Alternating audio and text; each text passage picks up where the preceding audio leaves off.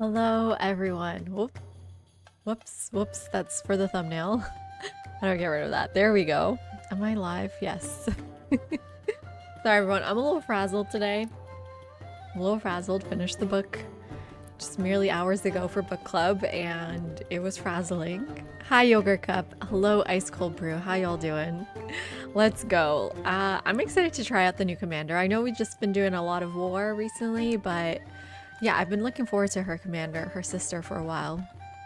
I'm live, you're frazzled worse. I saw you're rereading the end. God.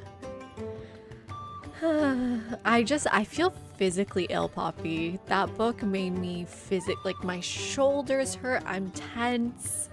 It was intense. It was an intense ending. Yogurt, are you reading it too? Hey, Alex. Hi, Harrods. What is a book club? There's the tag right above you, although that's just on Twitch. Let me put it on YouTube. What do you mean you failed? Yogurt. No, I'm kidding. But how'd you fail? Like, did you try a little bit or you just didn't even pick it up? Intense? Intense. Yes, I'm intense. Hi, Gus / Willow. Bing bong. Where's my bing bong? So yeah, Harrods, we do a book club, I would say semi-monthly or every 6 to 8 weeks. That's semi-monthly? No, that's the opposite of semi-monthly. Oh gosh. Semi-monthly means every 2 weeks. But does it also mean every 2 months? Basically, every 6 to 8 weeks, we read a book where a civilization quote was pulled from. And today we're reading, today we're discussing Kokoro. You just crashed your Nokia. Now I have a Nokia. See, that joke only works with people older than 25, so you're lucky.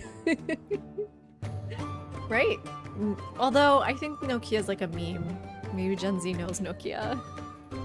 But we're talking about social question quote today. Well, that's not right.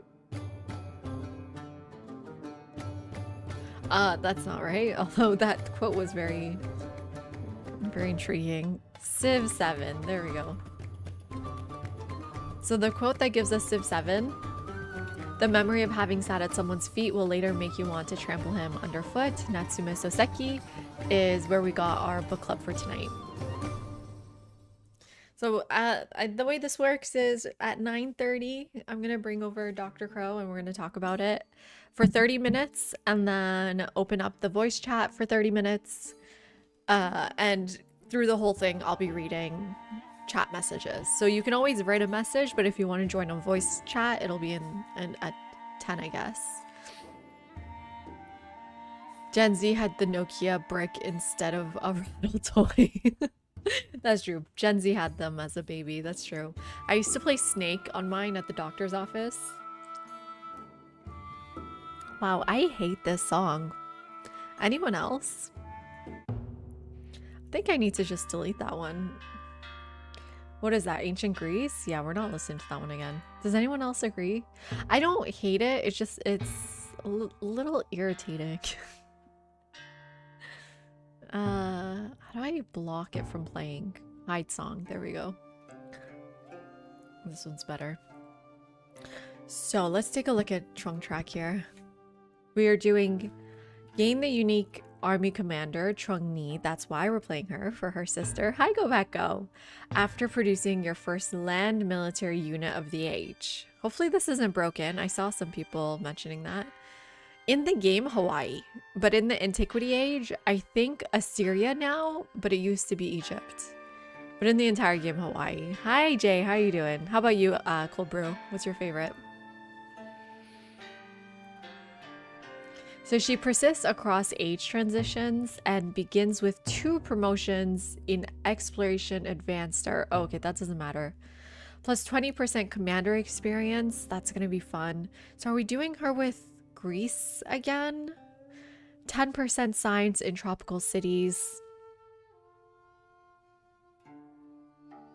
So you just need your city center to be in a tropical tile. This is doubled while in a formal war you declare. Fun. Yeah, have you played her, Jay? Have you tried out the new sister?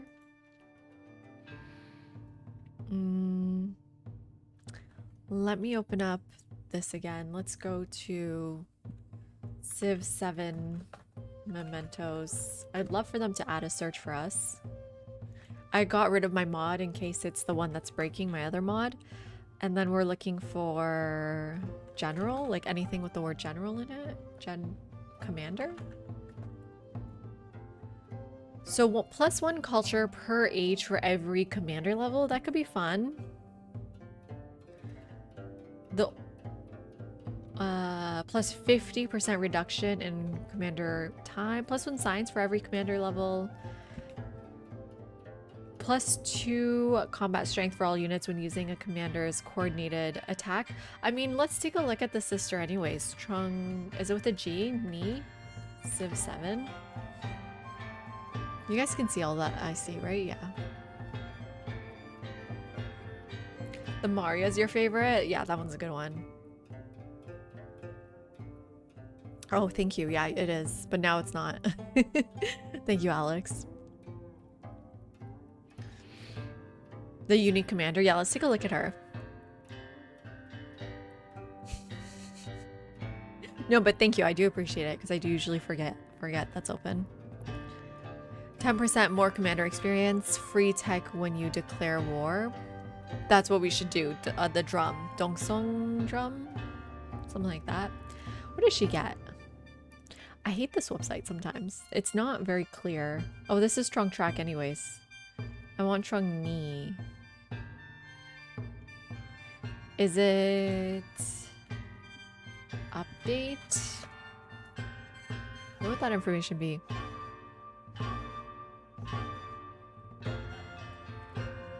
Should be the first thing here, right? Nope, second thing. So here's her promotion tree we can take a look at. You guys can see that, right? Yeah. That's true. We should go back to some Civ 6 ones. We've been focusing on Civ 7, but we can do some Civ 6 too.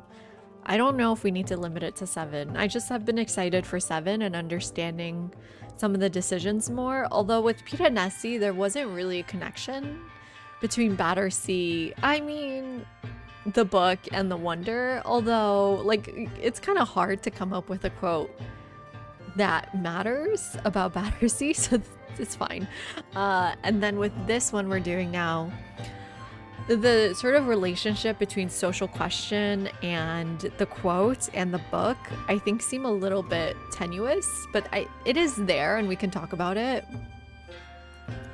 But I'm not sure how much the quotes are revealing more about the game design decisions. Hi, Udver. Okay, so she gets +5 combat strength for units in tropical terrain with the command radius. +5 combat strength for units in friendly territory. So I don't like that. +3 combat strength for land units in the command radius when Changni is adjacent to at least 2 enemies. That's kind of hard to control, but we'll try our best here. Hey, Ulver. Yeah, join our Discord. Join our book club. Plus combat strength with coordinated attack focus fire. Okay, so the reason why I was looking her up, I thought I remembered something like that. So adding +2 here for coordinated attack would bring this up to +7. That could be fun. She has a special commendation. +5 combat strength against fortified districts within the command radius. So she can help cities. And +15 combat strength for this commander when defending. Okay, because that's, I guess that makes sense. It's the leadership tree, right? It replaces the leadership tree.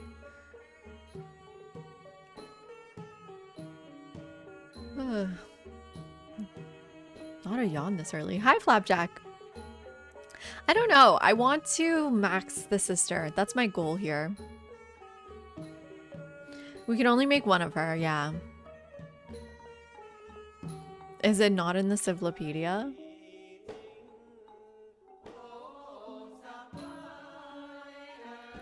So back to mementos. I'm thinking about the Kron von Friedrich. Any other commander stuff? Oh, okay, units in a commander's radius heal +10 HP after defeating an enemy unit. So this could be fun with the immortals. Heal them 20. Oh, it could be fun playing Persia with her. Has anyone tried that yet? What else we got? Okay, well, we kind of want Lion Capital. No. I think I want this one. 50% XP during a celebration. +1 movement to commanders. There's a lot of good stuff here. Oops, went the wrong way. The gold one's not that good.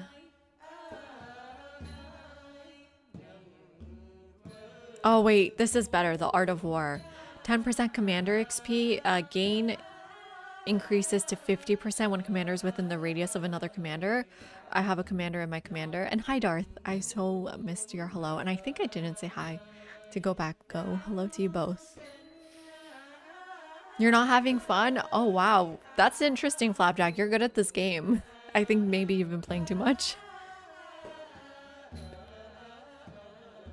Rome is crazy with her. We did trunk track in Rome already. It always goes back to Persia. I like Art of War for sure. Okay, definitely Art of War. Yeah, I think we have our combination. Art of War. What does that look like again? Shoot. Oh, I already lost. Here. So it's it's a book. It's tablets. Okay. There. And then I think we want the drum. I assume it looks like a drum, right? Am I mistaken? Not this drum. The other drum? Not this drum either. The other drum? Not that drum. Not seeing any other drums. Wait. Let me actually find it here. I think it's like song is in the word. Dongson drum. Red.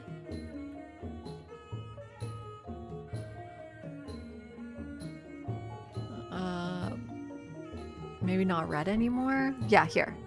So declaring a formal war against another civilization grants a tech boost. It's so good. It's so fun. Okay, now we need to pick our civ. Only 400 hours and 1/3 is idle time. Oh no. So what are you not enjoying about the game anymore? Me too, Poppy. After we used it for our game, what game was it? The Kill Everyone in Antiquity. I was blown away by that one. So yeah, we've done Rome before, but let's take a look here. I'm thinking Persia as well. Persia gets a unique commander, which is actually really good because they get the assault ability, which is the one you always want to go for anyways. Oh, perfect. Thank you, Udver. Appreciate it. Take a look on a Valheim night, I guess. Or I'll take a look privately and then on Valheim night too. And then so does Rome.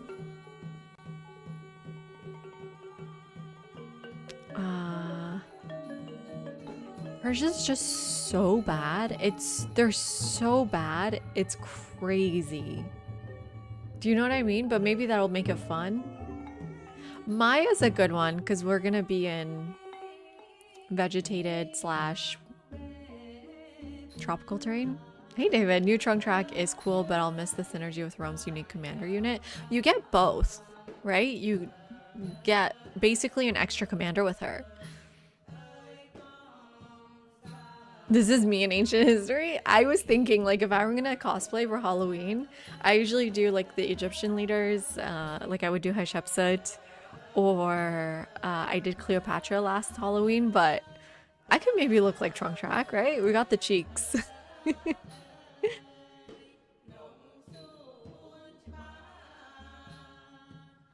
I just have no idea where to find her outfit.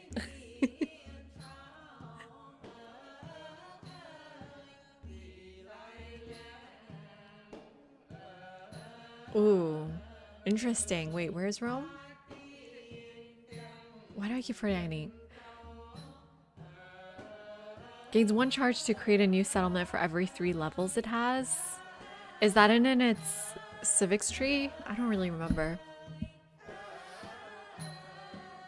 Yeah, so Persia's an option. Who else gets a unique commander? Is that it? Well, Assyria, but we were just playing with them and I want to save them, I think, for a Catherine game, maybe?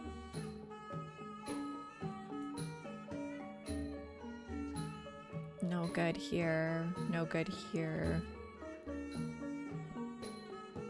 Yeah, I don't see too many unique commanders.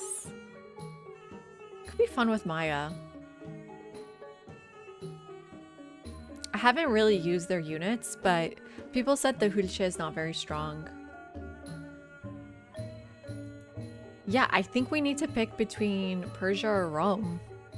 Hey, Hawaii. This is when I club people with books. That's coming at 9:30.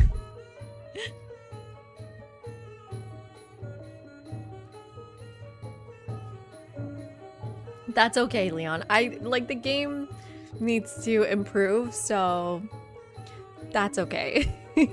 I'm just really enjoying it. I have 600 hours in it already. But I'm not forcing other people to like it. It's okay. As long as you enjoy the stream.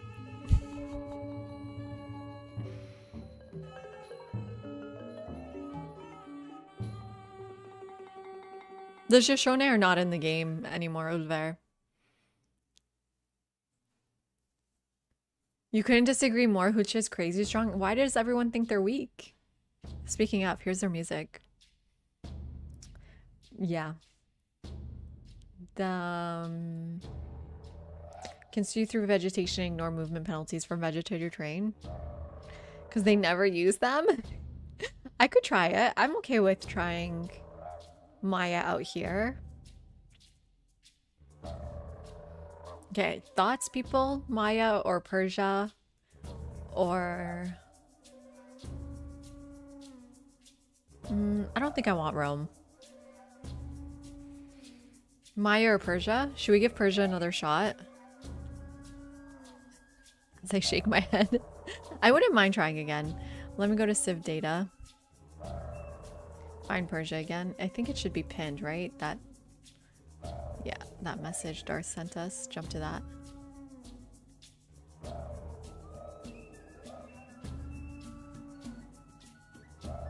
This music's nice.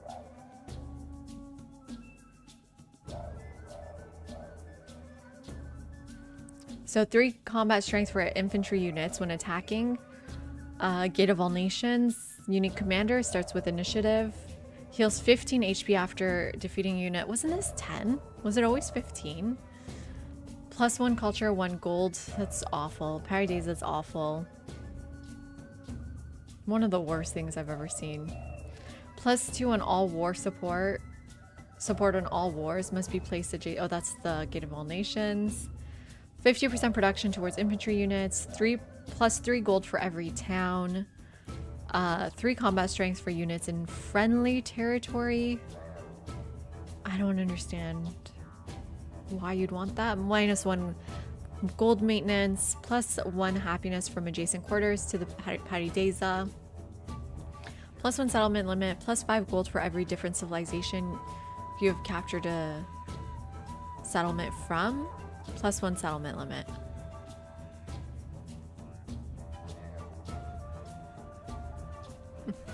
Yeah, Civ 6 is definitely one of my favorite games. Yeah, they're not super good. That's why maybe we should give them a shot.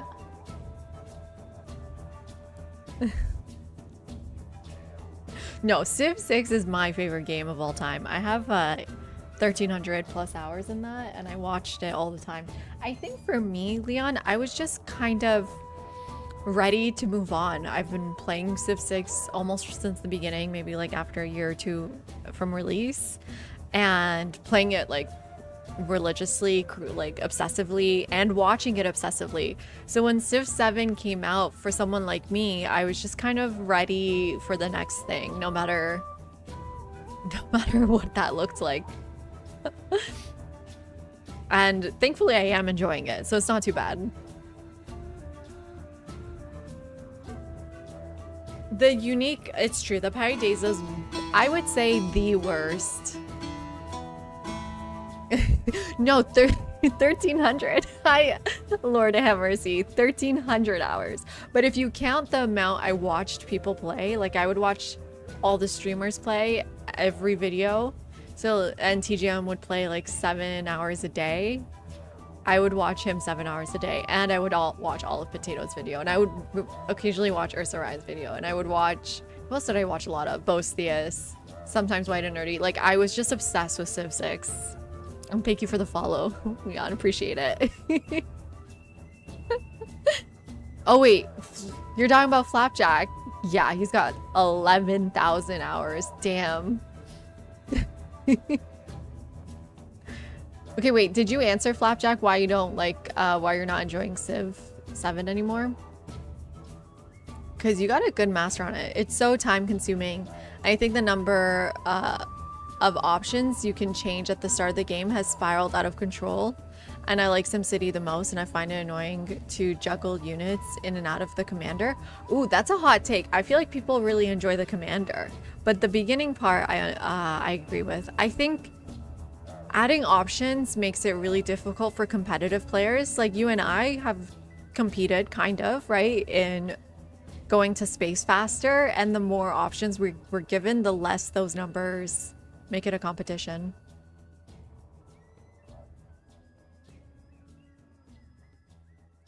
Oh, thank you so much, Hammercy. Appreciate it. Yeah, I agree. Streamers have been really fun. Yeah, and also spiffing when he does Civ stuff. Agreed.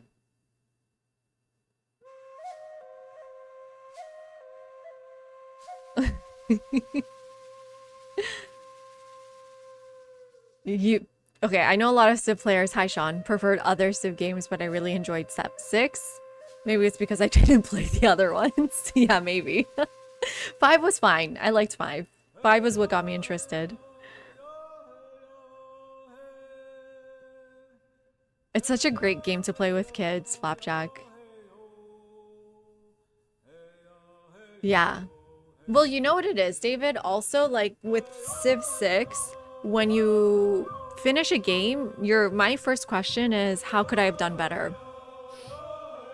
And it almost feels like there's a correct answer to winning the game faster, to winning that game faster. Oh, if only I had moved this unit here, settled that city here.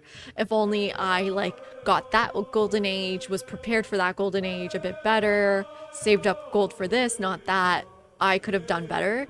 And that sort of drove me to play Civ 6 over and over again. Whereas Civ 7, what's driving me to play over and over again is, okay, how can I break this game? How can I make a fun challenge, silly challenge? and achieve a goal using the game mechanics, which I guess takes a lot of imagination from the player to figure out how to have fun with this game if they're not driven by win conditions. But it's been good for me. It's been working for me.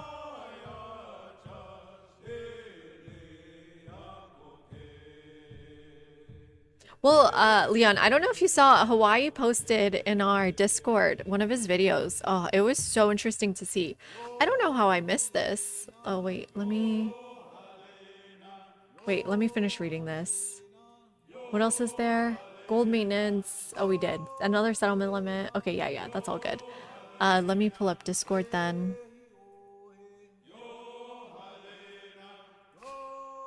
If you go to, where'd you post it?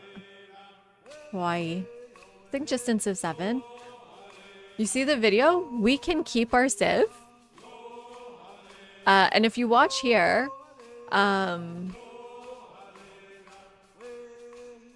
the way it works, if I recall correctly, is you have to pick an Antiquity H Civ, but you can keep it in between transition. And I have no idea. How did I not even see that, Hawaii? Like, how did you... how has this not even come up? And actually, I kind of want to go load a game to see it. Where would that be? I mean, unfortunately, we killed everyone. And that's the only game we've played. Like, would it be here? Turn 99? I kind of want to see it. It's not that I don't believe you, but I want to see it with my own eyes.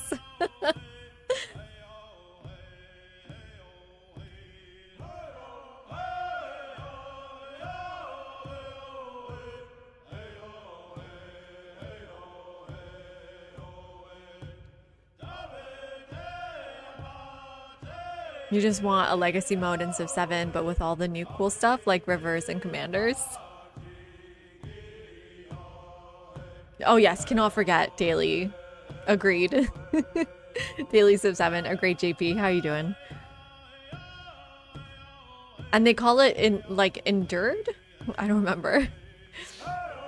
Sister, mister. Hi, JLA. Yeah, it's true. I would have preferred it with commanders as well, Hawaii.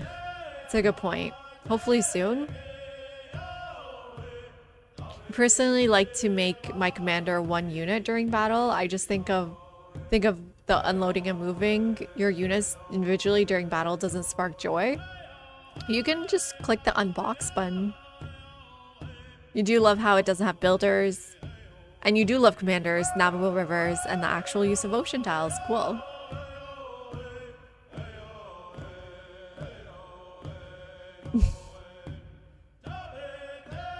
You missed it too for a couple of playthroughs? We're all blind.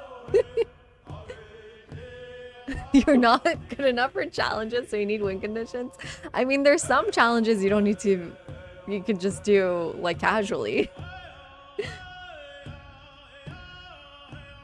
No, but Leon, like, I personally have always wanted civilization changes. Even when I was playing Civ 6, I was like, it doesn't make sense to continue to play as Rome. That makes even less sense. Like, does it make more sense for Rome to last forever? Or does it make more sense for Rome to become Venezuela, right? They're both ridiculous situations. I feel like... Isn't that the Enduring Empires mod? Yeah, maybe Hawaii. Do you have a mod on?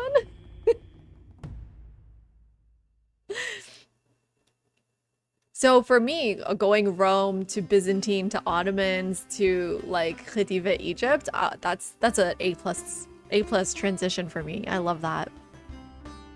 The accent, Aussie accent's really pleasant to listen to. Agreed.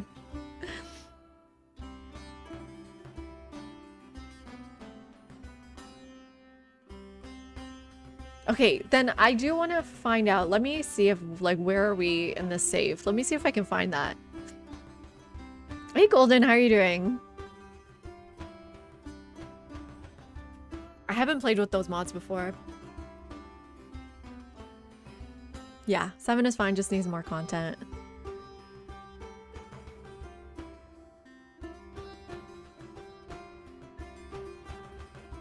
Yeah, Tapios. One thing that I always complain about are distant lands. I feel like that ruins the entire game design. That's my hot take. My hot take is every problem in the game came from distant lands problem. Okay, let's turn off Spotify then. Even though it is Persia's music, we'll be hearing that a lot.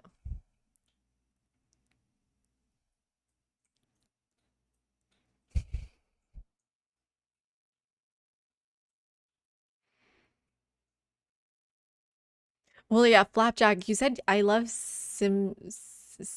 what'd you say? I love City? Something Sim City? Like you like Sim City in Civ, or there's a specific game? Because don't people say City Skyline 2 was really bad?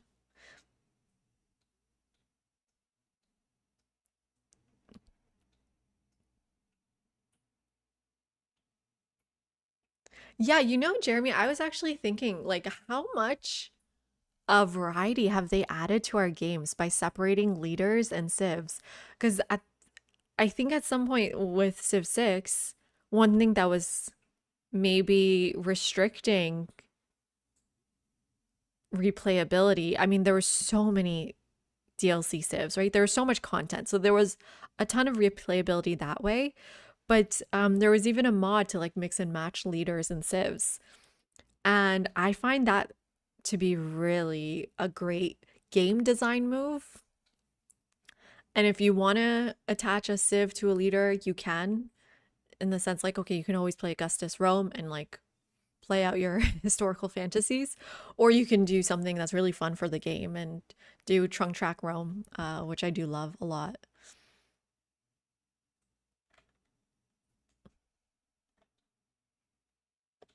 Okay, they complain about new Sim City, but praise City Skylines too. Oh, sorry.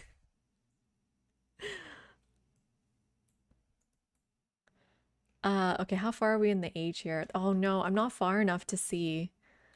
Ugh, and that's gonna be so much work to finish the age. Damn it. I want to see if that thing is here. I guess we'll see it eventually. Okay, sorry everyone. Sorry for wasting everyone's time. Anyways, it's 9:30 and I haven't even started yet. Let's just start the game here. Trunk Track. And I guess Maya. Let's try the Hawit so I can give proper information on whether it's strong or not. Where is she? Where's my twin? Here she is. And we wanted the tablet and we wanted the drum. Right? Does that make sense? Or should we not do the drum? I think I like the drum suggestion though. But are we gonna need text as Maya? No. Okay, if we're doing Maya, we can do another war one. 2 combat strength just isn't enough. +1 movement for commanders could be fun.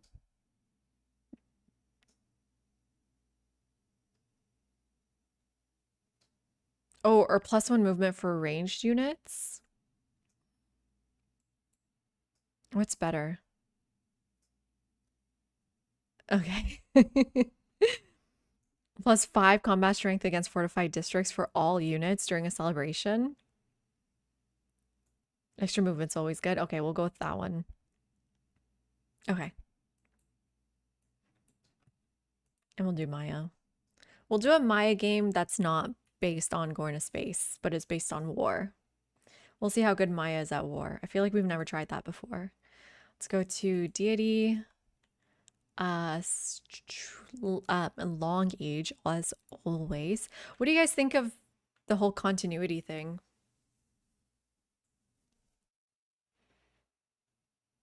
I like the 10 turns, I guess, for sure.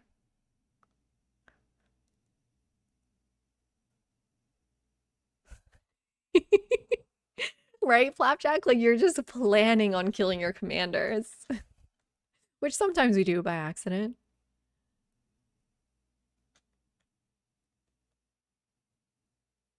Okay. We'll enable that.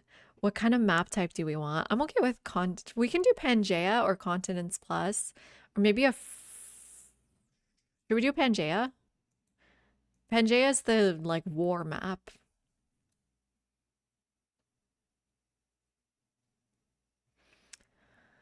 So retain most of your empire units at the age of transition. So your units are in the same place on transition. You get to keep boats. I believe no matter what. Okay, the player's empire will reset more aggressively on age transition, including fewer units carried over, leads to more balanced start between empires in the next age. This is the original Civ 7 age transition experience. Maybe I need to open this so we know exactly what the difference is.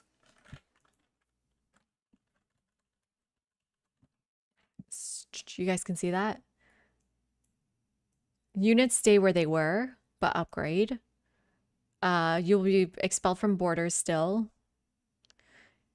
Transition with ships, siege units from antiquity to exploration. People were saying this happens to you no matter what, though. You get to keep settlers, migrants, scouts, and merchants in all ages. That's basically it.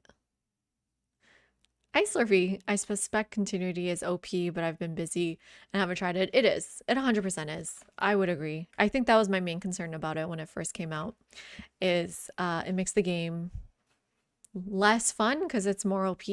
Too OP even, one might say. You're not late. I need to start my game and then we're starting book club here.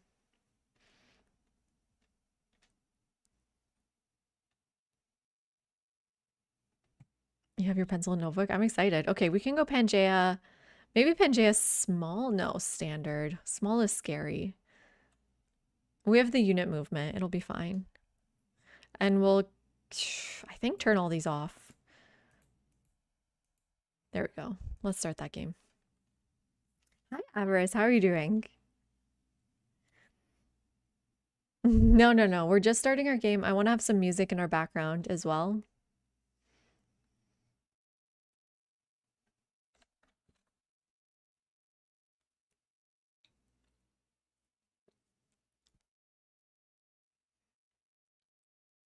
Can you guys hear her? Oh no, I forgot to turn this up. I love how how Gwendolyn Christie will now read something for your leader and atop stone something pyramids, for your civ. the forest canopy gives way to stars, and from here, the Maya plot their fate. In the thrill of the ball court and in the words of the ancient poems, their heroes enact the drama of creation. I love that. Rise to the conch shell horn and don the feathered headdress.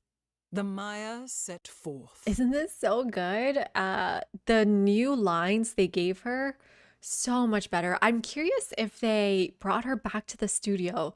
Like, oh shit, everyone's complaining you don't say enough. Here, say these lines. Or they always had it. And then, yeah, they get a special in here. Age transitions feel like my leader's gone to sleep under the mountain style and awoke in a completely strange era with trappings from the past accomplishments.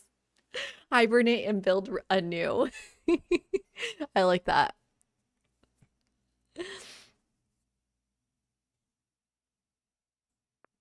How do I get the UI so small? Is it just, what are you playing on? I think that's just, it's not a mod, I don't think. It's my font scale is medium. If you're playing on console, I've noticed it's bigger. And then there's another thing. Graphics. And I'm on 2560. That's probably not how you say it. And 1440 resolution. I believe those are the things making the age. Or making the size. Monitors change the size. Yeah, so I'm playing on higher resolution here. Yeah, her new additions are amazing. Okay, I will play the start. I think that's fine, but I think I'm just gonna settle in place. Are we on vegetated though? No, we're on rough. Don't we want to be on vegetated? For adjacent vegetated terrain. So no, we actually want to restart or move. And then let's take a look here.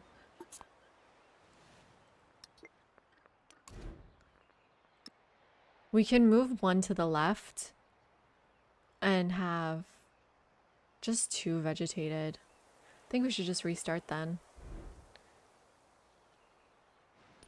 Right? It's not a good one for her. It's like literally the one thing they need. It was a cute start though. I'm kind of mad already.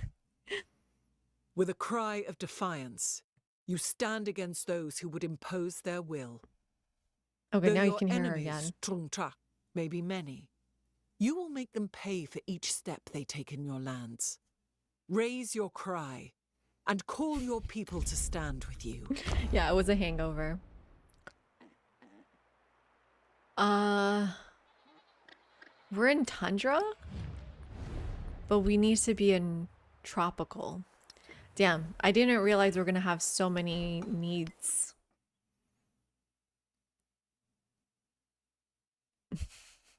With a cry of defiance, you stand against those who would impose their will.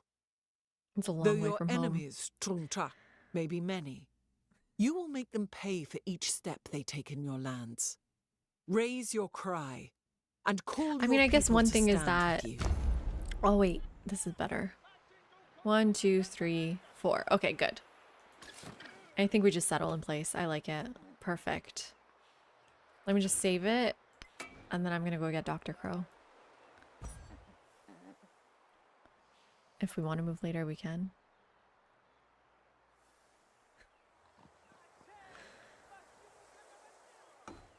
Oh, wait, I thought they fixed that error. What happened? So I've played Trunk Track before. Yeah, that's why. Let me... No. Let's try again here. Okay. And yeah, I'll just settle in place. So we can hear some music in the background. I will be right back, everyone. And we'll start our book club.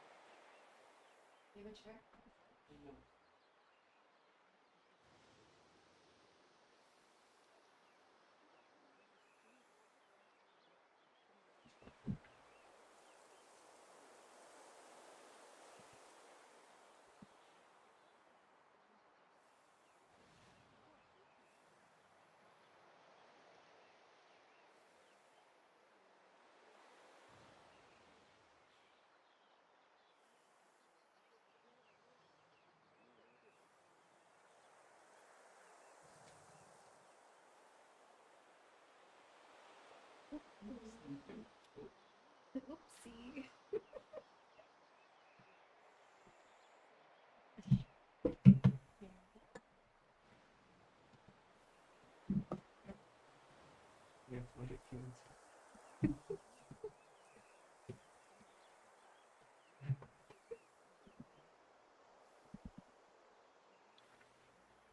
Okay, hello everyone. I'm here with Dr. Crow. You may reckon. Oh, that's the end of the green screen. Okay, let me come over here. Yep. There we go. Why are you wearing green Oh yeah. on a green screen? Well, it's a different shade of green. Does that make a difference? I don't I know. guess so. Here. Sorry, we have our green screen up because of Moving. moving. Is it? No. I got the left. Here you go. Doesn't have left. Okay, is there music still? No, let's put on some music then on Spotify, I guess. I don't know where the music went.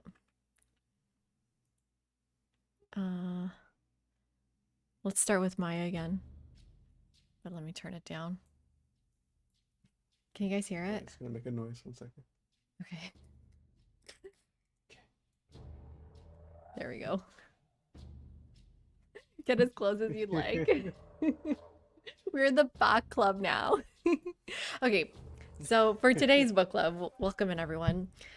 We read Kokoro, which is quoted in Civ 7 for a social question.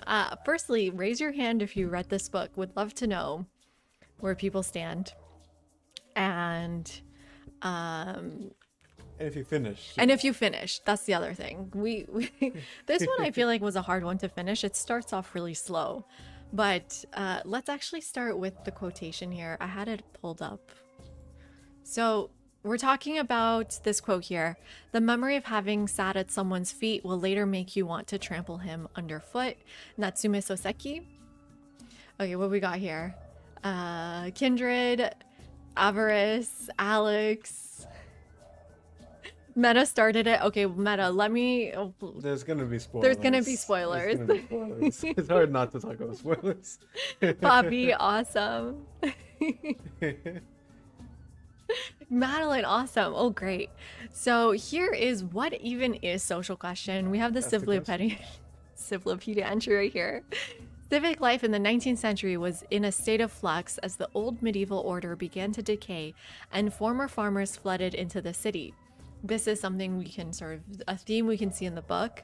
Under feudal arrangements, local lords were at least putatively responsible for the well-being of their subjects. But in the city, no such noblesse oblige existed. Workers were alone to face exploitation, squalid living conditions, and poverty. Well, this is a weird way to think about the nobility. It's very pro-feudalism. Yeah, pro-feudalism right here. Make sure you come close to the mic. Okay, yeah. The profits and industry that drove the Industrial Revolution were directly dependent on the exploitation of those working the machines. Oh, and thank you for the follow. Thank you. Welcome in, Nidek. Perhaps more influentially, those with power could see directly the suffering of those around them. Again, very weird way to phrase the social question.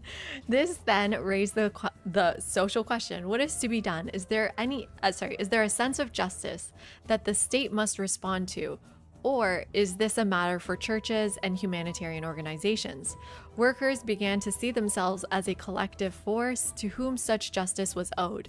From here came a wide variety of responses: welfare, humanitarianism, socialism, etc., which had in common a notion that squalor and suffering were not a natural occurrence that extends from the soil, but something that society both caused and could remedy. It is a question with which we still contend to today. Yes, but I think we'll be fine for now. We're a small stream. I think the bigger I get, the more I'm gonna have to worry about that. Thank you, though. We'll see.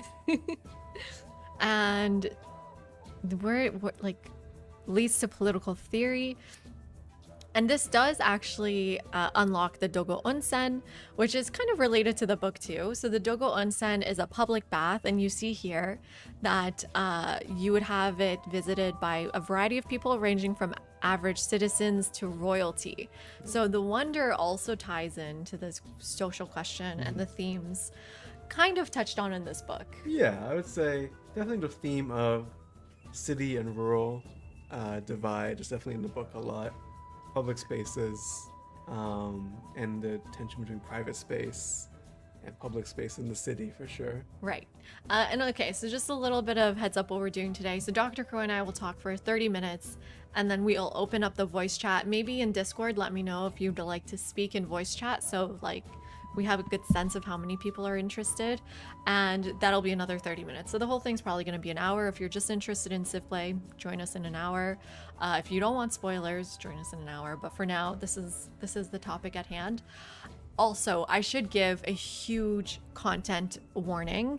There are lots of themes of self-harm in the book, and major characters take their own lives in this book, and so YouTube has certain restrictions on how we can talk about that. We can mention the word suicide, but we're not allowed to promote it in any sense. And as we're talking about this, I want to also point out there are resources for you in most countries. So please do reach out if you're having, if you need the help. And yeah, if you join our voice chat, that's also just a heads up. Make sure you're staying within YouTube's guidelines. The other thing I want to mention is, although there's like themes of self-harm, they're mostly used as literary devices. So we're not going to be talking too much about mental health, I think. Yeah. The sort of the people who die in the end are standing in, I believe, for like some metaphorical, A generation. yeah, like a Yeah. generation is ending. And yeah, that's our content warning. If you don't want to talk about that topic, please come back in an hour. You cannot, Harris. No, do not. No, that is the main guideline for YouTube is you can talk about the topic, but you cannot speak in it about it in a way that promotes it in any way. You're ready for Discord this time. Got your headset. Awesome, Nice. Kindred. And hi, TBT. How are you doing? Okay, yes. And at any point, just throw in your comments and we'll respond to them in the chat as well. Okay, where do we start here? So this book provoked some strong emotions in you. You were like exhausted after reading it. I feel sick. This book made me sick. Like from this last third onwards, I felt really violently ill by this book and like continuously. Yes, on YouTube, Twitch chat. Exactly. Thank you, Alex. Yeah, which is a sign of a good book, I right? guess a sign of so. a good writer that is able to make that emotional impact. So why don't you tell us a little bit about the plot? Yeah, so it's a very interesting structure in that it's 3 chapters or 3 sections, but really get the point of view of the narrator first, and then we get the testament or the kind of like last suicide letter of his teacher, the sensei. Right. He's not a formal teacher. They meet kind of coincidentally at a beach, and this young man who is a university student kind of idolizes this teacher, this guy who calls him a teacher even though he's just a guy. Right.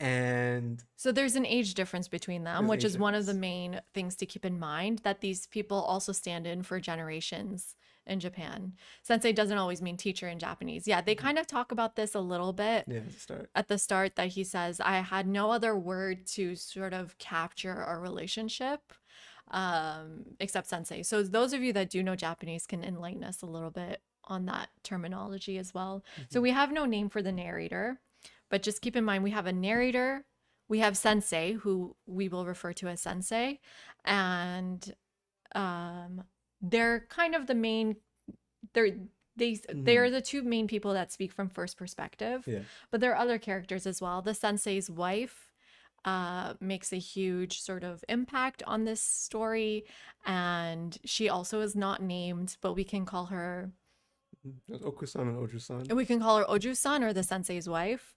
The sensei's wife's mother is Oku-san, and the sensei has a friend named Kei. Is there any other characters? And then the narrator's father and mother. Yeah, so no one is really named in this story, but they're kind of told through they're sort of named through their relations to the narrators. You can really use sensei to refer to master or someone you respect. A lot of manga artists are called sensei by fans.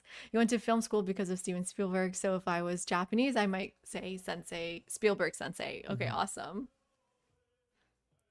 To wise people in society as well. Right. And there is this sort of like drive to absorb sensei's wisdom, right? To draw it out of him. Yeah. But he's a very kind of closed off person. And so we get the sense throughout the novel of the narrator really kind of like trying to work his way in there, but there seems to be some secret that the sensei refuses to divulge related to his past. Yeah, like a guru, or in Turkish they say hocam, hoca, I guess, or again, Or usta or something. ostad. Yeah, a lot of languages have these. In English we wouldn't call anyone a professor, but Yeah. maybe master. You could call Yeah. anyone like We don't really have a word for that in we don't English. really use Yeah. it. Boss. Like, Boss. hey, boss. I don't know. Yeah. Wow, it is hot in this room. Should I Yeah. turn this on? Let me know if there's too much noise, but let me move the mic too. Okay, but just more basically, this book is not super plot driven, unlike Piranesi, that was specifically plot driven. I would say this story is more character driven. But if we were to sort of talk about a plot, as we said, the narrator meets the sensei. We get a sense of their relationship in the first part. Honestly, not much happens in that first part. Just this understanding of who is sensei and who is the narrator a little bit further. Part 2 is about the narrator going back home to a provincial town because his father is dying, and sort of dealing, and so the second third is about dealing with those emotions, dealing with inheritance questions and familial relations with his brother and sister. And then the third part, like we mentioned, is the narrator switches to the sensei and he talks about his youth. And that part is the most plot driven. Basically, the sensei lost his inheritance to a scheming uncle that stole part of it, not even all of it. Enough for him to live off still. Enough for the sensei to continue to live off of the interest. So then that sort of what's the word, destroys his worldview of humanity. Yeah, he loses confidence in humanity's Yes. morality, essentially. Yes. And then he moves in during his university years with a widowed woman and her daughter, which is, I believe, almost of the same age. She's also like Yeah. in post-secondary. And he falls in love with the woman's daughter, but he also has a friend named Kay who's going through different inheritance issue. He's disinherited from his adopted family, and Sensei kind of, you know, having a strong bond with his friend from childhood, takes on the responsibility for his friend and invites him to stay also with this widow and daughter. And his friend Kay also falls in love with this Oju-san. And so we have a love triangle that ensues in the last 30 pages. And should I ruin the entire plot here, right? Should I say what happens? I guess, yeah, for those of you that haven't read it, you It's need to a know. 100-year-old novel. Yeah, you had 100 years to read it. And so when Sensei and Kei both fall in love with Oju-san, Kei is the first to confess in Sensei that he's in love with Oju-san. And this promotes Sensei to go and immediately, almost immediately, like a couple of weeks later, propose to Oju-san without telling Kei about his true feelings. And when Kei finds out that they are betrothed, he takes his own life and does not blame Sensei in the note. And but Sensei blames himself for sort of betraying his friend and not also- being truthful. Because he, in their conversation, seemed to subtly sort of push Kay towards we don't- Madness? madness, or he didn't maybe know the exact consequence, but he sort of disingenuously made Kay feel like a hypocrite. Yes, so Kei and Sensei would often have philosophical conversations. You could sense the tension between them there, and Sensei manipulated that sort of relationship and that conversation to try to, you know, in his eyes, make Kei fall out of love with Oju-san, but it had the unintended consequence of making Kei have like a moral panic and have a philosophical panic about Yeah. who is he. And we see this in the word resolve. Sensei says, do you not have resolve to basically follow your philosophical path, is what he meant. But Kei says, no, I do have resolve. And that resolve is actually something much darker that he's talking about. Okay, should we talk about at the same time the emperor of the Meiji emperor passes away? Yeah. And so there's this sort of communal Mourning that's taking place at the same time. Right, and also during this time, and it's actually an interesting thing where part 2 of the novel coincides directly with the end of part 3, because the event of Emperor Meiji's death is the kind of conclusion of both those chapters. But there was a general who had kind of been a very successful general throughout the Meiji period, but he, I guess, upheld this kind of belief that he hadn't done enough during his early career. He had shamed himself, and so he used the death of Emperor Meiji as an occasion for himself to commit suicide. And so what we see in the novel is that Sensei says, essentially, well, following this general's example, you know, I am also going to commit suicide as I write this letter. Right. So there's four sort of events mentioned Yeah. of that theme. So that's why it's a major part of the book. We can't avoid that conversation, unfortunately. But again, like if these topics are triggering or are very sensitive to you, then please take care of yourself. Okay. Yeah. Okay, let's see some comments here. The choice of K also separates the primary narrator from Sensei, as the former goes against the conviction of using a letter. Mhm. Yeah, I guess the narrator mostly uses titles for people, right? And then, but I guess K is also sort of like equivalent status to Sensei at the time, so maybe that's also part of it, right? Like he's not older than Sensei, for instance. Right. And then, yes, exactly, Avarice, that what we're talking about. Sensei Def discouraged him by using Kei's religious upbringing guilt to make him not confess to Oju-san. Exactly. So there's a bit of manipulation that happens there that makes him blame himself. Mhm. Okay, so just, do you want to give some thoughts then now? Yeah, so I mean, I thought this was really interesting for a couple. I mean, I thought it was really interesting on a linguistic level, on a structural level, and especially like as someone familiar with Turkish literature of the same period, it's very interesting because the novel is such a novel form at the time. But this is like the second sort of generation of kind of novel writing in Japan. And it's basically coterminous with like the second or third generation of novel writing in Turkey. And you see a lot of interesting similarities there, especially in terms of like, I think in terms of the language, there's a very kind of stripped down language in the book. Like the sentences are very short, it's very direct. Mhm. And you see that in the same time in Turkish literature of the period.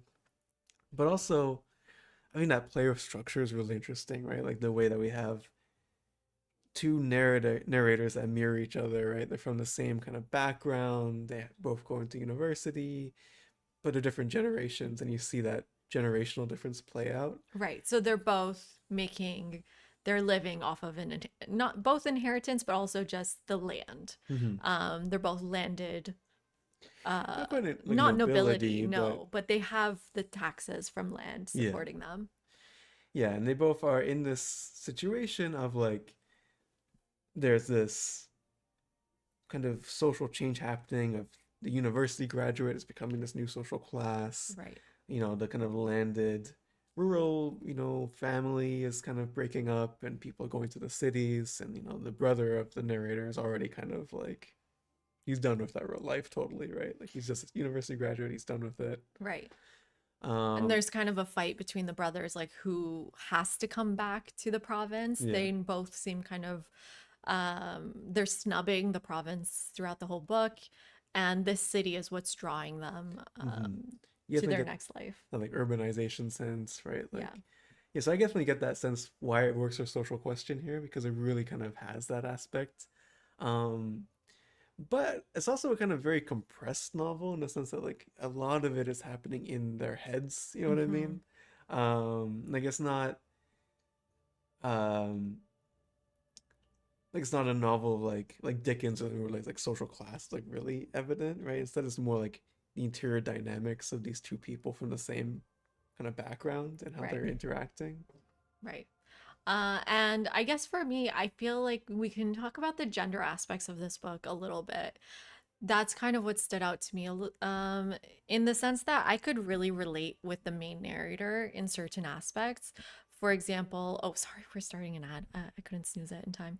But for example, the narrator's relationship with his parents, that was something I found kind of a universal story. And the narrator's sort of search for knowledge and looking towards mentors and sort of the oh, thank you for the follows, Seamus, welcome in. That's sort of, yeah, that's the inner thoughts of the narrator I could really relate to. Even though he says women are stupid at one point, I still could relate to him as like a humanistic character. Hmm. Something about the sensei and Kay, I was reading that last third, and I was like, I can't relate to them. I just cannot relate to this type of masculinity that through their own masculinity, they're destroying themselves. And I don't know. I don't know what you think about that. Yeah, I mean, there's a sense that like, so for Sensei, like I mean, there's a lot of things. Like on one hand, from the start, he's basically contemptuous of Oju-san, right? Like he's thinks her flowers arranging sucks and her She's not very music is bad. smart. She's not smart. She's not funny, right? Like he seems to have nothing he likes about her at all, except that she's pretty, right? And that they're in this spatial proximity, right? Because he's entered into this, private space with her, Right. So right? all it took for these boys to fall in love with this woman was to be near her. And that really, that blew my mind in a way that I'm like, until the last 30 pages, I was like, I don't care about the stakes in this story. I don't care that you lost your inheritance. I don't care that you're in love with this woman you don't even know and you won't even talk to. Because to me, that felt so trite. As he said these are trite Mm-hmm. things that happened to him, and like compared to the narrator's loss of his father, that those stakes felt so much higher there. Mm. And what Sensei is, he's so melodramatic, and Kei is so melodramatic, and I was really not enjoying Mm-hmm. their character, which is a sign of good character development. Right. I believe these people exist in real life. For sure, definitely. I just don't like them. Yeah, I mean, I was reading an article about the book or academic study that was about the book that was talking about how, the age or the decade before this was the kind of prime of Meiji period melodrama, because this is when, these early novels really had like dramatic plots and murders and people were pure evil or pure good.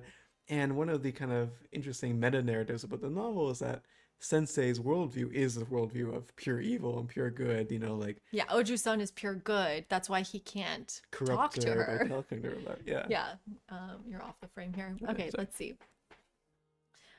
Sensei is so disconnected both because of age, environment, and his own self-guilt. Yeah, I also think because of his masculinity, like his inability to see his wife as a partner, but rather as someone he takes care of, as someone like under his wing, right? That he self-isolates because of that, and Hmm. because of their views of women, they are torturing themselves. Like, do you know what I mean? Yeah. Because they have these women in their lives. They both, like Kei and Oju-san, or sorry, Kei and Sensei have Oju-san and Oku-san, like these women that are available for them to connect with, and they have to remain disconnected from them because they Hmm. don't see them as their equals. And so I really do think if just someone talked to Oju-san, someone talk to her, someone tell her what's happening, none of this would have happened, right? Right. I mean, it's kind of like this thing where like, Even her mother won't talk to her. Even her mother's like, yeah, you're marrying this guy. yeah, it's like, you know, she's like an island here, and there's like all these like shipwrecks crashing around her, but it's like they're like, and it's her fault somehow, but like she's just not. It's like she's not doing anything, right? Like it's purely the fact that like Sensei and Kei are unable to communicate, right, Yeah. properly, right? Or to like view her Right. as not just an object. We communicate between themselves, right? There's such a gap between themselves, right? That I think also, firstly, because um, of that kind of uh, It's a cultural it's yeah, aspect it's as an well. aspect too, for sure. Which But is what Alex was talking about earlier. Because when I read the first third of the book, I was like, how come nobody responds to anybody? How come Sensei says something and the narrator says, I didn't say anything? Like, what do you mean you didn't say anything? Say something. Like, we're conversing. Talk back. But yeah, there is a. I think the book works in a way that it's critiquing this gender right, divide here. yeah, It's not saying that women are like this. It's saying that when you view women like this is what happens. right. And I think this is where the structure of the novel really helps it because, we kind of get three timelines where we have the narrator leading us into his meeting Sensei and his father dying and these things, and then the Sensei's own narration of his life. But then we also know that the narrator is writing many years after, Right. right? So we also know that his narration of his meeting with Sensei is also his reflection on the Sensei after already knowing the content of that letter. Right. Because I was in some way saying, well, what happened to the narrator at the end of this book? And we know what happened because the book starts after he reads this letter. So I kind of just need to go back and read that first third again, understanding that the narrator knows the contents of that letter. Mm-hmm. At the same time, the narrator is the only one to actually talk to Ojusan as an equal. Mm-hmm. And we see that kind of that's the shift to modernity as well, right? That's the shift of between generations. Yeah. He still views women with some sort of contempt, but he is willing to have a deep, meaningful conversation with her about her husband, about love, and about these other things. And he's like, there was a moment where he went out shopping and he's like, I wish I brought the sensei's wife with me.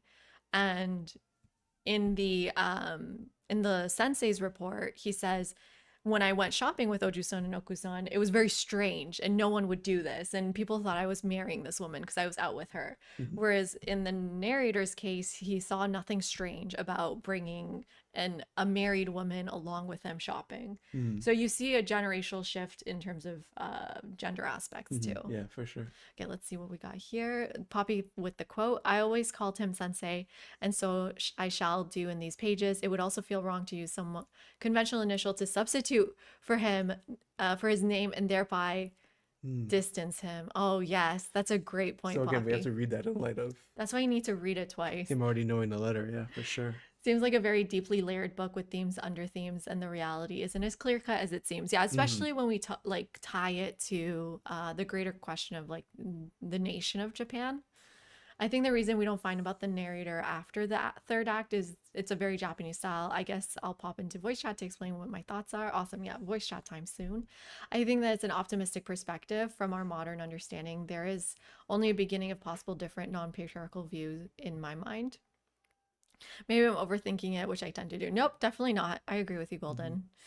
Dogs, it's 89 degrees here, ghosting. Like my head is shiny too. Yeah. But do you want to flip the light so it's not right on your head? Sure. Yeah, I'm a little bit shiny. Huh?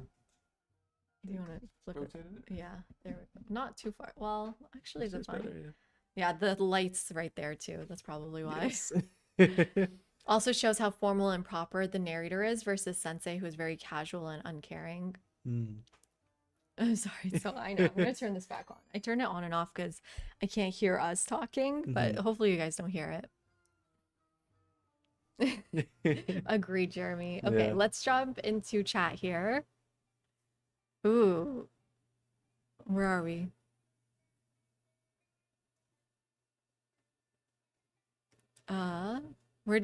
Where'd you guys message us? Oh, is it in Civ 7? No. Is In there a book club? Valheim? No. It's not in book club. Wait, so who would like to jump in here?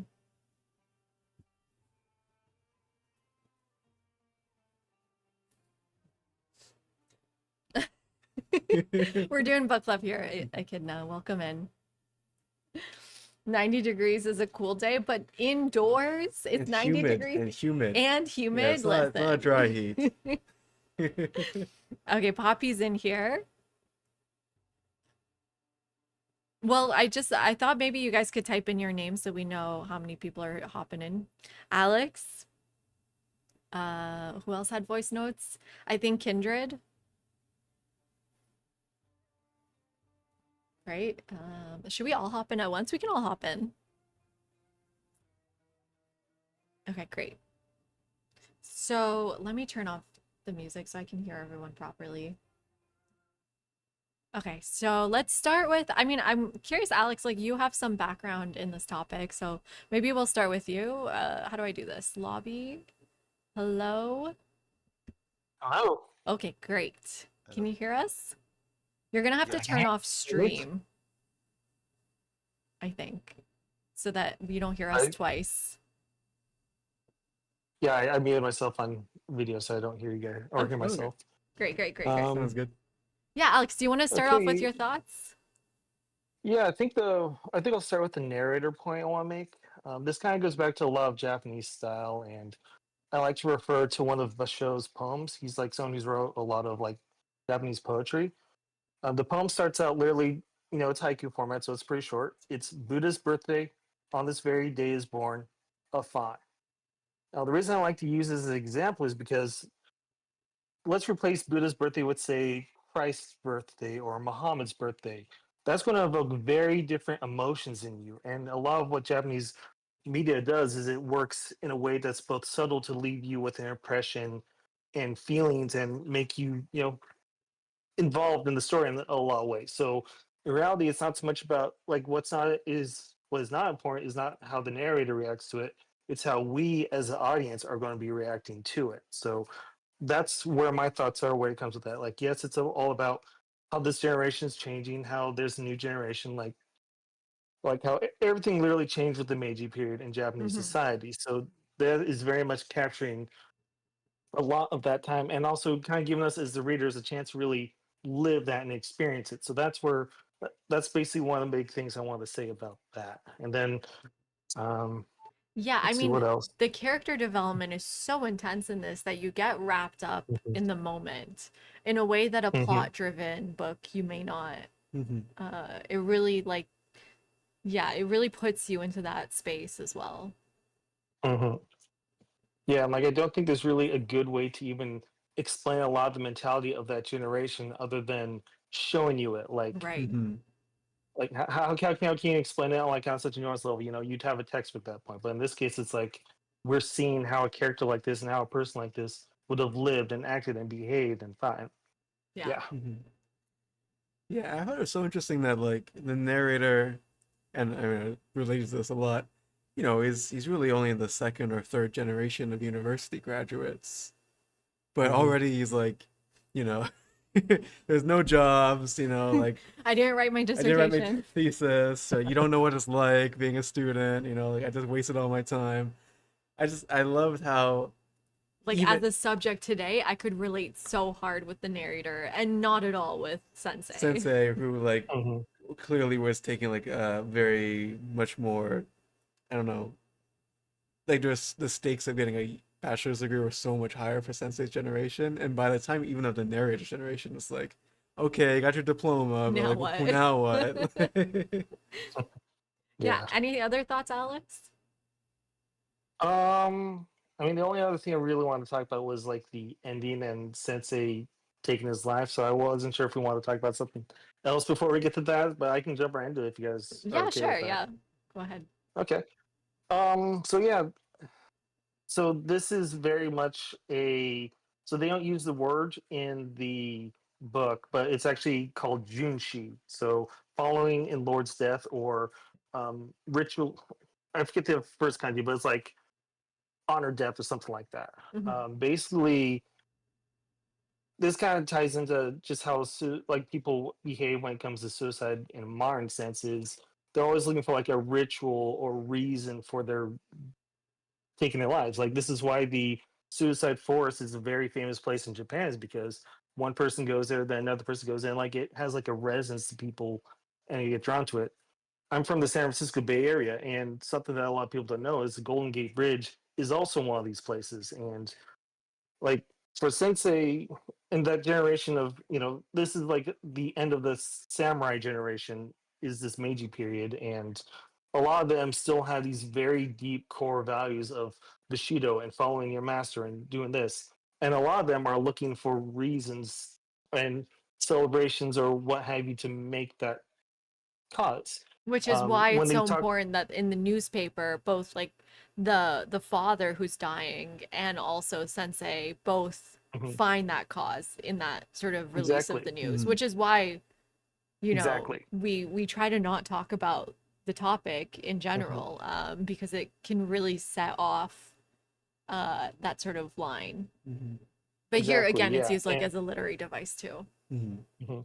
Both a literary device, also very cultural because like they do like the general. I actually looked into his history after reading it. He's very much just like Sensei. He was very ashamed of himself in his performance in both the Russian-Japanese War and the Boshin War, and he like this guy had basically been begging the emperor to take his life, and the emperor's like, "No, I want you to live. This is a new era. We don't do this anymore." And Hmm. very much, yes, this is the end of that samurai era, at least in this literary sense.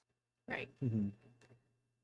Yeah. Yeah, and I mean, there's also the sense of the sensei, his narration is so much on like individual level, and by having this event in the public sphere, public domain, it's like it. I think it serves for him to take that event and make it into like a collective or like a public event. You know what I mean? Like connected to a Exactly. Yeah. yeah, to like a national story. Um, in a way that if you just done it anyway, right? I mean, it would just be as Hmm. An an interior. Something. interior, yeah, Right. Yeah. tragedy. Um, Something I like to say, which I think was, and this will be the last thing I say.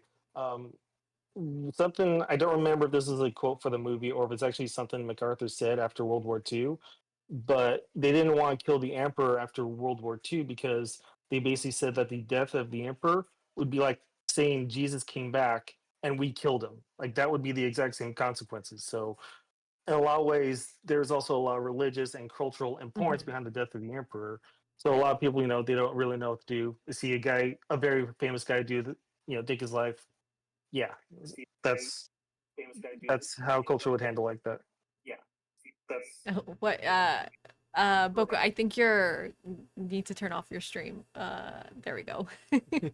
Okay, Poppy, you were next to hop in, or you were Oh, I first to am hop in, next. but you can, yeah, All yours, sorry. Poppy. Yeah. Well, one of the things that I see salient, of course, is transitions. There are a lot of transitions. I mean, you have youth to adult, school to Mhm. past Mhm. school or job, single to married, life to death. You have the old world to a new world. So there are a lot of transitions, and one of the things I like to look for are how do these transitions play with some of the repeated elements like love, sin, death, marriage, even power and control. And then I did want to comment before I continue on that. I want to comment on the narrative structure. I think this is a narrative structure kind of like The Great Gatsby. The Great Gatsby is a first person narrative that's not really telling uh, his own story, but the story of Gatsby, who he observes. Well, I think this story too is a narrative with a first person telling the story about Sensei. Mhm. And so the whole story ultimately is about what happens to Sensei, and Sensei, who is the old, dies. So Sensei is, of course, separated when we find him from the world. He's kind of living a dissociated aspect. He doesn't really involve himself in the world. He's just kind of in a limbo. And uh, he talks to the narrator and leaves some of his ideas, but in the end, representing the old, Mhm. he dies. So the whole story becomes then about what people were talking and mentioning is this change, this transition from the old government to the new. So everything is about this transition. That's really what I see, and it took me a long time to try to figure out what the hell was going on Right. in all this. And so my mind was swirling, and probably I should have finished it sooner Me so I too. would have had But time to think through it a little bit more because I it's was shocking, bothered. right? Yeah, I was bothered quite a bit by the patriarchal aspect, but I'm also cognizant of that was the context of this world, and and and there's only that one moment when the narrator is sitting on the burglary night Right. with the wife. That's the only moment where he has a moment of going, "Oh, wait, she's something more than an object of beauty." And he's kind of surprised by that. And that's why I say that we might be being a little bit optimistic that it's talking about a change and then a move to a new way of looking at women, but it certainly indicates a the beginning of a transition, which falls into what I was saying. But I don't want to say too much because um, I have a tendency to run my mouth. No, I mean, what you're talking about now also makes me think about how Kay, passes before even Sensei, right? And Kay is Right, representing even a past even before Sensei represents, right? right. Mhm. And Sensei's life Yeah, is this in between period. Like he doesn't represent the past fully, but he represents the past dragging on until the very end. And so like the passing of his friend is also a really, I think, Mhm. important representation that's moving on from this Mhm. religious aspect in Japanese society.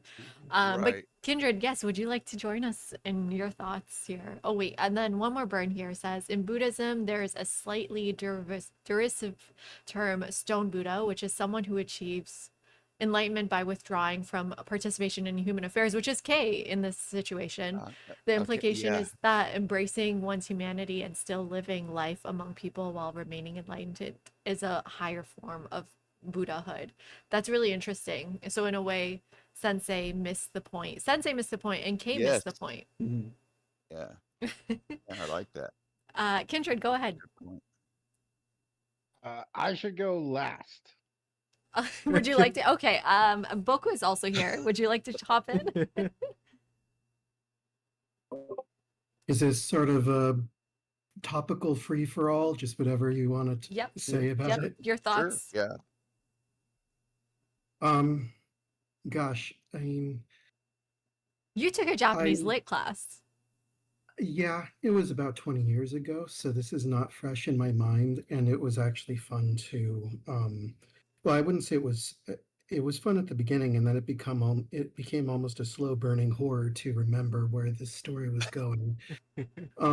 But uh, I remember then at the same feeling now that once you're at the point where you learn what what Kay is like and his pedantic religiosity, Mhm. you almost know where the rest of the story is going to go. And that gave me this very scary feeling of inevitability Mhm. that this was almost predestined in the way that it was about to resolve, because everyone became so stoic with Kay and Sensei's characters locked in at that point, and knowing where things left were going to leave. It seemed like it was just watching the final moves of a chess match that was over 20 moves ago. Yes, I mean, And it lays the sort of hints early on in the narration where he Mhm. says, I have a friend I visit at the cemetery. And Mhm. so, even from that clue, something is inevitably going to happen. But as soon as I saw the word, I have resolve, I mean, that was a huge trigger word for me. I was like, oh no, this is not. And at that point, exactly, I just knew, and it was still 30 pages away. I'm like, I know where this is going, and I feel awful. And that's when I start feeling sick because it's inevitable. Mhm. the thing that was not clear until it happened, though, and I guess it's just rehashing plot, so it's not really all that important, but it's the role that Sensei Right, would play in the tipping point. right. Mhm. And um, and I'm just wondering in the larger sense of the forces within society that Sensei um and K represent, um what um what the author was, if anything, trying to say um about how Japanese society was at that time and at this point in transition. Hmm. um Not really sure how to answer that question, but it just made me think, well, this is a really awful tale. Why is it being told? Hmm. Mhm. So I don't have a great answer to that question. No, but it's great to Yeah, think about. Yeah. And I also yeah, still wonder about Sensei's true contribution to Kei's demise. It felt like even before Sensei made that act of betrayal by betrothing Mhm. Oju's son, it was already decided that Kay was going to act this way just because of his philosophy, not even Mhm. the act of betrayal. It's also tough to know how reliable Sensei is as a narrator, even About because Kay, yeah. he's always going on about, Mhm. oh, like I felt they were conspiring against me, and after my All right. uncle cheated me, like I lost. I believe everyone was scheming against me, and Okusan was trying to, scheme against me too. So there's this And kind her of only scheme is trying to marry her daughter. yeah. So there's kind of like also Mhm. like Right. it's tough to know whether Sensei was looking also for something in order to kind of like Himself. not not the opposite, like give him the guilt Hmm. that he felt he deserves, right? For like he previously felt, oh, I've been cheated for nothing, right? I would have been this great Yeah. person, but my uncle cheated me out of my money. But now he has a reason to say, oh, I am a bad person, right? I'm a shameful person. Yeah. I don't deserve anything, He, right? yeah, because he did say money was the thing that could turn honest people into bad people. And so he did, which I thought was interesting because that made a weird connection to me to greed or love of money as the root of all evil. So Mhm. yeah, it was there's certainly that. And I lost my train of thought. I had thought of something, but it disappeared, so it must not be that important. Well, but then also And love is the sin that makes him Mhm. yeah, turn evil. It wasn't money in the Yeah, end. yeah, It was yeah, love. but it And so like uh, money is just the thing he can sort of exteriorize, but internally love was the but Mhm. problem. And you were we making this could point, play yeah. with that. We could play with that a little bit in that if we stay with the patriarchal sense, money is a commodity. And so marriage Mhm. in patriarchal sense is about exchange of commodities. And getting married is about purchasing a commodity. And so then this greed of that makes him do evil things. And this desire not to allow it to happen, not allow somebody else to have it is all Mhm. part of it. So Mhm. Right. it's Because how much it's was it it's a just because of Kay? Right. yeah. It's really I think it's kind of layered. Oh, I know what I was thinking of. You had mentioned um the unreliable narrator. Well, I think there's layers of unreliability because I think at the very beginning we learn, and it's kind of really uh obvious that the narrator is naive. The the narrator's naive, so it's really hard to know how much of what he's saying, even though he's remembering it, he's remembering from a naive Mhm. um, perspective. So we have that problem. And then he's also the one that's actually reading us the letter. So he um, is unreliable, and then this and Sensei is unreliable. And so this says something about people in that we can never really totally know. And so we're fighting against these forces of determinism and um and then free choice. And then I liked the point about the chess match and the determined, like it was determined 20 turns ago, because that brings up that, well, do we have any free choice, Mhm. or is it just already decided? And yet at the same time we're fighting this transition to understand that, yeah, we have some control. And this is prior to existentialism, where there's a move towards this understanding of being responsible for our own existence. And so I, I I like this, and as we're talking about it, I'm starting to still have some of the swirl, but I don't think we have to understand it completely or understand what the author was talking about. I just think that we have to get what is the text saying to us? And I think that everybody here has done a very good job of pulling out elements that um, kind of cross-pollinate all of our Mhm. understanding of this text, and so it's a beautiful text in that sense. And despite the fact that it's a terrible, terrible event, but it's my favorite kind of story. Starts bad, gets worse.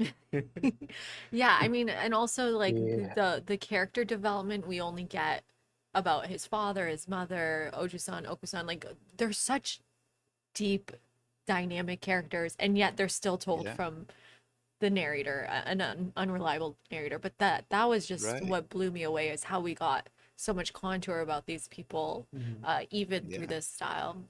Kindred, would you like to hop in now with your thoughts? Would love to hear Yes, them. 'cause Sure. So for me, there are only a couple things that weren't touched on yet, and um, one of them is that he left his father's deathbed in order mhm, to jump on a train to Tokyo when he hadn't even finished reading the letter, and then he's reading the letter as he's on the train to right. Tokyo, and Mhm. then curtain, basically. So we never find out what happens with his father, although, I mean, Yeah, the death was implication. definitely Yeah, coming soon. Right. Or his Mhm. family, like, He, is he going to lose his inheritance because he did that? Stuff like that. right. yeah. And he also tried to see the physician who had just left to see if he could ask the physician to, like, I don't know, mix a magic potion or something to keep him alive for a few more days, Right. which Can you was keep them in pretty limbo? cruel. Mhm. Yeah. Right. Yeah, Yes. I mean, that's a pretty cruel thing to do, and definitely Yeah. culturally extremely inappropriate. So, Mm-hmm. Mhm. and he was willing to do all of this for his friend Sensei. So, you know what I mean? So it's just sort of, mm, What? that kind of gave me pause a little bit, Right. which Mhm. wasn't mentioned. No, that's a Yeah, great Um, point. And I Thank you think so we that's can a much. also very maybe good point. think about like, Mhm.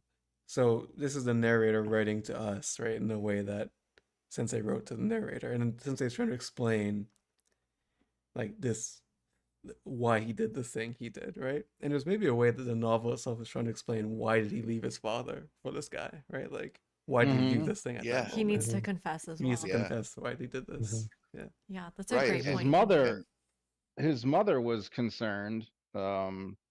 The narrator's mother was r- concerned that he would get letters of recommendation, you know. So, but there were no letters of recommendation to be had. That wasn't even in the universe of Sensei.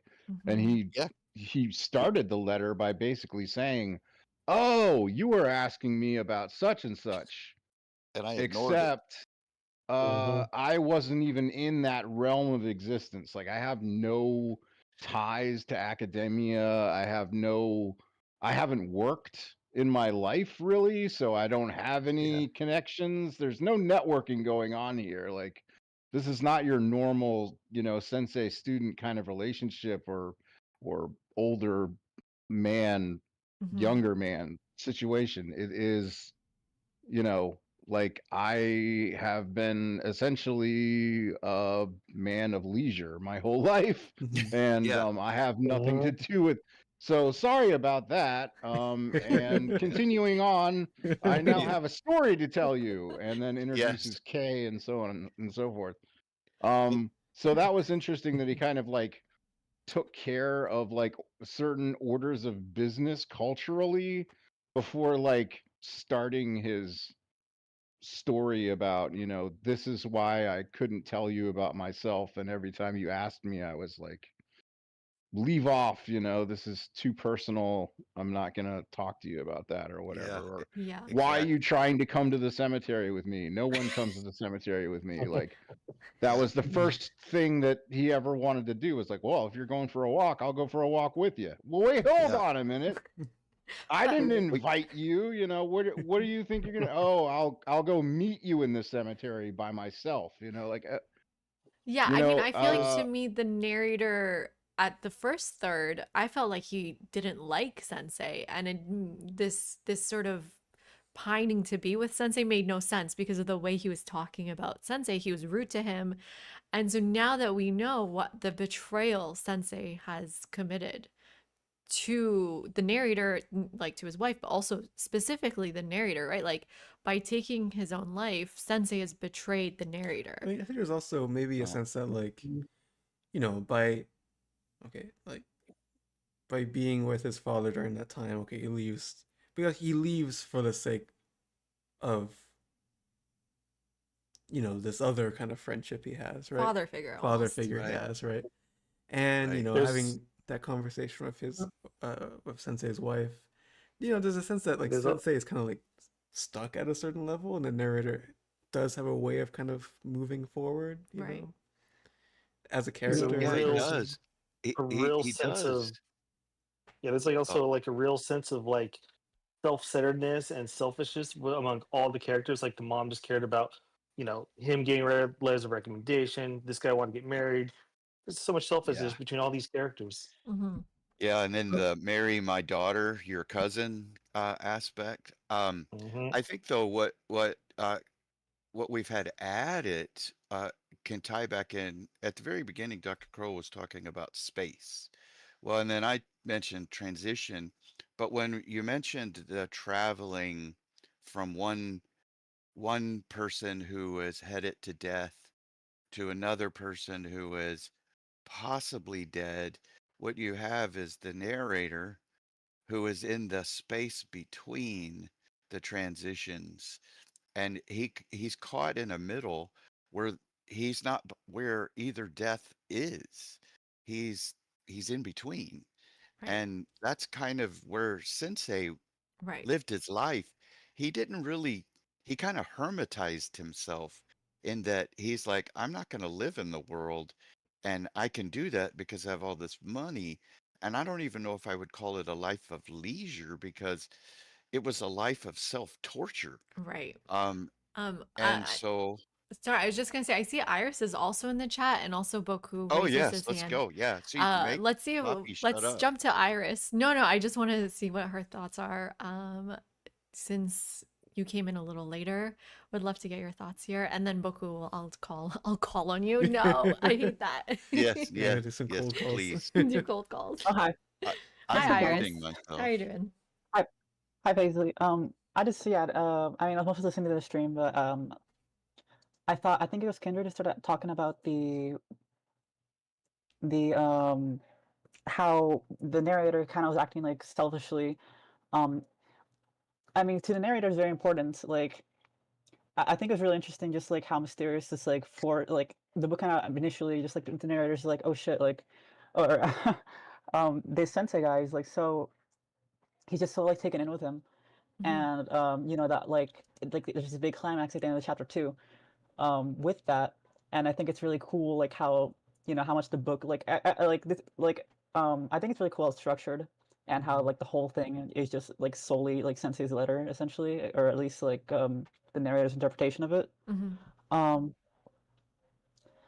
and I think there's like this sense I feel when I first like went through that, and when I first like opened up the third chapter and realized like what was happening, that we're kind of getting sucked into the very root of the perspective of the narrator in his like fascination with sensei, and wanting to know what was this dark secret and like this essence of him, Mhm. that he felt like he was about to learn, and that he felt like he had to go on this mission to also like he was both like he was simultaneously driven because he kind of reads the letter out of order before he leaves and talks to the Right. physician and stuff. I thought it was really funny what I think it was Kindred said about the physician saying, by the way, Magic I'm just like, oh, potion. the magic speaks. Yeah, like, yeah, it was kind of silly, but yeah, like there's a sense, I don't know, like there's like this big like fate ceiling that like the narrator is kind of like completely jeopardizing, risking everything just on this like this thing he can't really like articulate exactly, and that he feels like he needs sensei in order to Mhm. even be able to hope to articulate it. Right. um Because yeah, he and I already knows when he jumps on that train that Sensei is gone. That's the part he yes, read. And yet he still chose yeah, to jump in because he needs he, to he's connect so badly. Hmm. he needs that hope. Yeah, he wants that hope, like to at least convince himself that maybe like there's a chance for him to save Sensei. Because he's because he's like no, like because he does say like before he gets on for training, like he says, oh, like whatever I do, I just need to get there. Like maybe I can do something if he hasn't done it yet. I think he does say something like to that effect, but he like it does seem like very futile nonetheless. Yeah. Mm-hmm. But yeah, but I also like part of me wanted to like interpret that as like I think also like Kindred saying like how you know even though like the narrator represents like a future generation and like this marked change from the world that like Sensei grew up in and was also coming out of like during in this transition period from the past of Japan. Um, you know, the there's a sense that when he takes this journey, Hmm. he's like fully committing to like the whole tone of like the letter afterwards just kind of makes you feel like um it feels like sort of like this omen of how Sensei's life is finally going to impact like the narrator's life and Right. Mm-hmm. why that narrator felt like such a connection to Sensei and what he represents with the past. And there's a lot about like the narrator saying that I mean Sensei saying that the narrator there's something special about him, and that's the reason kind of like that he saw there was something different about the narrator versus like the other people of his generation. Right. He said his earnestness, it was specific character. But I mean, this is such an interesting, I think I can hear myself, sorry. It's interesting sort of connection between them. And like, yeah, Mm-hmm. what made the narrator even pick Sensei? Was it this charisma, this draw? It was the Mm-hmm. Westerner with him actually Yeah, on which is the first, interesting. Yeah. which is the role Yeah, of yeah. Westerners is Yeah, interesting. there's Yeah. that too. Boku, did you want to jump in here? I know you said you were Yes. wanting to throw in Iris, but if you have any other thoughts, go ahead. Yeah, I was just wanting to just first open the door for Iris to jump in, but I did want to bring up something, and I don't know exactly how long we're going Just a with couple this, more minutes, but I think. okay. Well, that's great because I would like to kind of pull together a couple people's thoughts.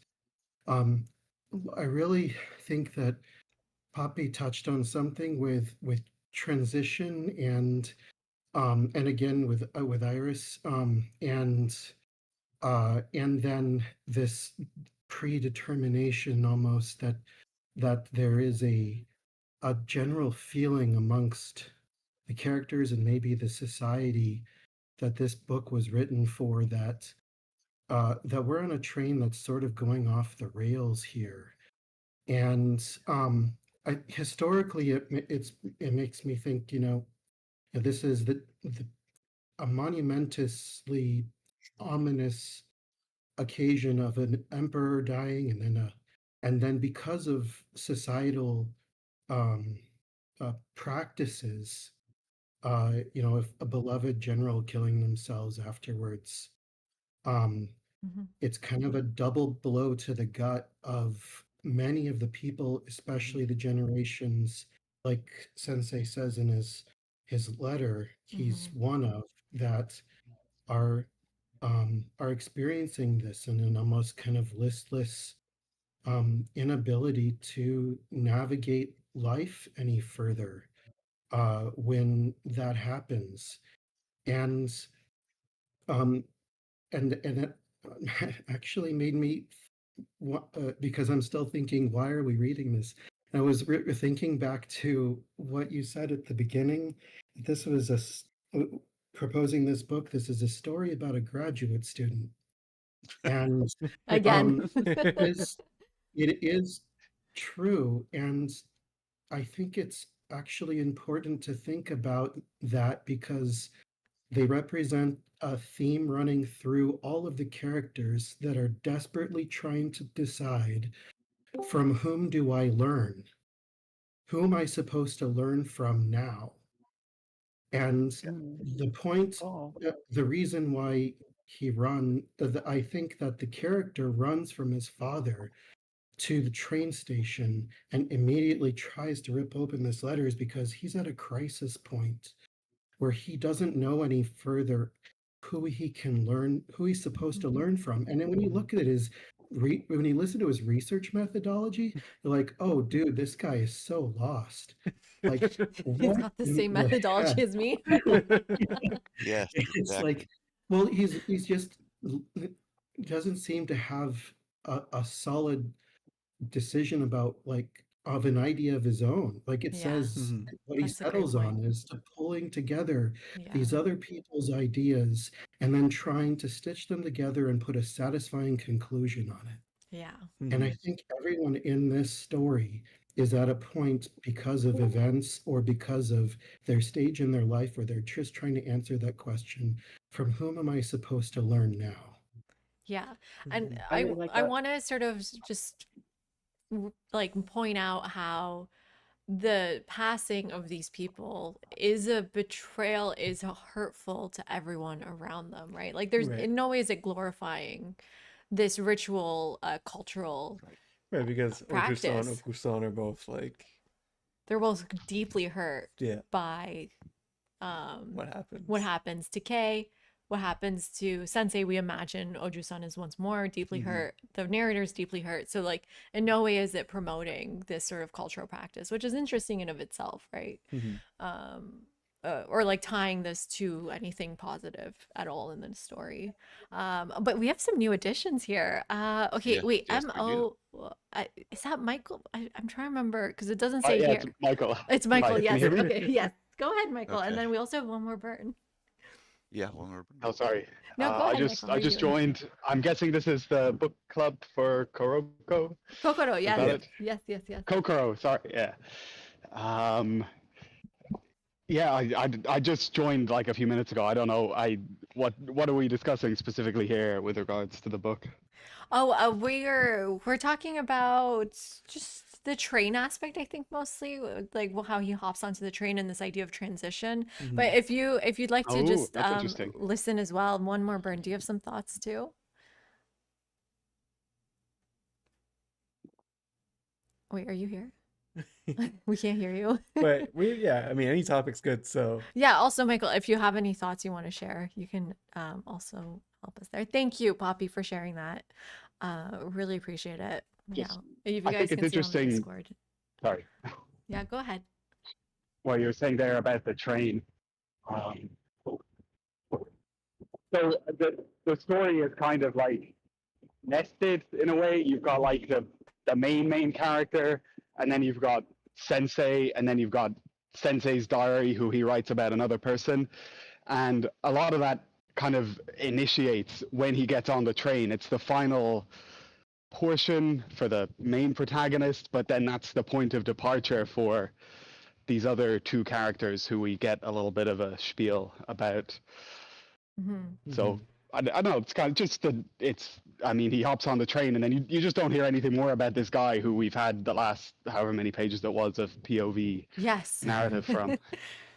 And it's really begging to know. Like I was Yeah. begging to know what happened to the narrator. I cared more about the narrator than Mhm. Sensei, to be honest. But yeah, one more burn. Did you hopped in as well? Go ahead. Can you hear me now? Yes, Yeah. thank you. Yes, yes, Okay, great. Thanks. Nice to hear all your voices, friends. Thanks for letting me hop in for a sec. Of course. yes.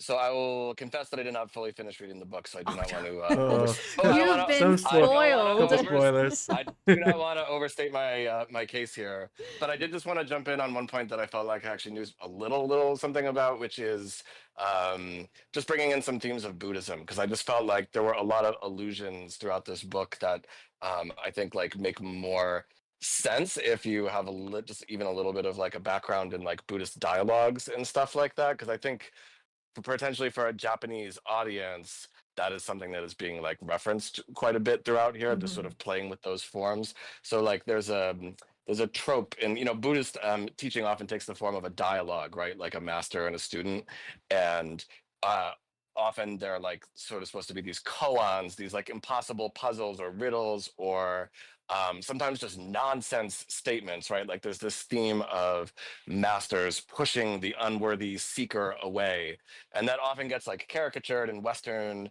media as sort of like, oh, the master's reluctance is sort of a show, and the student's job is to overcome it by like demonstrating his or her enlightenment, right? But I was just really the reason that actually jumped into the voice chat was just hearing. I'm sorry, I don't remember who it was, but someone else was referencing. Who teaches me now? The real point of a lot of those dialogues, at least as I have come to understand it, is supposed to be that like you can't rely on anybody else, right? Like you shouldn't cling to any definite concept. You shouldn't cling to any guru, teacher, master, sensei that isn't the path to enlightenment, right? Like you can't follow the path that somebody else bushwhacked and get to the finish line that way. It's because nothing external is reliable. That's like the real deeper point of Buddhism, is that like you can't get there through linear thought, through religious devotion to a master and his technique, his way of doing things. Like all of those are actually just attachments in Buddhism, right? And it's actually letting go of those things and accepting non-conceptual reality as total, that just sort of like everything is the way it is, period, and there is no shortcut, there is no right way, wrong way, there's no cleverness that you can overcome that with. There isn't a magic combination of words, there isn't a prayer, there isn't a technique. And so the older Buddhist texts are just full of examples of where like the reader is essentially supposed to sort of laugh at a student or a seeker who, like, in their earnestness, in their almost desperation to become enlightened, they cling to this, they cling to that. Oh, this teacher is going to be the one who really gives me like the magic keys to heaven, basically. Oh no, this guy's got the real magic formula, right? And the point is kind of that, like, no, it's all like none of that will get you there, and what you want is not attainable through those kinds of means at all. So I just wanted to bring in that, just sort of like, I know that's very, very abstract, very high level, but just No, but you relevant kind to of me because sense that. it's perfect. a Japanese audience would be really familiar with all those These tropes, with all those concepts and those tropes, and they certainly would have read those dialogues. So they might have smiled to themselves hearing the narrator say, well, who's supposed to teach me now? And it's like, oh, you're so close to getting it, but like not quite. But also his moving away from his father being that figure for him. But also I think we also Is that kind of transition from adult to adulthood. but I was just Right, gonna the say, like, fallibility. we kind of see that almost like dramatized in the way that Kay, for instance, is like looking for like that one salvation. That it's going to be Buddhism. No, it's going to be Western philosophy. Then no, it's going to be romantic love. Like these are the things that are going to be the one thing that saves him. Right. And then he can't reconcile all those different things. Right. So yeah, and in Buddhism they call that concept nowhere to stand. That like any platform that you try to erect your philosophy upon can be demolished by someone else. By you know what I mean? sensei. Like there by is sensei. But then right, sensei's right, reaction right. is just nihilism, right? Like it's just like, I'm not going to care at all. Yes. I'm done. I'm out. Right. And I think right, and that's the real trick of Buddhism, right? Is you're not supposed to really give in to that. That actually isn't the point, and that's something that people can fall into with psychedelics, even, right? That like they kind of have this. They like almost get enlightened, but then they come away with the wrong lesson, which is that like nothing matters, that like no one is God, when really it's supposed to be like everyone is. Right. And I guess this all brings us back to this quote, especially what you're saying here. Let me get all my too many things here. Gets us back to this quote. Especially what you're saying about the master and the student. The memory of having sat at someone's feet will later make you want to trample him underfoot. I mean, what you're saying there is kind of tying it back to that for me, because Sensei even says that you don't want to put me on that pedestal.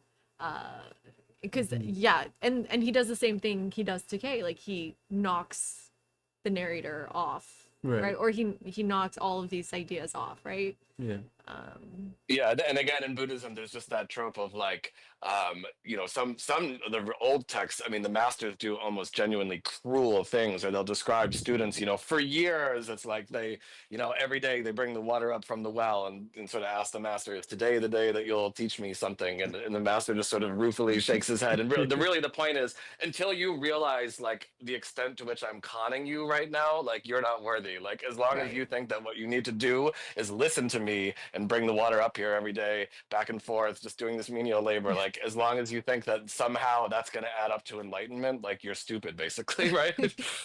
Yeah. Okay, I guess Good we'll point. wrap up here. That's our hour of book club. Thank you so much, everyone, for hopping in. Yeah, thank you. Can I And interrupt for a second? yes, go ahead, Poppy. Well, yes. I just want to say thank you to both of you, Paisley and Dr. Crow, for hosting this. And I want to say all the contributions were just fabulous.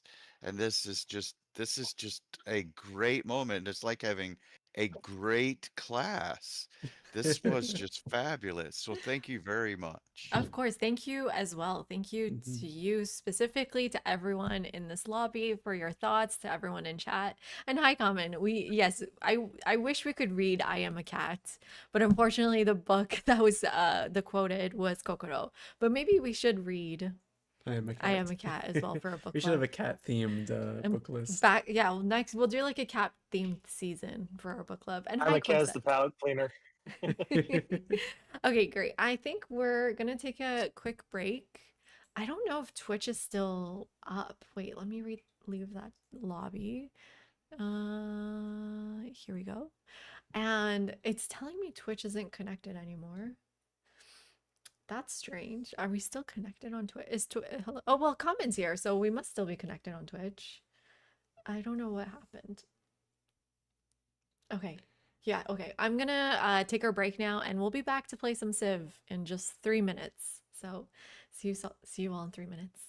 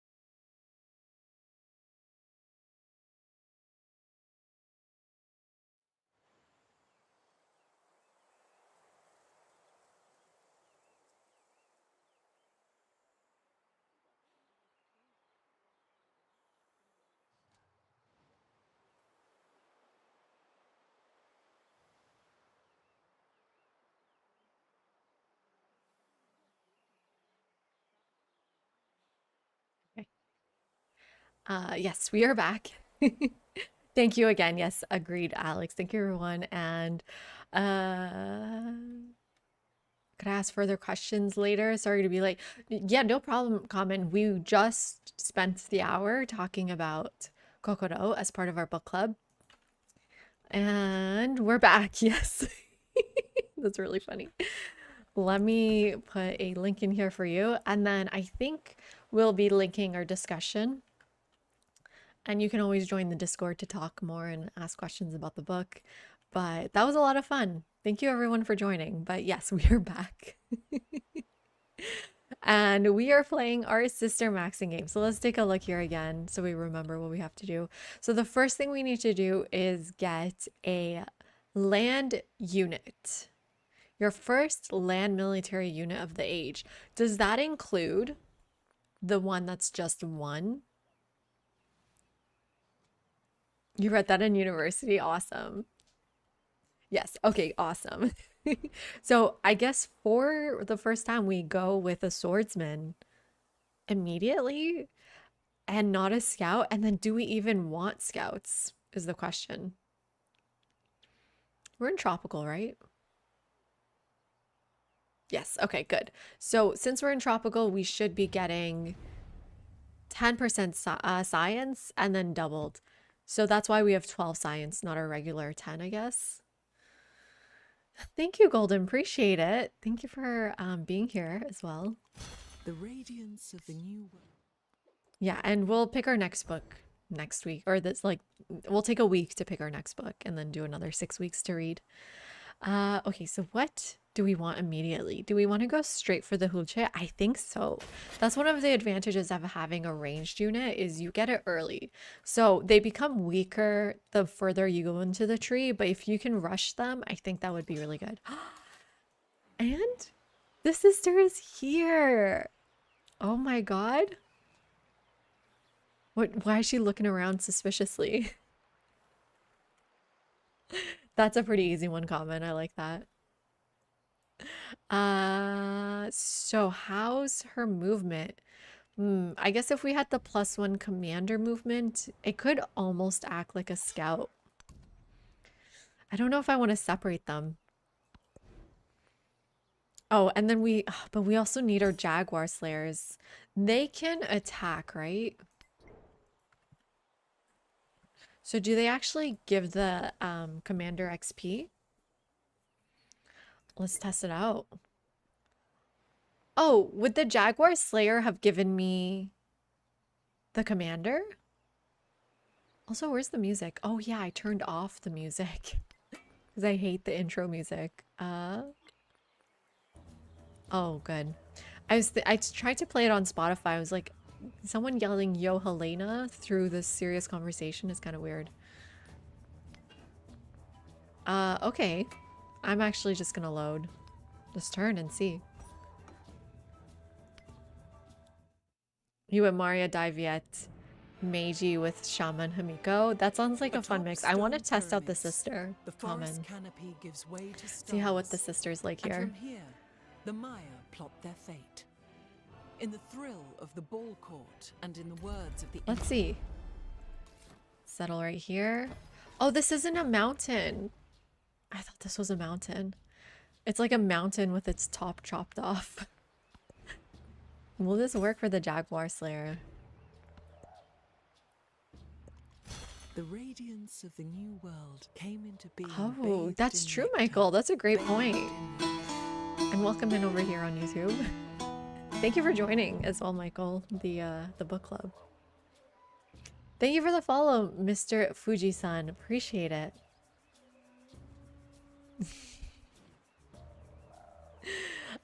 It works. Whoa, wow, this is a good combination. Has anyone done Maya Trung Track yet? I can't believe this works. You're the stoned mute.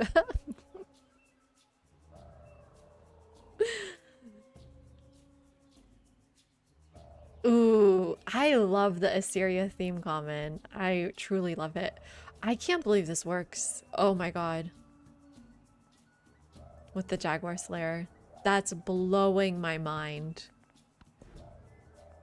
That's huge, right? Ooh, sorry. So we can just focus on Jaguar Slayers. We don't even need swordsman for this at all. But I think I want to go pick this up with my commander. Is that dangerous? Imagine I kill her right away. You ready? Ooh. Science or gold?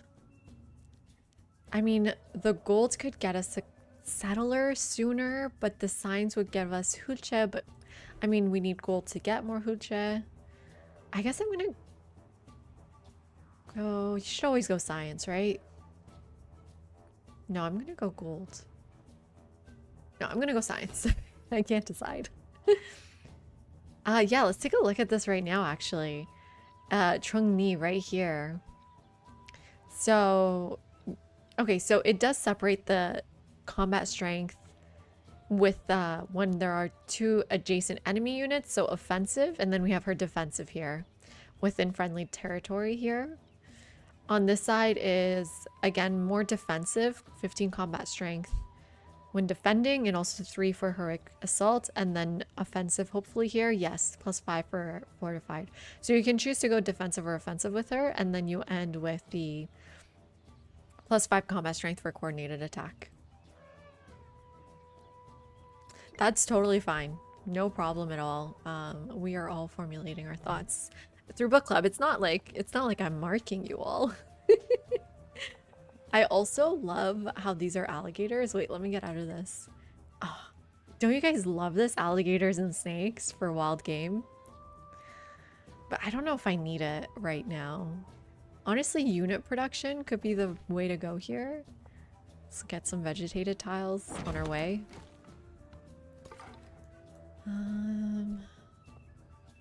Let's go grab that one. Oh, first.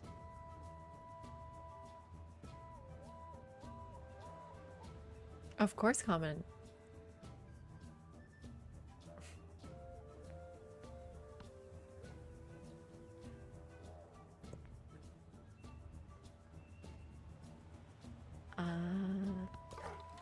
Okay.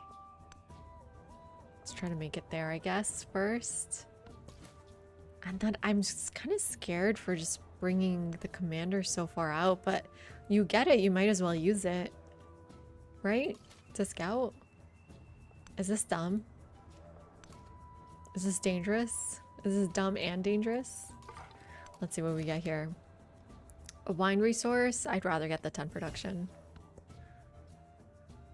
For sure. Now we get our next Jaguar unit. You can go pick that up. I almost think you need to go north to pick that up. And then we probably want to get another Jaguar unit to go south. Although we can start working on Hulche too. But not until we have our target. What else will Maya want? We can rush masonry. We just don't have a good monument location. Yeah, the start is kind of not the greatest in terms of adjacencies. No mountain, meaning maybe want to think about Gate of All Nations for a wonder here. Don't really need the brickyard. We do want the saw pit. Yeah, I think I just rush masonry then. Okay, see you later, Poppy. Thank you again. Ooh, you're right. Mundo Perdido. It is unlocked here. It's going to take some culture to get there, but we can do it. It just needs to be on tropical. So let's do a little bit of planning, not too much here. So obviously the first thing we can do is put our science quarter here. There's a resource. It's next to the cap. And then if we want to boost both, we can think about our monument going maybe here. And then doing Mundo Perdido really soon here. What does that look like, this? So it boosts both. We could also go the other way with it. So your vegetated tiles stay vegetated, right? For that science boost. And then the market goes here with the... Could put either the bath or garden. I mean, bath gets unlocked first. Yeah. And then barracks. We have our unique quarter. Plus 1 science of adjacent to wonder. So actually we want this adjacent to wonder, not the monument. But I'm unlocking the monument real soon here. Ooh. That kind of complicates things.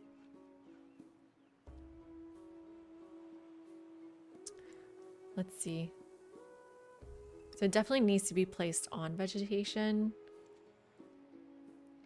And next to quarters.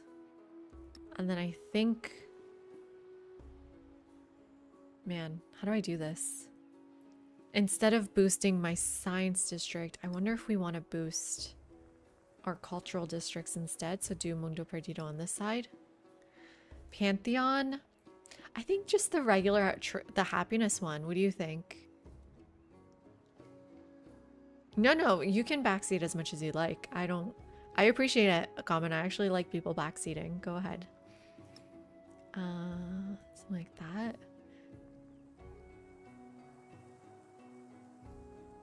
Right? Is this the quarters, wonders, wonders? Okay, so then we want Gate of All Nations too. The one thing I hate about this, honestly, is that I'm using up a lot of my production tiles. Right? Vegetated tiles are production. We can... I keep changing this. 1 second. Yeah, we can put Gate of All Nations here. That could look really pretty. Put the quarter here. And then do Mundo Perdido here. And using Mundo Perdido is a great suggestion, so thank you. Like this. And we just want to surround the quarter with wonders. So what goes here? I don't think Hamanga makes that much sense. We don't have that much fishing boats here. Culture from quarters, that's a good one. I don't usually get to unlock that. Maybe terracotta? If we're doing war stuff. Oh wait, what's our unique wonder? Is it Mundo Perdido or is it Pyramid of the Sun?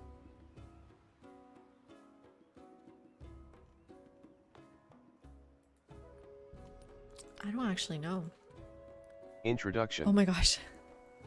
Scared me. You guys hear that too? What's their wonder? It's Mundo. Okay, thank you. That sucks. Thank you, Jay. That sucks. Okay, so take this away.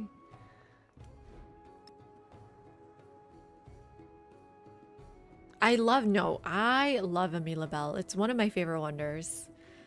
And because that +1 diplomatic attribute is valuable in almost every game, right? Getting down to 50% befriending, always valuable. So Amila Bell's a really good one, actually. But there's no rough terrain next to this, so I need something that can go in wet terrain. We can plan an Amila Bell just for fun. Right there, it's my only rough terrain. It's not my only rough terrain, it's one of my only rough terrains. What's one we don't usually get? We don't usually get Oracle. For a good reason. And there's no way we can go for Pyramid of the Sun. Maybe we can get Pyramid of the Sun. I mean, let's see. This kind of stuff tells us a little bit about our quarters. And the next thing we want to place down is our saw pit. Saw pit. Maybe granary or brickyard. I'm not sure.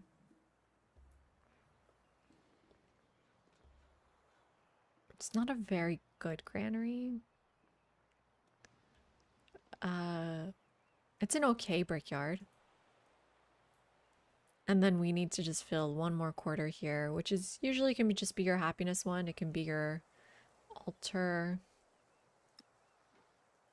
and your arena maybe.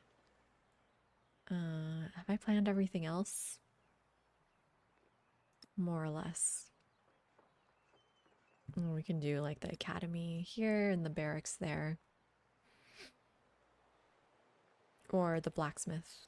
Okay, we got a plan. Yes, it is. It has to be, right? Nair? Or like it doesn't have to be. You better do it in vegetation. Wait, that's not. Oh, oh, you're right. It's not. You're right. No, it's not. Because I moved it.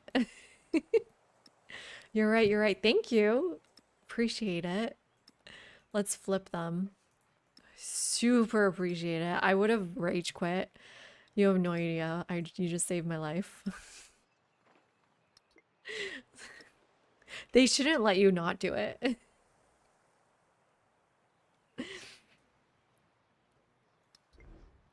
Thank you so much. Oof. Leaves the spot for another wonder here.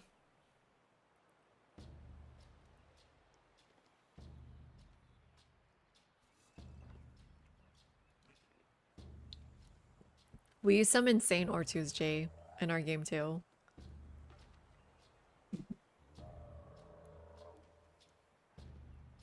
Alter gets science adjacency. Okay, I hate how I can't see that right now. Like, that information is nowhere. Is it in the Civilopedia? No, right? I can't, like, find my civics anywhere. Pisses me off. It truly, truly pisses me off. Let's go back to Maya then. You're right, that we should pay attention to the altar location. Oh, super appreciate that. Okay, so let me read this and remember. Altar gains science for adjacent vegetated tiles. So in that case, the altar I don't want here. Maybe we just put the altar...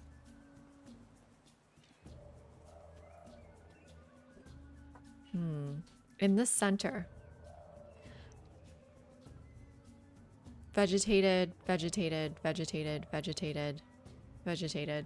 Right? And if I'm not misremembering, you get to retain vegetation under districts for this specific bonus. Like even under like this quarter here, but Mundo Perdido does not work that way. It says on tropical terrain in the settlement, it doesn't count things you've overbuilt. So I think Mundo Perdido only works for rural tiles, but not the altar here. And then we just need a different building to put there then.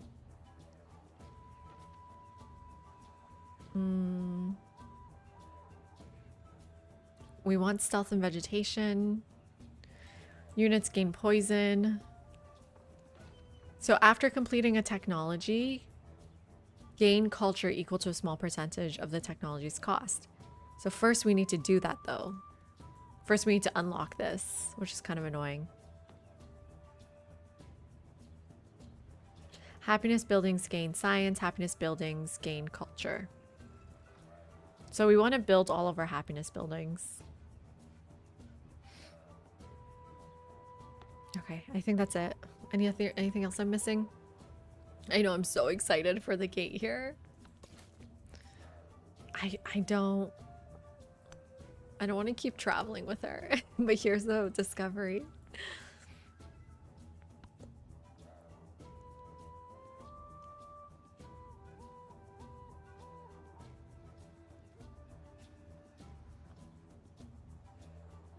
Are there any quotes from happier books in Civ? No, I feel like the next one's gonna be even sadder.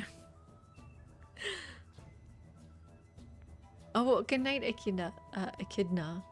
I've decided to call people by their names. Good night, Echidna.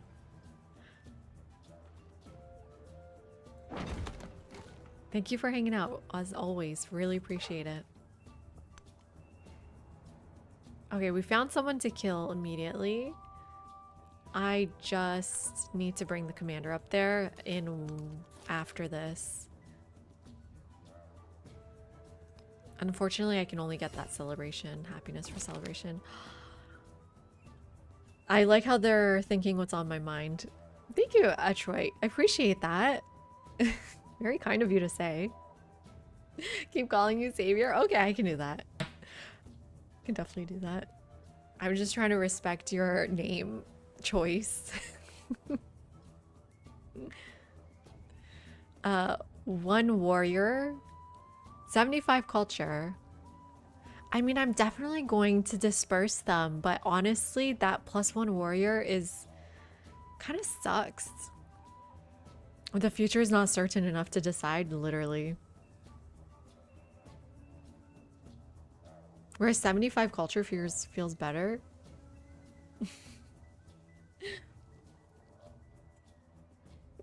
I don't know, Poppy. I was thinking I'd stream tomorrow, but maybe I skip tomorrow and stream Tuesday. Either I'm streaming tomorrow or Tuesday, but I need to see how much we pack tomorrow. This warrior, I mean, also you don't know what the narrative event leads to, which is so annoying because they usually lead to an attribute point. I mean, I'm gonna do this. Having 2 monuments is gonna take so long. But I can focus on doing that. I want the culture. I want the culture.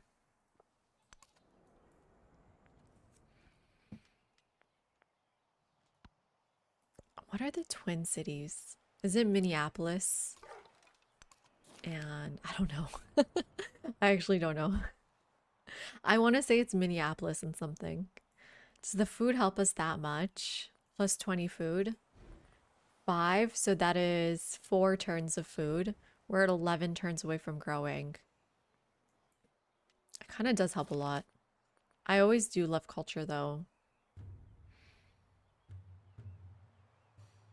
Culture could get us another commander sooner. But settling sooner is always good. Brought us down to 7 turns. Okay, well here I'll take the culture. There we go. And St. Paul. Ooh, I was really close. I don't know. I don't know her. I don't know St. Paul. Who's St. Paul? Where is St. Paul? Oh wait, this is working again. That's nice. I guess it's next to Minneapolis. It's weird I know this. I think I know this from like watching NBA or something. As a Canadian, don't get mad at me. I'm not American. Oh, so I usually hate meeting Jose Rizal, but Jose Rizal as a Syria, I think I hate him even more.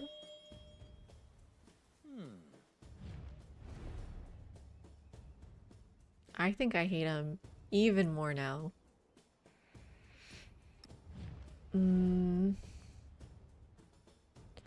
Could send an endeavor.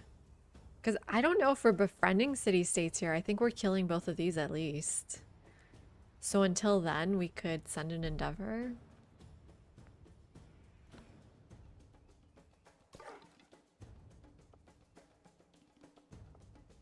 The stupid cliff. Well, I guess you're gonna be fighting. I just need the my sister to come back. And then you can keep searching. That's so good. This, oh my god, this music, I just have to keep dancing. He's a really strong AI, Detroit. Like, he will have sometimes really insane culture and science, but I would say it's usually because he goes Maya. And so Maya's a really strong civ, so I took that away from him. I protect thee with this. I think I need the culture faster. I mean, excuse me.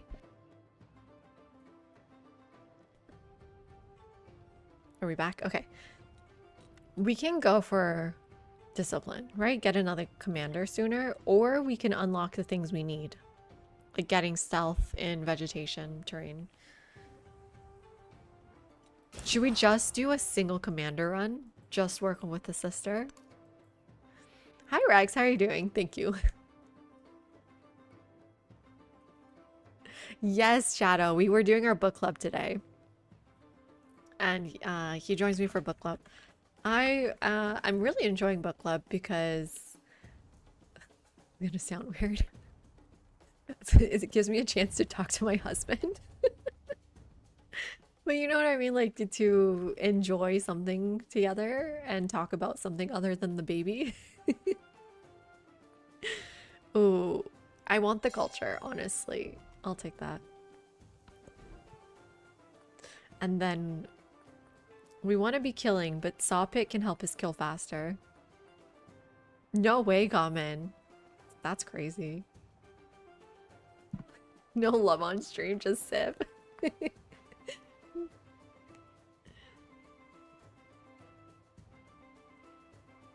There was a lot going on. We like had been talking about it constantly. Even before book club, which was really nice. Like we just got to talk about something else during our day. Recommend starting book clubs with your spouses. Man, this commander's gonna take forever to get there. And this guy's doing nothing until then? Let's do a search, at least. See what we're dealing with. What a waste of my unit, though.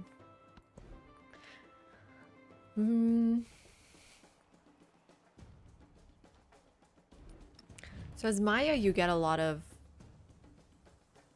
Okay, wait. You want science or culture? Which way was it? Or is it both ways?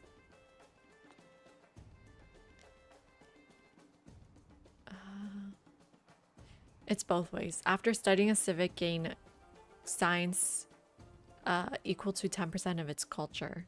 Sorry. After studying a civic, gain science. After studying researching a technology, gain culture. So I think we want to go science here. You always go culture? How come, Jay? That's really cool, Shadow. That's a cool job.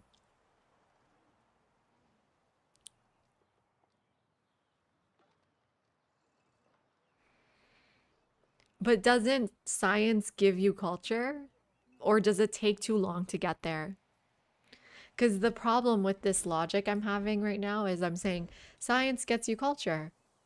Therefore take science. Except, and there's more texts. Right? Look at this tech tree. There's more text than there are civics, right? Am I right about that math? I've never actually counted. It just looks like more. But you actually need to get to calendar round to make that work. Right? And so how do we get to calendar round faster? We go to Classical Republic because the science doesn't actually give us culture until then. Yeah, I'm with you, Jay.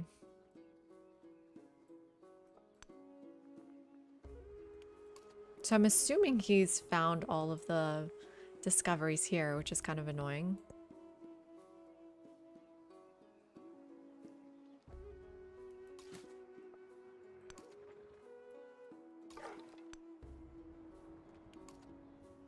Man, not seeing a lot of discoveries is annoying.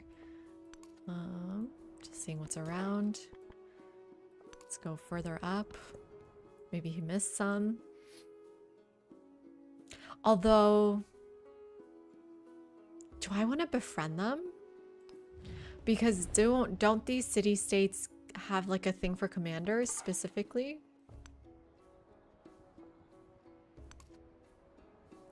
Oh my god. And I'm just remembering my memento. This is what happens when you set up the game before book club. Our memento wants us to have 2 commanders. I'm backtracking. Let's get discipline. Sorry. We need discipline. We need our other commander. Ugh, you're stuck here. Ooh, there's another city-state here. Samarkand, another gold one.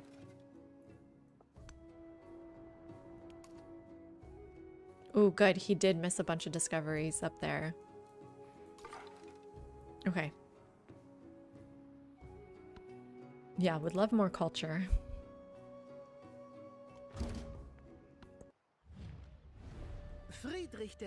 Which makes me happy I took that cultural exchange with him. So actually we kill... Let me do a... Do I want us to do a search here? Yeah. We kill Seleucia and we befriend Kutai and try to get that commander promotion thing. I think my goal is to make her max commander this era. Is that crazy?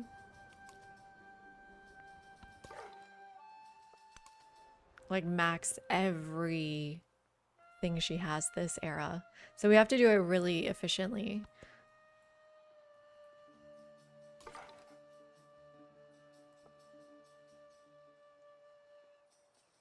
Okay. Do you think I can sneak by? Nope. Okay, she's finally here. And we're going for Sulusia first. I want my culture back. It can go this way. It can't hit me. It's vegetated. I think. Ooh, production or happiness. Happiness is this would trigger a celebration, and that would be culture. We're going happiness. Let's see this trigger, right? If I'm doing my math correctly. Yes. Awesome. We triggered it. Unit production. We're not doing that right now, but we will. And then we go culture and we go tool making. Up to 21 culture now. Yeah, run away. Although, do I need to run away? I'm not sure. Step in the alligator pit. And you walk away. Damn, no discoveries. You get this. Susa, perfect. Ooh. This could really... I don't actually need the food. In 2 turns, I'm going to have 5 population. So I think I'll store the happiness. You're at 40 settlements. I think we hit like 50, Jay, in our Genghis Khan game.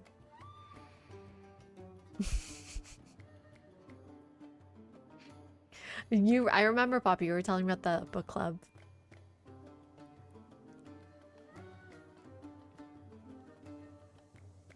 That's amazing. I'm glad you're looping in your granddaughters.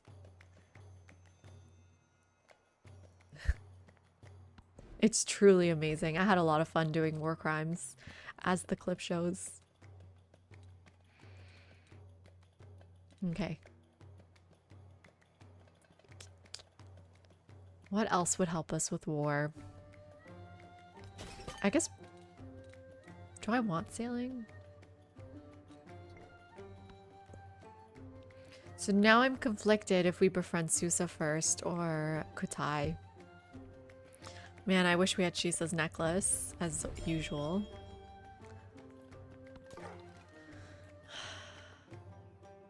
Should I just kill Kutai? We'll find another military city-state. We'll be fine. We'll find another one. I don't know if I can kill it with just 1 unit, though. Commander's coming. 5 turns until my next commander.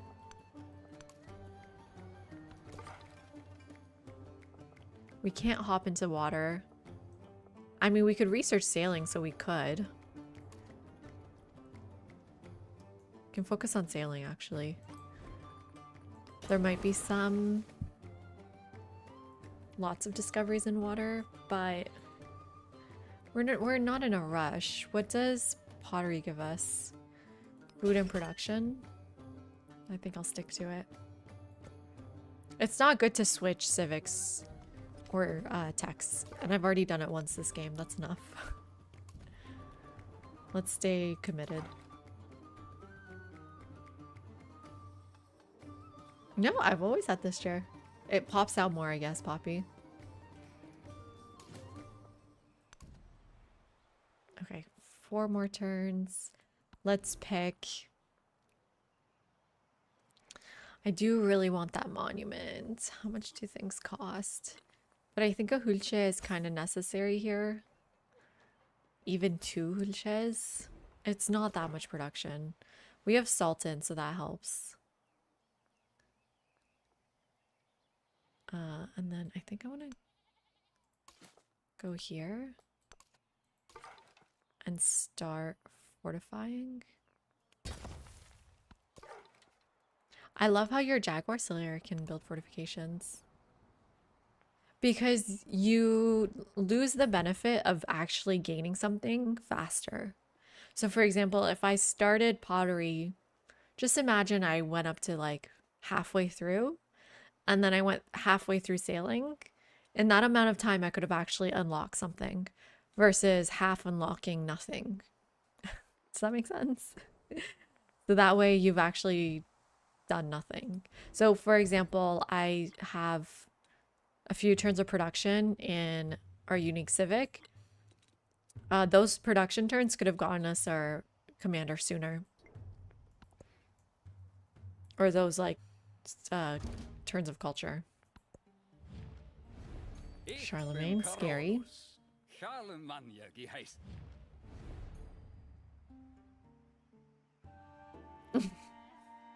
It is awful. I agree. The clip editor is really tough. So shout out to Yogurt for always doing it for us.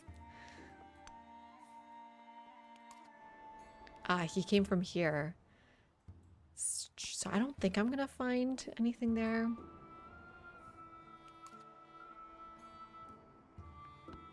Man, no. Wow, we found our first target.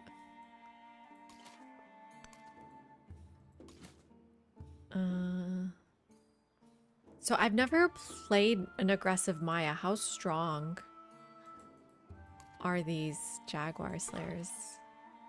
They took 75 damage from one hit. So I believe we can take one more. Will not accept that.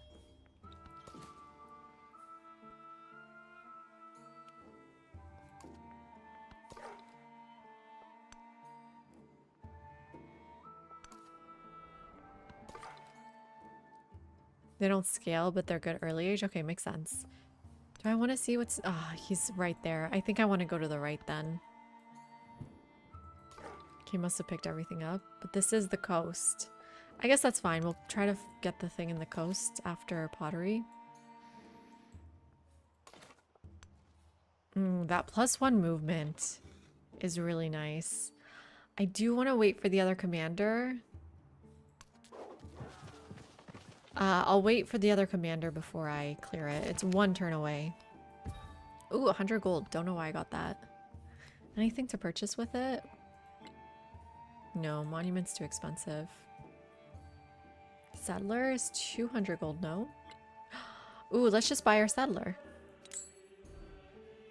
I don't have a spot, but that's okay. We'll find a spot. And you're already here? Damn, I'm not doing well on discoveries. Do nothing. Okay, here's my other commander. Perfect. And then... Where's Mundo Perdido here? All the way in calendar round. That's insane. It's not super contested wonder, but... I think I'd rather get it from calendar round. How important is our religion right now?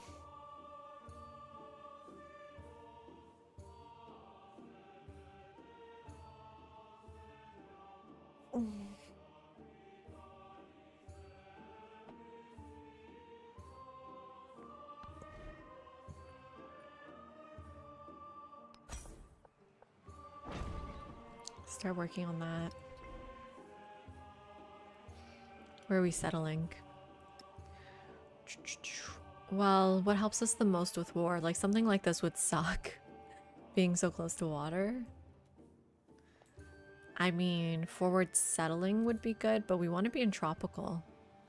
And this is plains.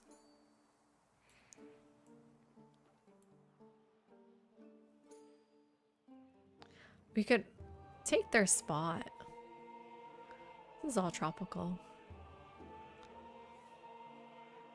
We can even go closer.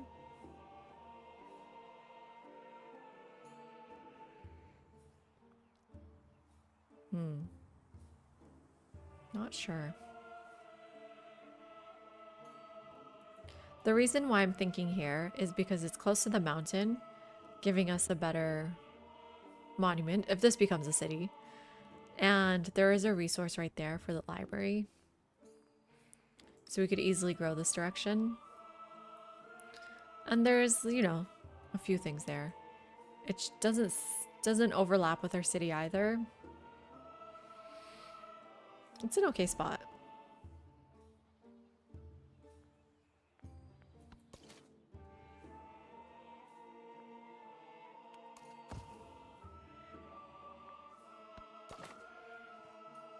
Okay, yeah, I'm not hitting until that commander gets here because of our memento.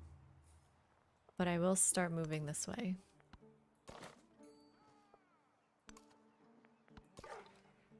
Ooh, there's discovery. Oh, it's in the water. This is why I needed sailing. I should have just listened to my gut and gone sailing. All are made of clay. Okay, we'll do sailing now. And commander... Damn.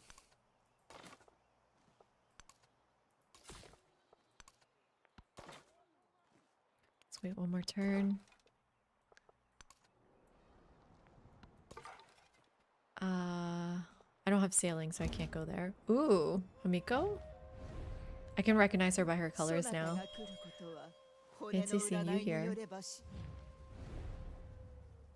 Yeah, we'll start a spirituality channel. Why not? I'm down for it. I'm skimming what you guys are talking about. I'm not ignoring. You can continue if you'd like. Okay, perfect. Now you're here. Let's get some XP. Okay. So that was 3 XP there. Hopefully that worked correctly. And then we just want to go down here. We're in tropical right now. You know what I would really like to see in the game is the ability to control the weather. The terrain type, tropical or not. I'm not accepting that. I need to befriend Susa, even though I am kind of fighting right now.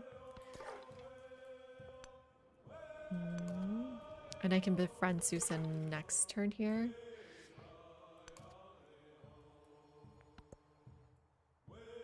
Let's go in the opposite direction of his scout.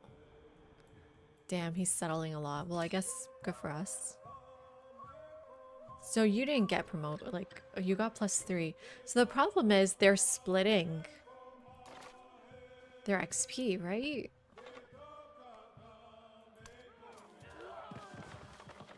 No, I don't understand.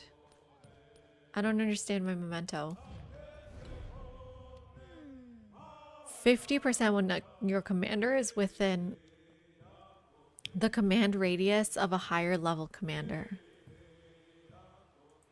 So you're the one that's getting stronger? Uh-oh. No, I want Trunk Track to get stronger. Okay, well... How do we even control that? So your first commander's... Wait, what?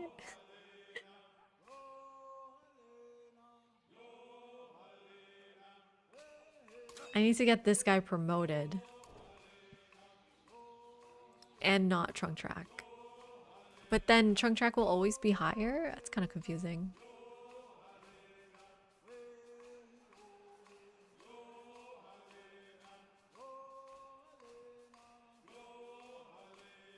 Ah, my cat.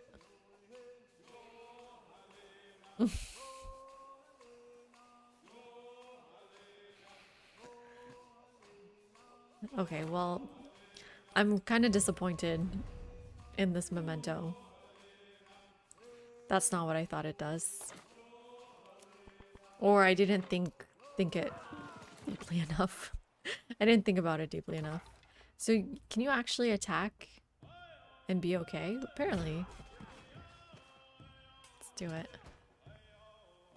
So now you're not getting the XP. Do I even care about this commander then?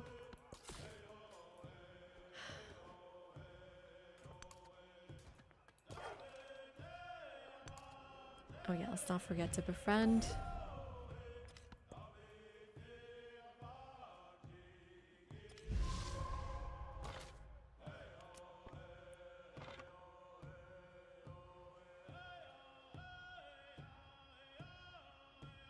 Okay.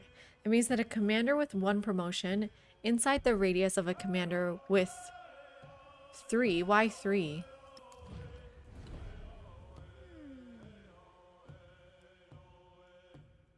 Or even 2, no? When your commander is within the command radius of a higher level commander. Or just an example. Okay. Gets the 50%. So the lower one gets the XP. So right now, this guy would be getting the XP. Let's see. But they're both getting 3. Even though she is of a higher level.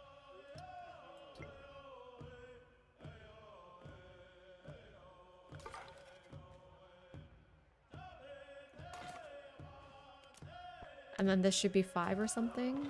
Yeah. No, this guy has none. 0.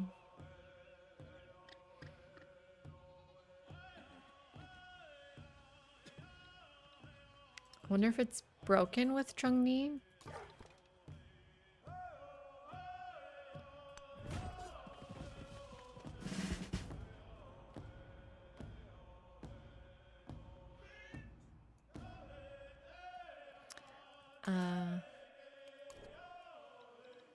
Yeah, here's our second promotion. This one's the offensive one. 3 strength when there are at least 2 adjacent enemy units. Okay, wait, is this is this adjacent to Chungni or is this adjacent to the unit? I guess we'll take it and see. But there is none. There is not 2. And then I guess we'll get the monument faster. Why not?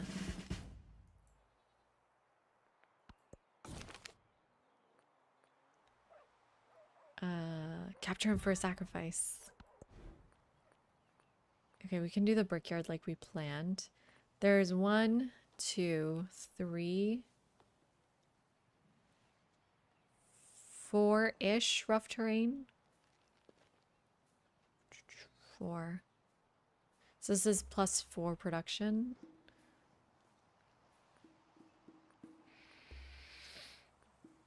Oh wow, we have so much overflow production. What do we want to use it for then?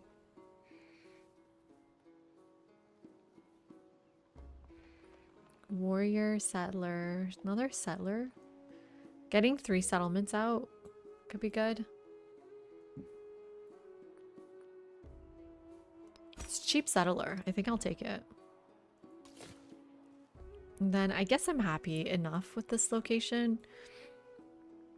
It's tropical. I mean, if we're thinking about our quarter though. Yeah, I mean the altar would go here. We should unlock the altar soon then. Because that's going to be a good amount of science. And if we do make this a city, we want our unique quarter. Do urban towns let you do your unique improvement? That would be broken if it did.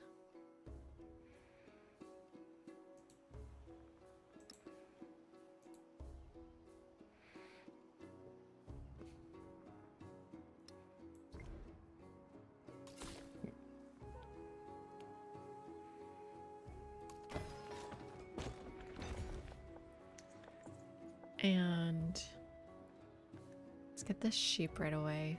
It's good food. Here's his first promotion.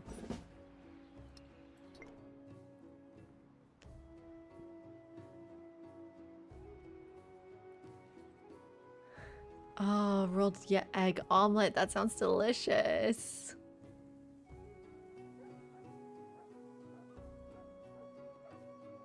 Wait, what are you guys talking about? What's the money for if it's not to give it away? I don't need 75 bedroom house and 6 jets. What are you guys talking about? Have I missed a whole conversation here?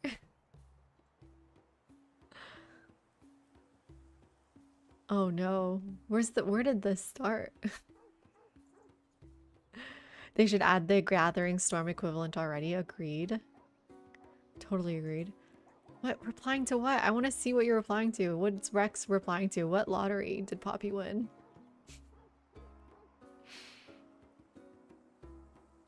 Oh, here. No. Someone loop me in. What lottery?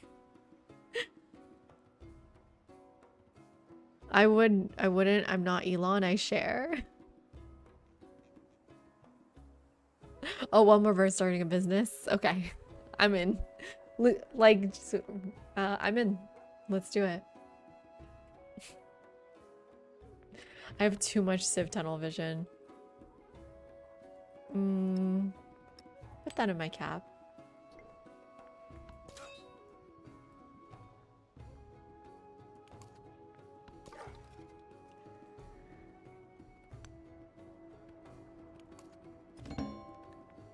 Okay, we need to get into water in 4 turns.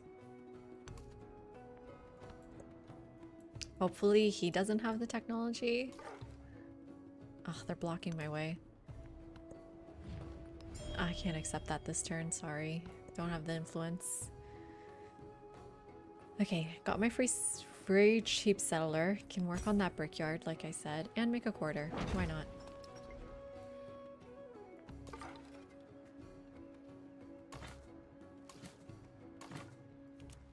Okay, let's see how this works.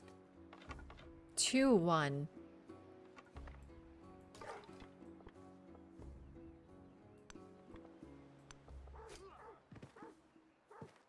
Yeah, 3-1. So it's working now. I wonder if they just need a single XP to make it work. Well, oh, shoot. Let's go kill Sulucia. Don't need him. Get even more XP.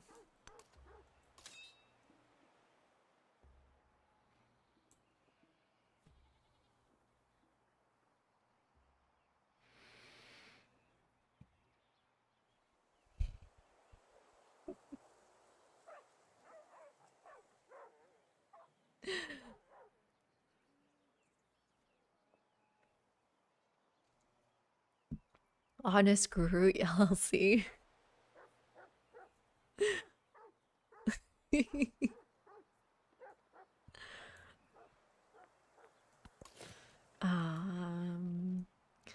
I'm curious.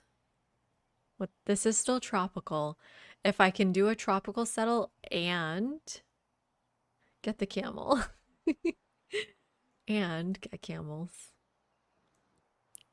I don't know where we need to keep settling. This is no longer tropical. That's plains. I think I want to go, yeah, closer to him, but the tropical stops around here. I wonder if there's more tropical, like, to the left. Can keep going left, then.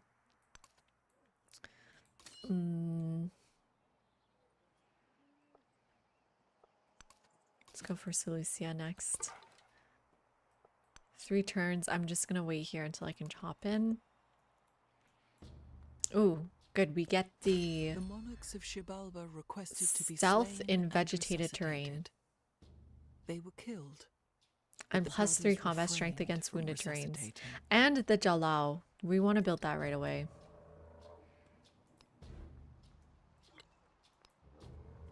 Let's finish the brickyard and finish that and then start the Jalao.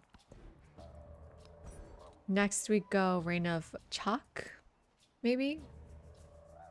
So the altar gains +1 sign. So first we need the altar.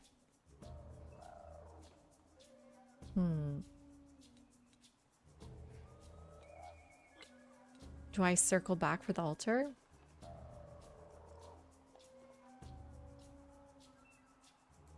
Or is this still worth it without? Because then this is also 2 scions. And our Kuna.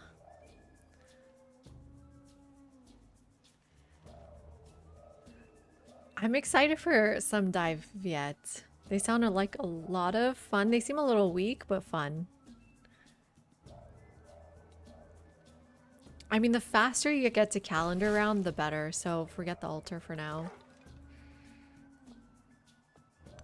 Okay, we want to try to find, yikes, more settlement locations. So much water in this map. In the most, like, worst places. Uh-oh. Okay, well, let's see what happens to the sister here. My bad.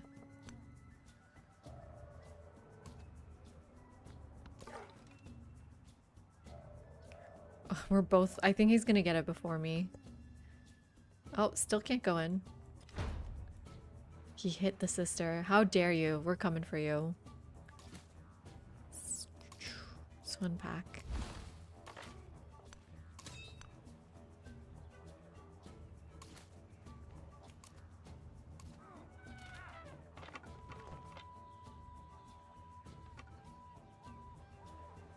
I'm sorry, that did so little damage?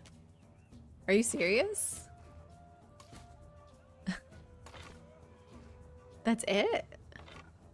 Oh, you still haven't shot. Have you shot? They have shot. That's weird. That was so little damage. Yeah, I guess we're going that way.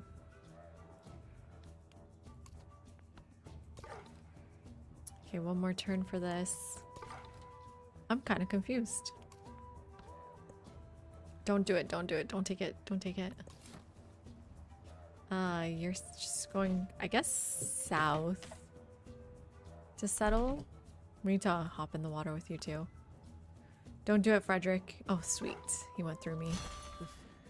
And with sailing, we can hop in, get that. I don't want to lose 2 turns of science. I'll take the happiness. And then we want to take...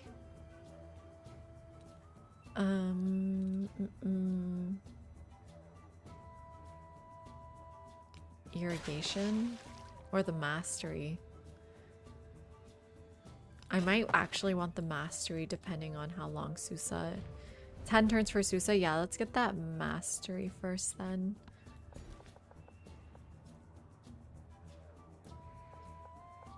So I want to take... I want to be careful not to take tiles from my cap. But I know I can take these tiles.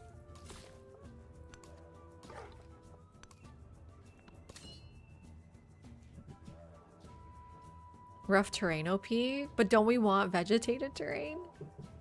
I don't understand why that was so painful.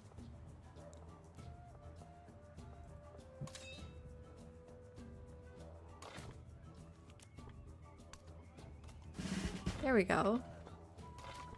I think I can get a kill. Am I gonna lose a unit here? That's ridiculous. Hi CT, how are you doing?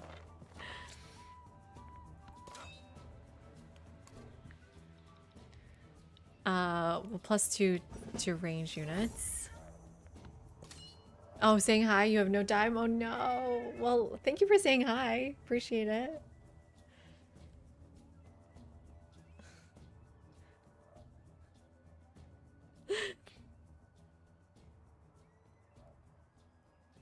Oh, it might be rough terrain bonus.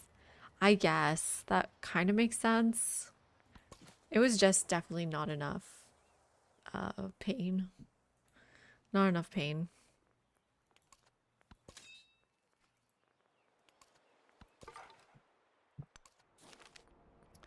Ooh, the culture. We need culture here. The sooner we do that, the better. Okay, we got an ad starting here soon, but I'm just gonna play through this one. And I did lose that unit. Wow. Unexpected.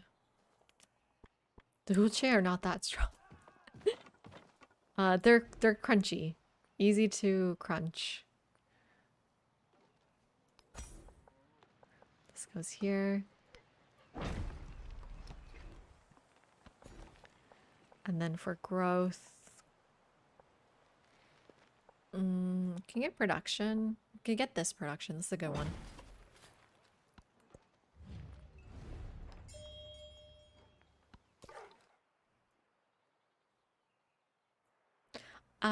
Do I already have poison. I should put it in.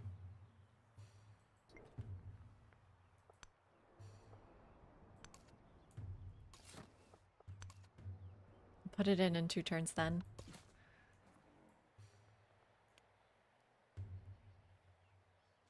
I'm gonna need more units.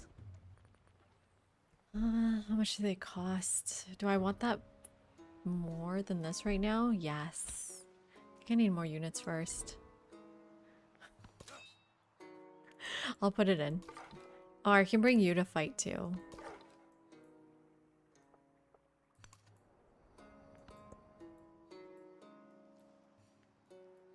Man, there's nowhere to settle. Maybe just down here? I'm playing Pangea, right? Like, I'm not crazy? Map random seed? No, wait. How do I find out?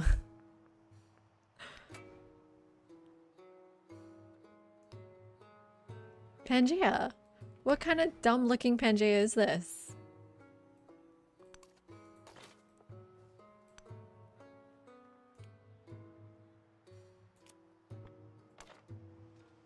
Start hitting here.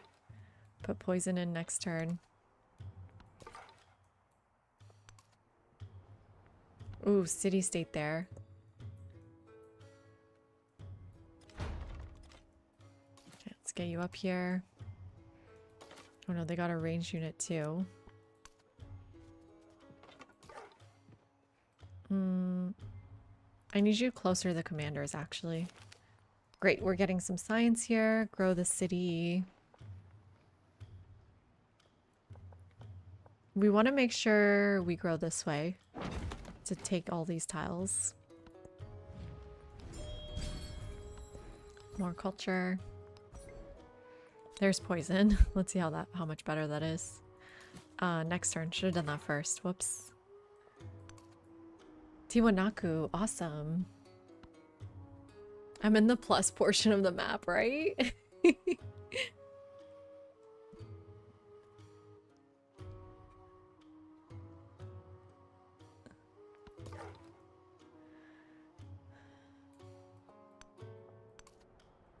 I think there has to be something down here for us. I don't know, though. I really don't know. This is concerning.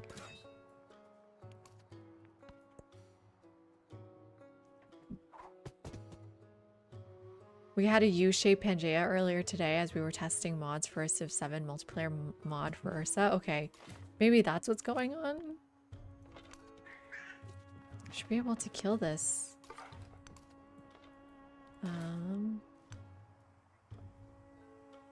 Can you guys hear my cat? She's going crazy. Oh, is this just like a little nub? I don't want to settle a nub. No.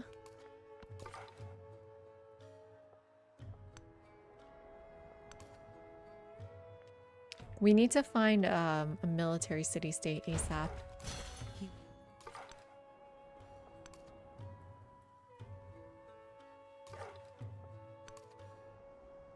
It's just a nub.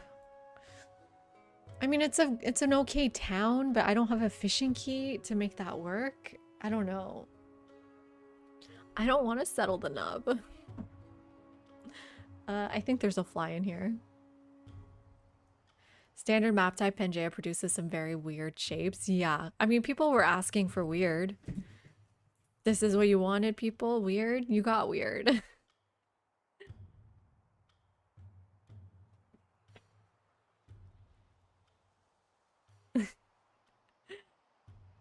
This sucks, though.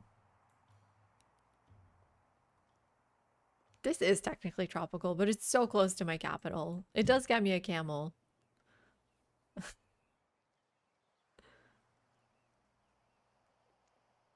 Balance produces more tropical Pangea shapes.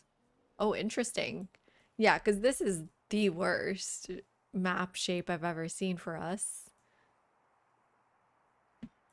It's got to be U-shaped. In which direction? I don't know. In this direction. I could have kept sending the scout that way. And honestly, I still can. No, I can't. Oh, maybe I can. So maybe I needed to go that way to settle. Maybe I just settle the nub to have a city. I'm not sure how you could connect it. Let me check continents lens. It's the same continent, so the only thing I need is a fishing key here and then in Wakabnal, and I believe that's it to connect. Ooh, scientific attribute. Awesome. Doing pretty well on science.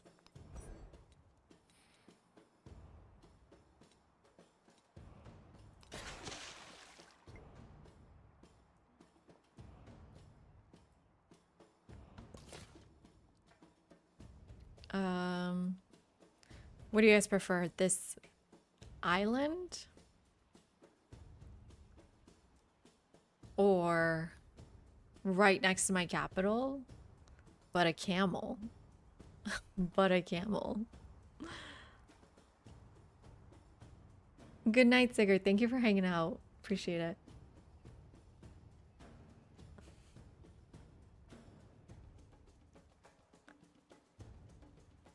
Your cat Tyrion was in your face the entire voice chat too. Wow, cats have opinions on the man who wrote I Am a Cat.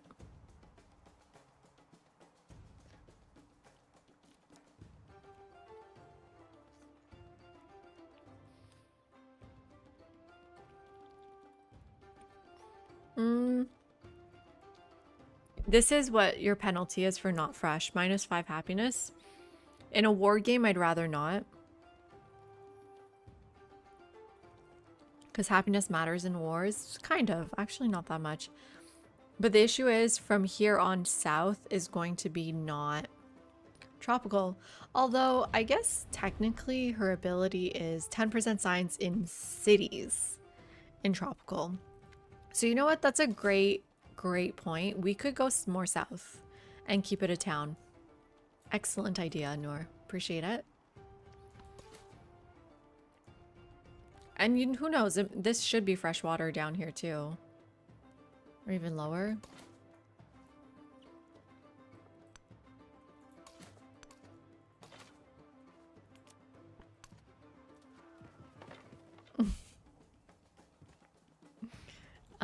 Let's put you in the commander so you can heal. Let's heal you.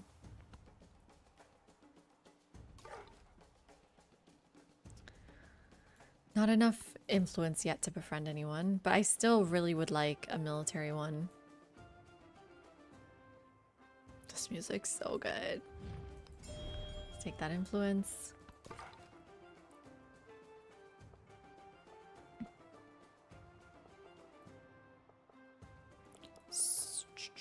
So I guess I'll send in the settler blind. Why not?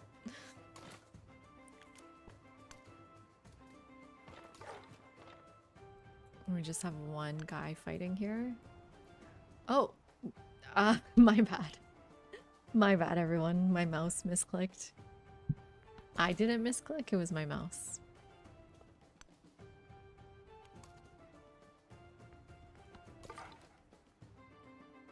How's the commander? So far, not that great. Right? So far, all it's getting us... I mean, she has +2 promotion. +5 strength for land units in tropical terrain. So none. Right now. +3 strength for land units in command radius when they're adjacent to 2. So not good at all. She's actually awful right now. She was good when we were clearing the other city-state, I guess.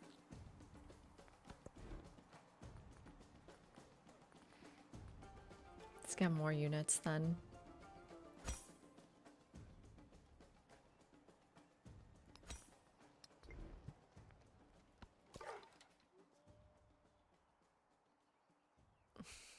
I'm surprised you didn't blame us. Nope, just blame the mouse.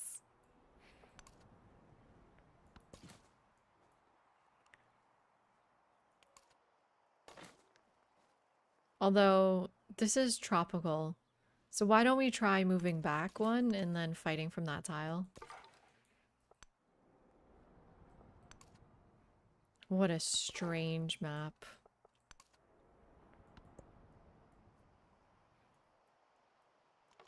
All alone. This is better than tool making, so let's go that way. So now if you look at the Huche, +5 jungle warfare. Not bad. And then next turn it'll also have poison. This tile. And then finally get calendar around here. Oop. So yeah, this is not fresh water. It's an excellent question. How important is fresh water?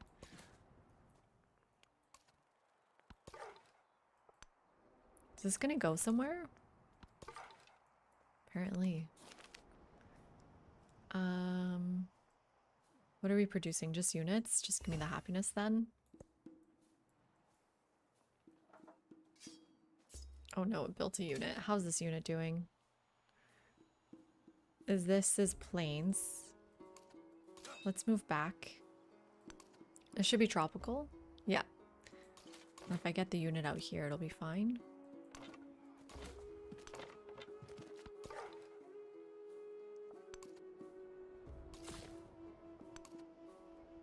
Oh man.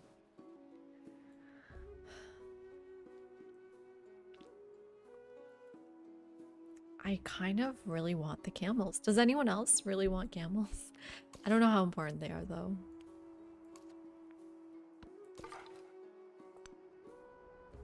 Oh wait, this led us nowhere.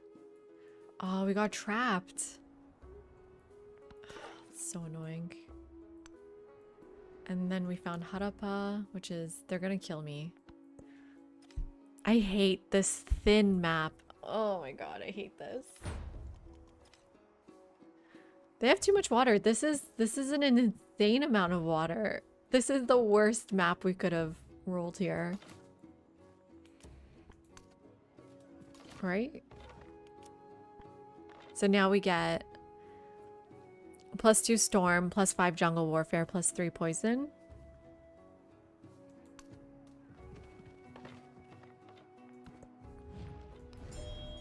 Oh, we should befriend a city state. Whoops. I need to wait 2 turns for this. I was really hoping... I don't know, Grog, you're convincing me to try with a standard map. I've never tried that before. So I went didn't I do standard? I did standard. You're saying balance is better though. Wait, let me see it again. One of my cats thinks while I'm playing multiplayer, Civ is the ideal time to sit between my face and my laptop screen. My cat's the same way. She likes the heat. You're saying go balanced. Okay. I'm thinking we restart this. This is so tragic. The amount of tropical. I mean, it's not that bad, but what do you all think?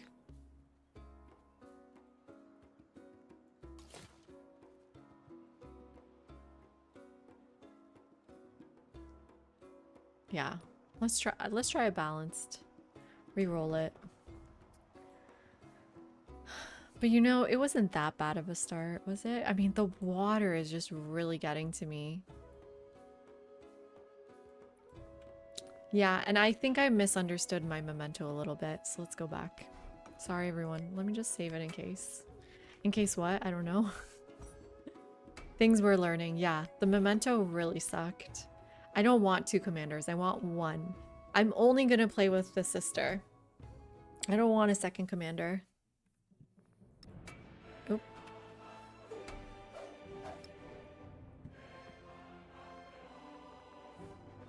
Where is she? Where's my twin? Here she is. And then I'm thinking, again, that one movement on ranged units is amazing. I like that a lot. 50% during celebrations. Let's do that one. Do you know what that looks like?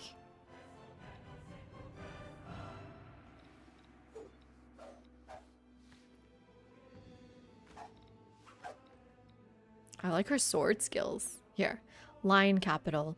Commanders receive 50% XP during a celebration. I think that's a better way to max her. Should we make this one the +1 to commander? No. The +1 on ranged units will help us win too. It already felt really good. ở đây cúi đầu khuất phục. Chỉ có mình ta đứng về phía chính nghĩa. And then what you're saying is do balanced. Start position, right? This is what you're talking about?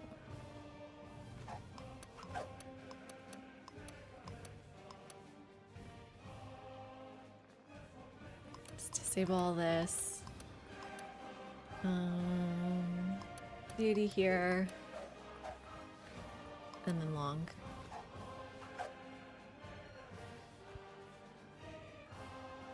Ooh, that's interesting. Oh, I like that idea too. Let's go back.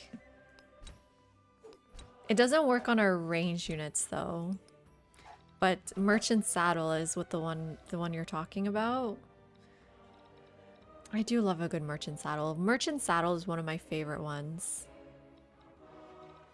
I like Shisa's necklace too, but that's for a different day. Where is it? It used to be gray. Here it is.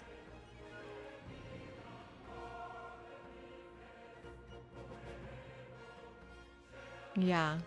I love pairing this, Sudan, to the one that gives you 50 gold for every revealed 100 tiles, I believe.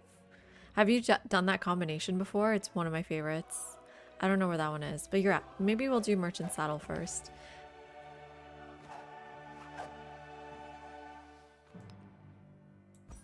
And use Jaguar Slayers immediately. Oh wow, it saved my options. Nice. Was not expecting that.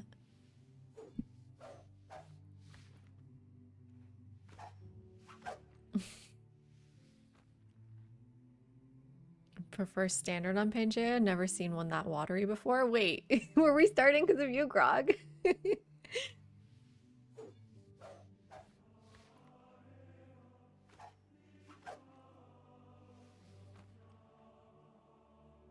It's like they redefined the definition of Pangea, right?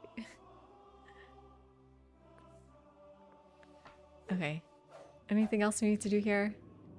I think that's good. I haven't done a balance start since the day we got balance starts in the game.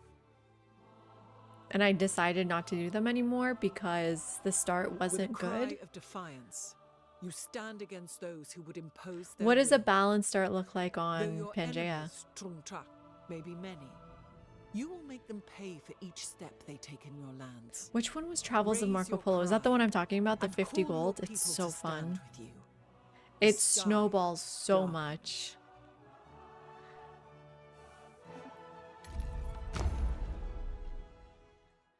Okay, not bad.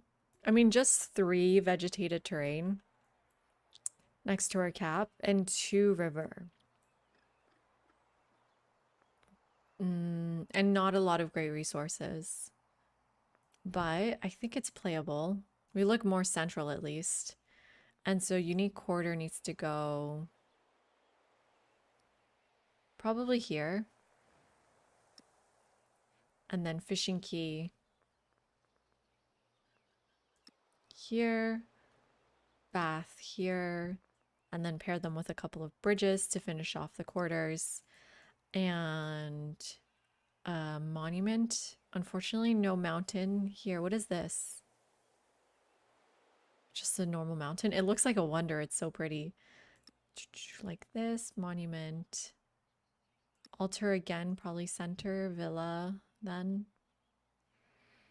I don't like pairing it with the villa. Villa comes so late.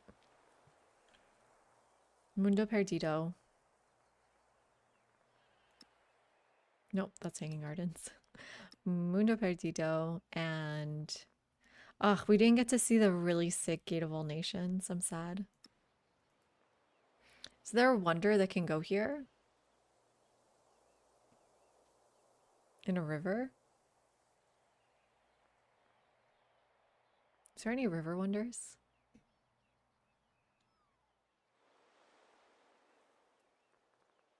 I don't think so. This needs to be adjacent to a river. Well, no, Colossus is water, not river. That's why we saved it to build Gate of All Nations, yeah. This is our library location. Angkor Wat? No way. Adjacent. Damn it. Nothing can go on a river, please. I do hate that.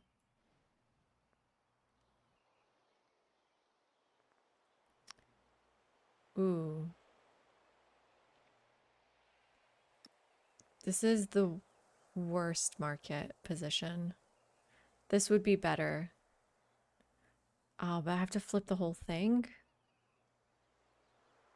I'll just move this over here.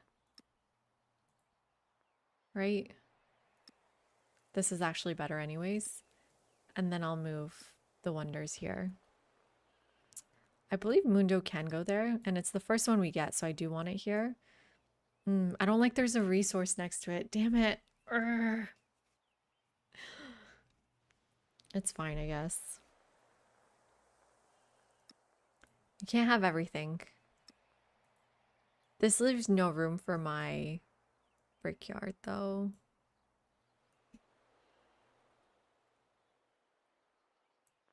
Oh, well, I could have done brickyard. Okay, wait. I'm so sorry, everyone. Don't yell at me. We're going back to this plan. I could do my brickyard there. Library, barracks, saw pit. Sure, I'll do the brickyard still. There we go. Mundo Perdido. Right there, and then another wonder there. We said Gate of All Nations pretty soon. There we go. It sucks that I can't add another wonder there, though. Hanging Gardens. Just in general, get Hanging Gardens.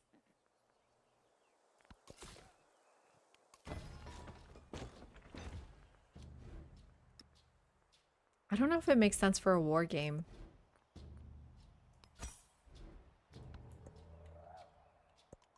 The radiance.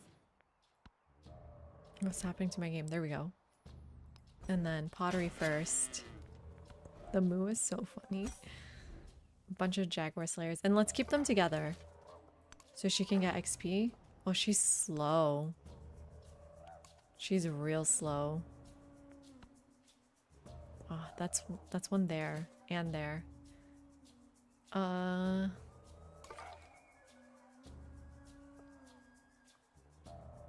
They're so close to me, I don't think I'll miss on those. That's probably not true, but let's keep going this way. Let's use my commander to get those. Oh, a camel! Yes! Let's get some vegetated tiles. We got our camel, at least. Definitely need tons of culture.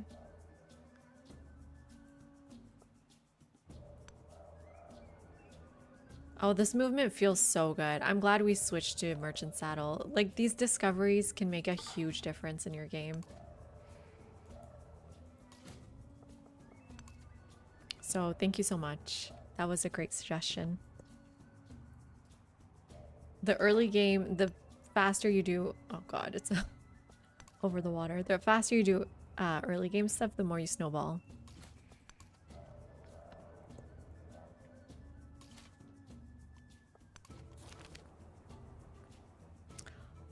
Oh, take 50 damage to my commander? I mean, it's just 50. She has 100 strength, right? The cage. She's yelling at the guy in front. What are you doing? She's getting up on off her seat. Like, you messed up. I'll take the iron, I guess. It's not very good. Maybe I won't take the iron. Take the food and growth. I don't immediately need a camel. I don't know. I just saw it and I was entranced.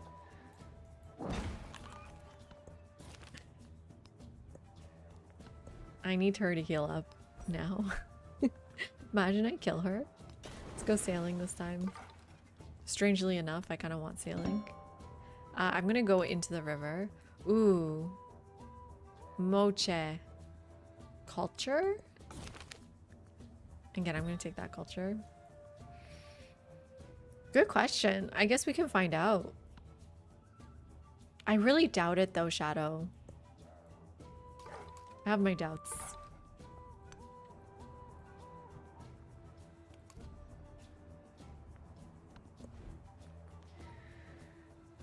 I think I want another Jaguar Slayer. They're fast. Oh, nice. Ooh, look at the way that cliff looks. That's actually really cool. Yeah, you go home and heal. Here you go. What does she look like? Have you guys checked this out? I mean, she looks okay. It's pretty cool. I do wish your leader could be like a character like this on the battlefield or whatever. This is Wasukani.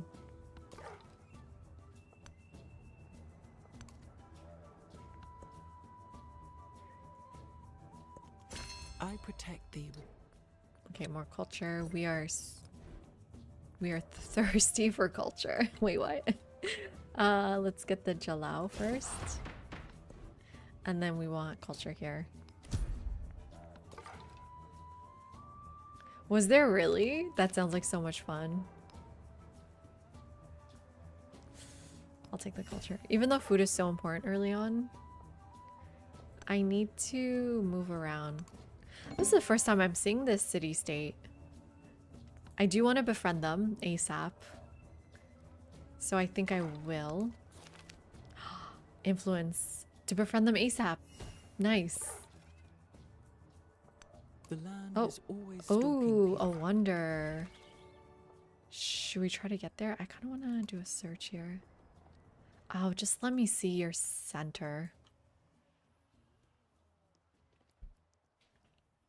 You started too late? This is in exploration, or are you still in antiquity, Jay? What are those two guys doing hanging off the cliff, rough terrain? Some kind of contest or punishment? I missed it. I wish I could see it.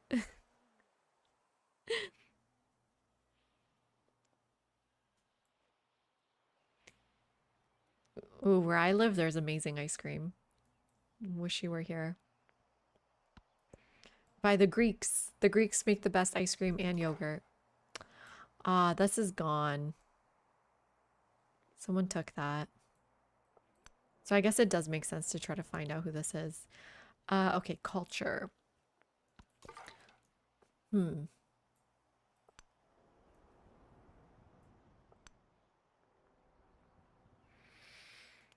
There's too many mountains to search. Let me just go past the mountains. Actually, do we befriend Wasukani? Or do we kill them? They're right there to kill, right? They're like such easy targets.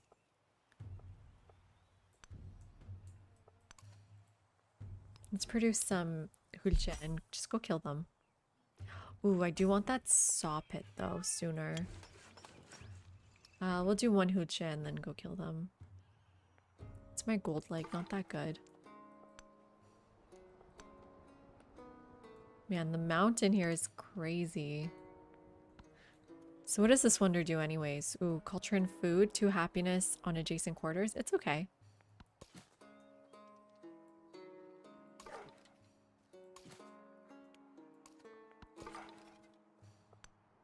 This is a good spot to search. Open fields and nothing, except we found Taruga, another culture one actually. Oh, the close-up of the sister on her camp. Oh, okay. She's back on her elephant.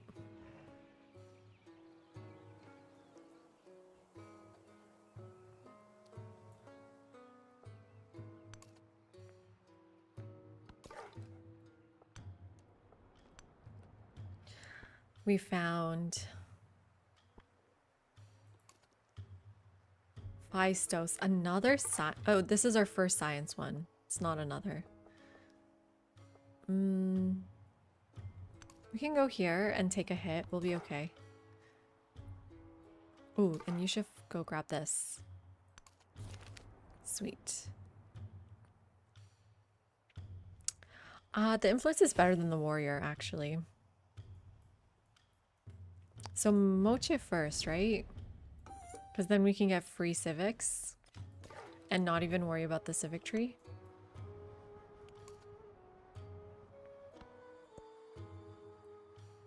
Interesting. You're right. This is empty. Why is it so empty?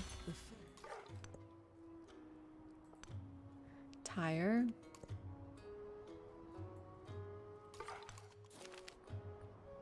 More culture. And then masonry this time.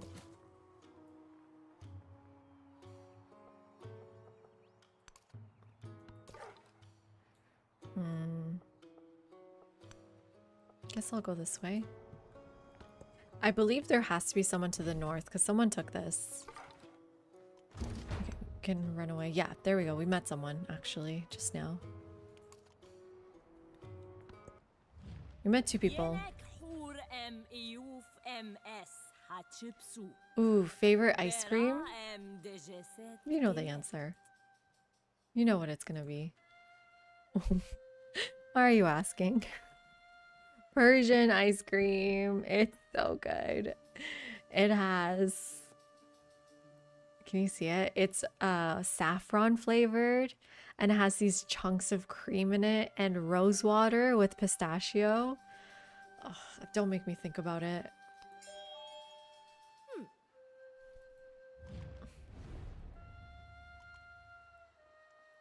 Yeah, I mean, we'll try to settle towards her.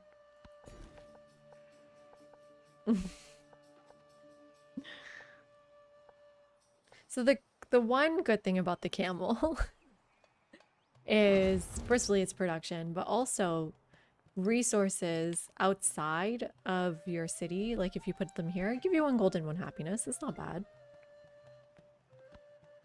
There's a lot of Persians in Houston. Are you in Houston by any chance? Oh no, not RIP.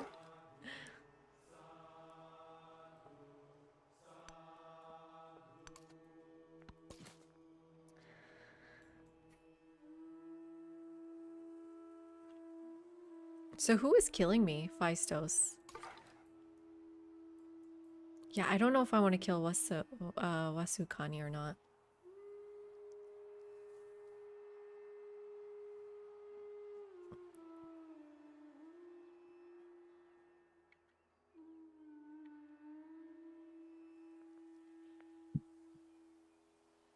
Yeah, I'm sure in SF you can find something for sure.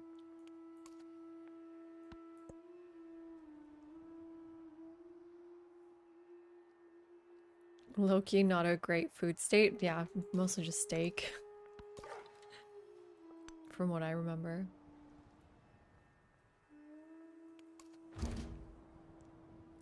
Ooh, actually, here's our first target. Yeah. Not the arrows! Shit. I agree, Shadow. Let's do that. Let's befriend them. Although, it's gonna be so long till we have 170 to do so. I kind of regret taking the culture one now.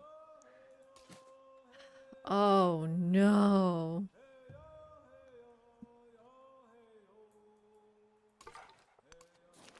There's nothing scarier than burning arrows in this age.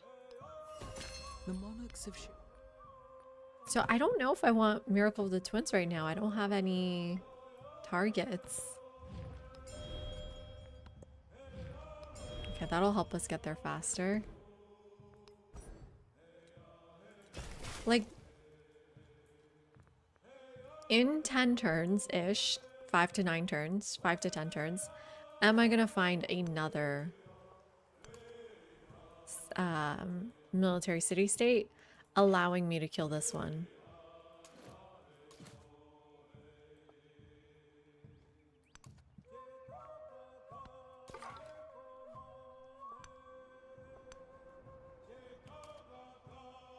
I have so many Jaguar warriors all over the map.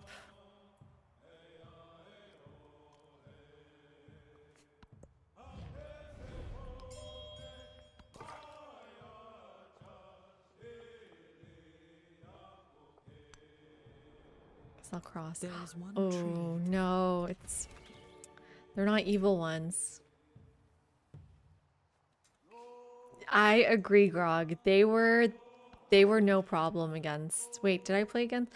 They're really good against range units. It's true, because you get strength against them. But for everyone else, you're screwed. The earth is held What is firm. happening?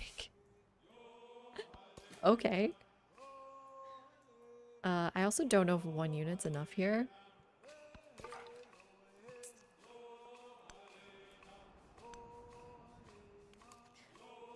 But I'm gonna take my units to the edges of the map and try to find another one and kill Wasukani. The only thing is this is the only tropical terrain nearby, but we don't even have that ability yet. So let's just unload. Oops. Next turn. Ugh, I unloaded in the wrong spot. Ooh. Dividurum. I think they're gold. Oh, that is... You've hit the jackpot right there, Alex. Enjoy. Have you tried it before? Persian ice cream? Let's try to get through here. Ugh, I'm so mad at myself. They are military? Sweet. Sweet, sweet, sweet. Okay, we'll befriend them.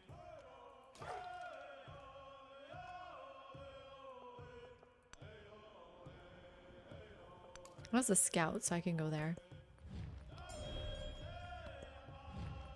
Funny thing is, people like me. They want open borders. Oh. That was such a bad choice. I knew it was a bad choice. Mistakes were made. Oh man, give me a unit ASAP. Next turn. Next turn I can just buy one. Where are you going?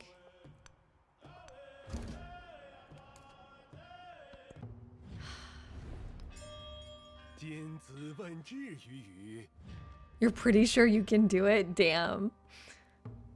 Damn.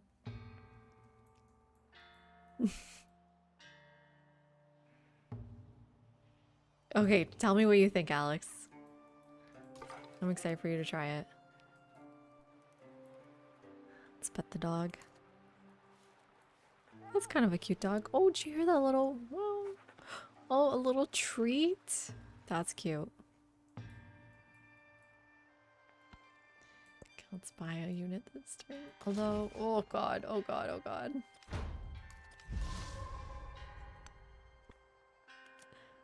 We can move back, and they still lose a movement in that rough terrain. But all very concerning. Let's buy a unit.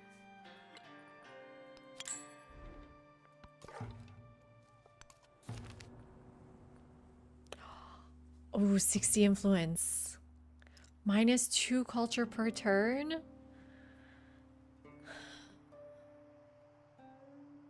Yes? Oh, I feel so bad about that decision. But I needed it. Oh no. He's gonna fight for it. Hey, Min. Not immediately. Right? I don't actually know. Wait. Because she has that ability at the end. Oh, wait. You mean just in general? Yeah. You're right. Just in general, yes. This adds +2. But eventually, she'll also add +5. So yeah, maybe I should use that immediately.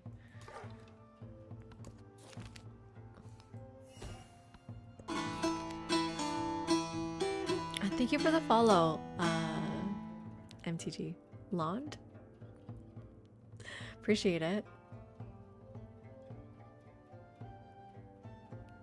Okay, with my ice cream?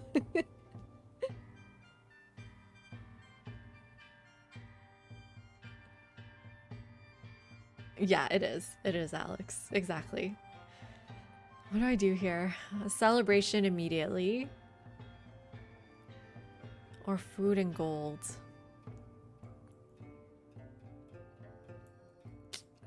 That food and gold can be useful. How much is it to purchase this immediately? 88. It wouldn't get me enough, but it would get me closer to just buy it and work on my Jalao now. And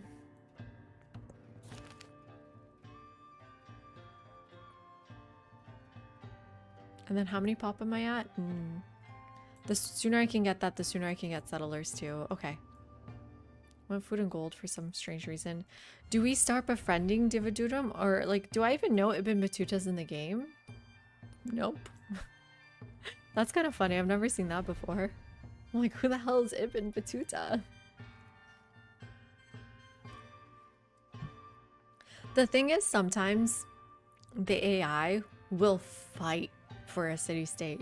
So even if I could spend 100 influence at some point, which keep in mind is going to be a long time from now, he's going to fight me for it. I'm trying to kill him.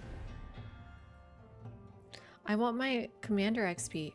I guess I can still like kill their units and not raise them for the XP. I really want to kill them though. Do I kill Tyre for fun? But I want to go towards Simone with my units. It's not worth fighting it without the 50%. Agreed, Min. Totally agreed. Like, getting back to 100 and then also that 100 costs you so much. Okay, we can start befriending and killing their units for some XP.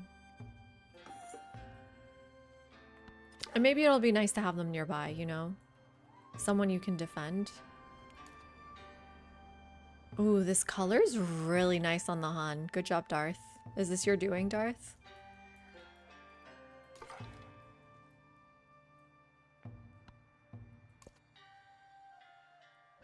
Oh, nice. This guy said, not today. I will protect the queen's sister. Okay, so yeah, Min, you're completely correct. We should be doing this if we don't need to split up our hits. I hope that 25 culture will accumulate because we're getting 0 right now because of that narrative event.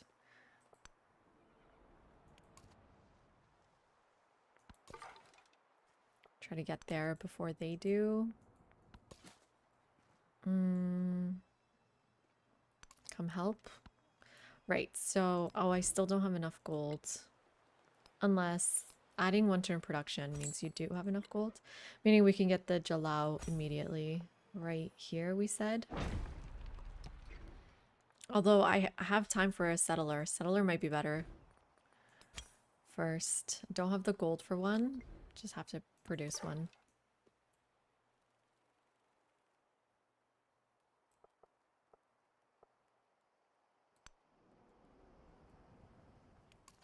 Got zone of control there.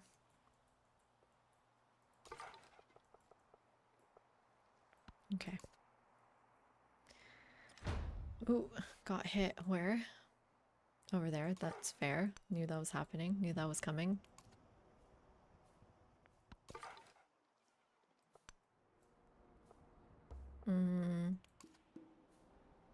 Okay. It's safe to go that way. Let's bring you out.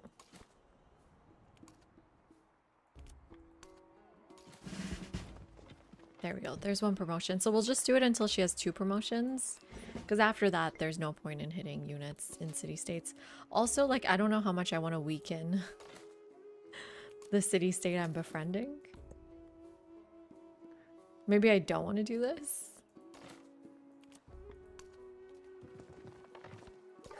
But 6 XP is really nice.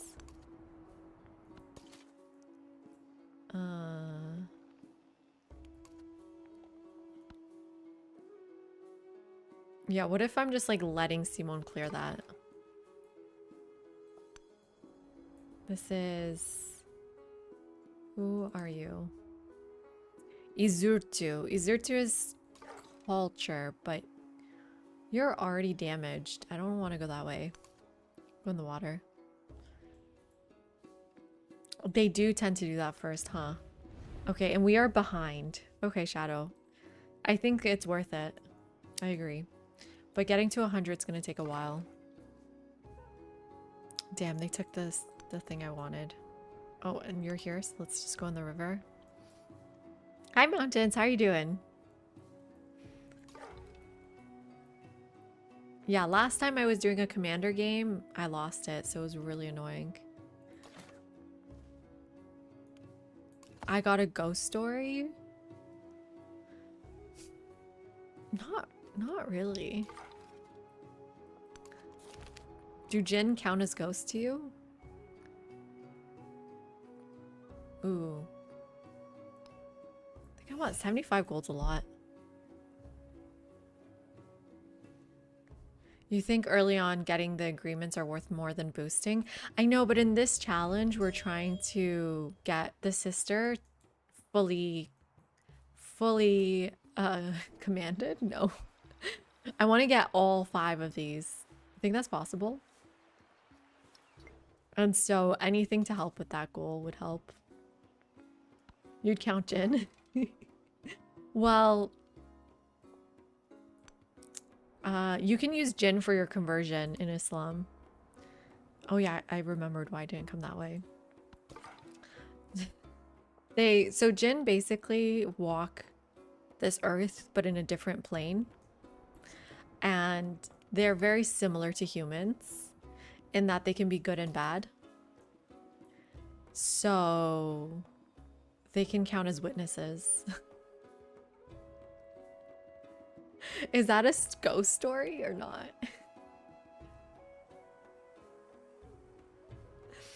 And one of the reasons why in Islam you're not supposed to communicate with the jinn is because they're in this plane.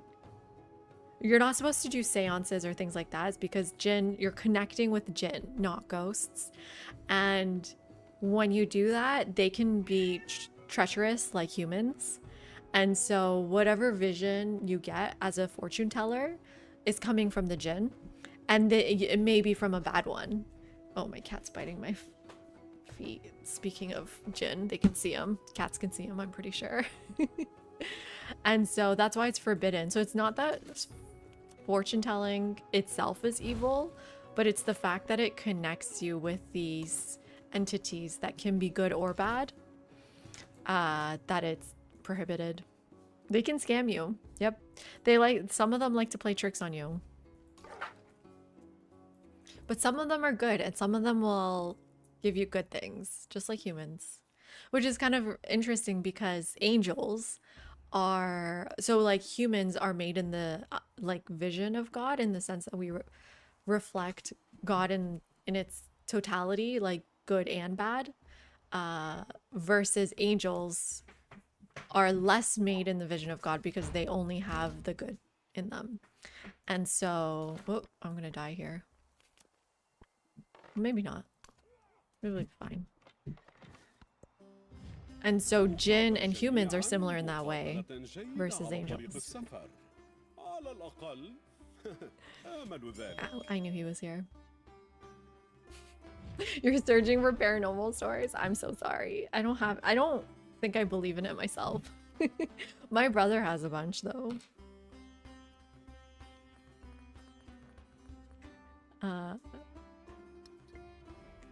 I mean, my family has a bunch.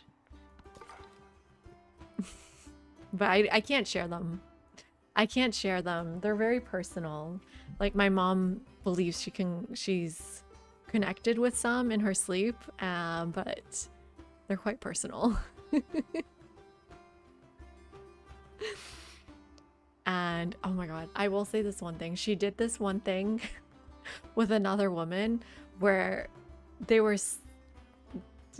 arranged to go to bed at the same time and try to, like, communicate in their dreams together.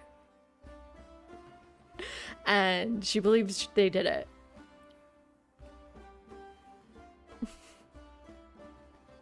Good night, Common. Have a good day at work.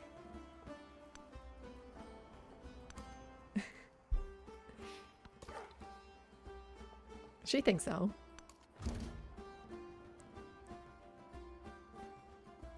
I just want a gin to make me his twist on a gin and tonic. Pachacuti, are you gonna take that from me or am I gonna take that from you? Let's see. They're out of well, they're gonna do it first. I hate how the AI gets the first movement. I need to get out of here. Izurtu's too much in the way there. I have to remember that. One turn on a settler. Oh god. Let's move you back. Let's heal you for one turn. I am healing. Okay, good. I guess we want to settle backwards.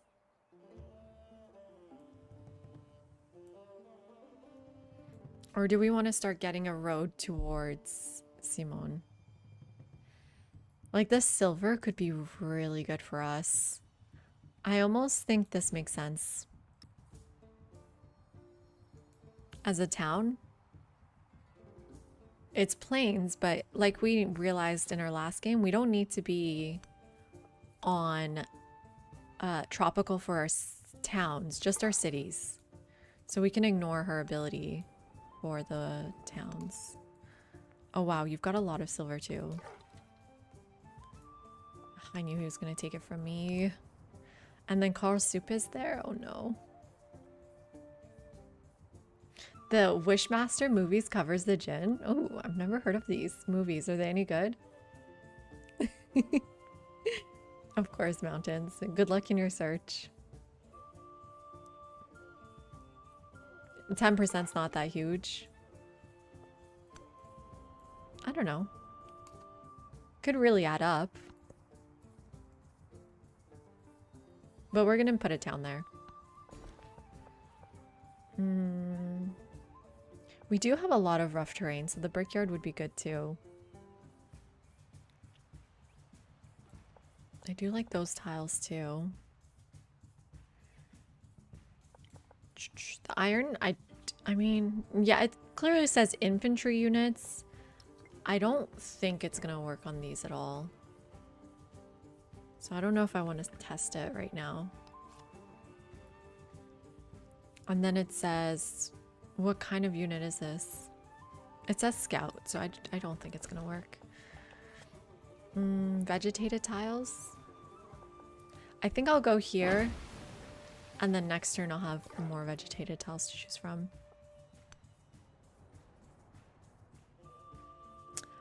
It's not overall science, just in cities. Okay. Ooh, get that discovery. That does make a difference. Damn it, Carl Supe. Oh my gosh, who's this? Also Carl Supe.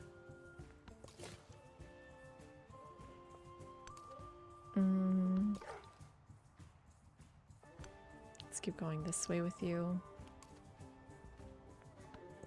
One of the other great things about Merchant Saddle is like it helps searching by moving 2 tiles and then search. You get to see a lot more. Okay, we want Shrine to the Jinn, which you definitely shouldn't be getting shrines to Jinn. As we've discussed many times, they're not something to worship. And nobody's ever done that. Like it's nonsense to do Shrine to the Jinn. Maybe you can make it.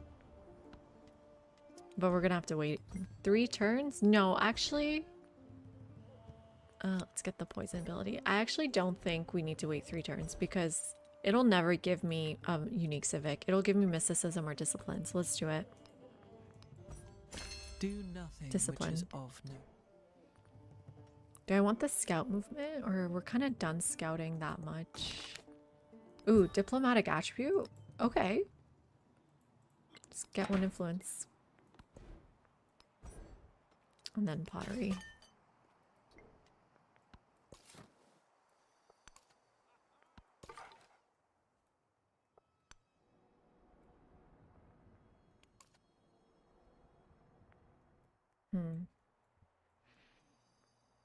We have a bit of gold.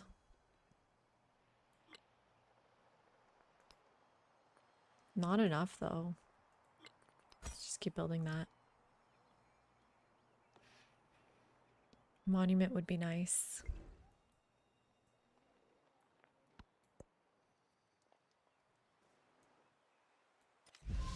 Okay, do we want to add influence here? Yeah, because I want to get it sooner than Ibn Battuta at least. Oh, we can get that influence back. Maybe valuable? Let's do it.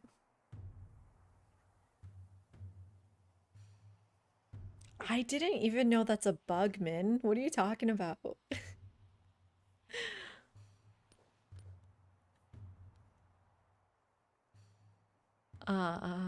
Like the AI Hamiko or the player's Hamiko? Ooh. I want the culture. Sacrifices have to be made sometimes.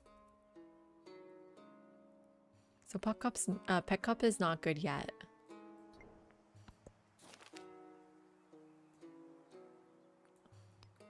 I never even noticed that one. I rarely play Hamiko. And I don't even know if that's the Hamiko I play or not. Calendar round's really important.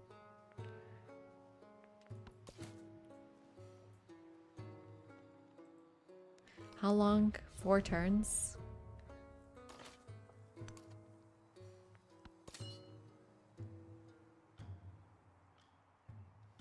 Yeah, and she's not in my game. I can't check. I actually wouldn't even know if it's possible to check. I guess I could check like her yields. Right, this commander doesn't matter. I can just send him to pick up discoveries. Right? Let's get silver.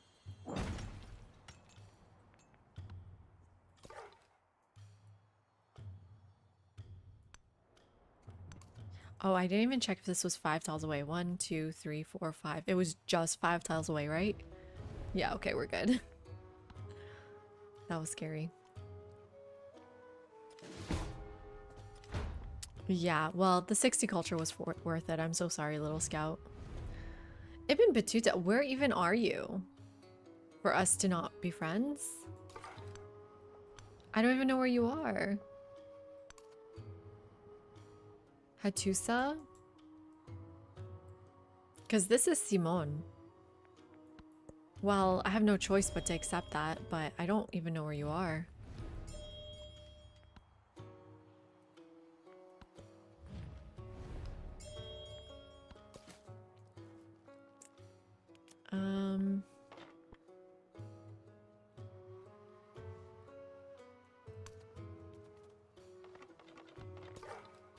They seem still strong enough that I can bully them a little bit. Still have a fully healthy unit here, I guess.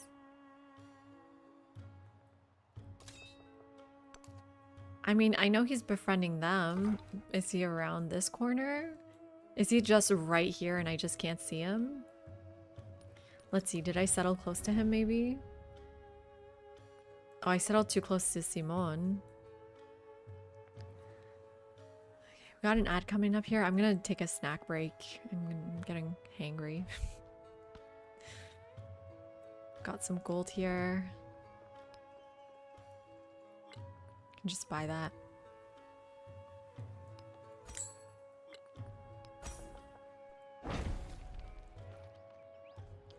Any suggestions? This banana is so old, I don't want to eat it. Okay, I will be right back, everyone.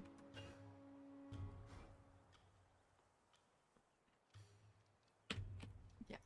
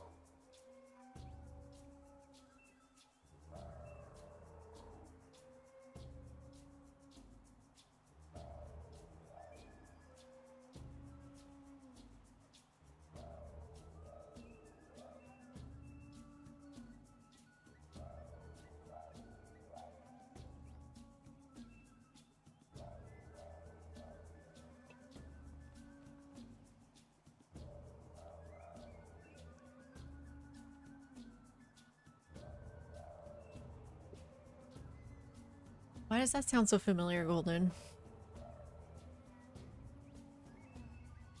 Oh, people are saying Endless Legend 2 is coming. When is that coming? August 7th? Ooh, real soon. Wait, yeah, real soon. I was like, has August 7th passed? Nope. Peachy.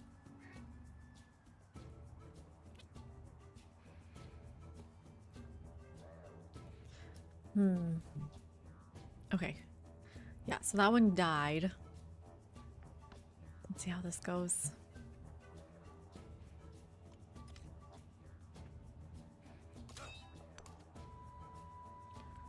So did you guys hear that bark when you click the scout? Yeah, we know there's a city-state here. Hattusa. Don't remember what kind. Keep opening our borders with people. It's interesting Simone doesn't hate me, but Ibn Battuta does. We're not ready for war though.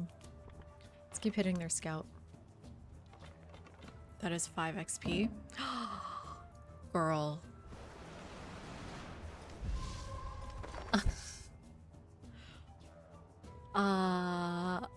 Where did you come from? Where did you even come from?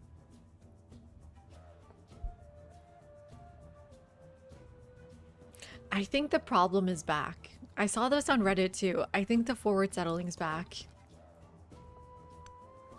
Because that is an insane forward settle.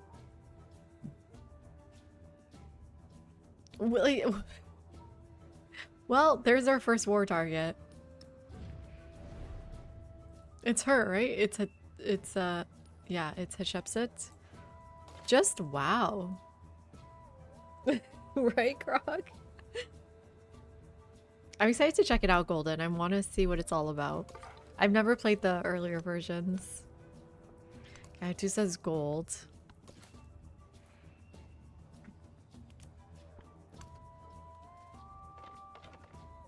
Yeah, they need to fix that. Someone tell them. Someone tell Firaxis. You broke your game again. One turn till they're friendly towards me. Oh, they're even gonna take my tiles. I want to grab my tiles before they... Oh, they already took one tile. Shh. I mean, the problem is they're gonna like dictate where my tiles go. So I'm gonna do this ASAP. I guess this gets me most of my tiles here. 1, 2.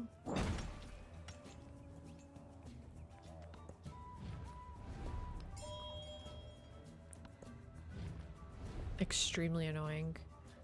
I don't want this strength yet, though. I'm not ready for a war. I'm still building my unique quarter. I mean, you die if you step up here. Let's wait one turn. Okay, so now we're friendly.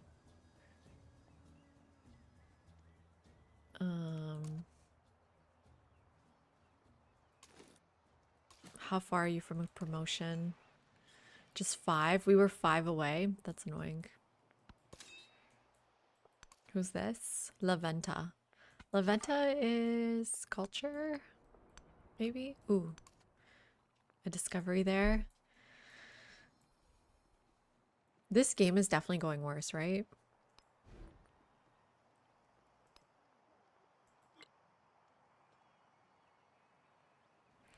But we're stronger the earlier we fight her, the we're stronger.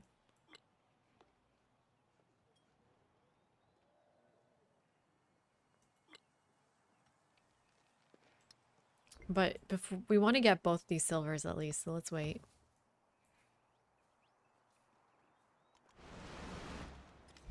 I think she didn't want it. You know, and it is Egypt again. It is Egypt again. I think they want my gold. Sorry, they want my river. That's so annoying.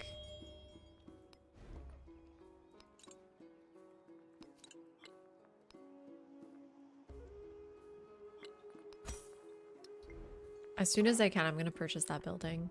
Can you Not. Just keep standing there.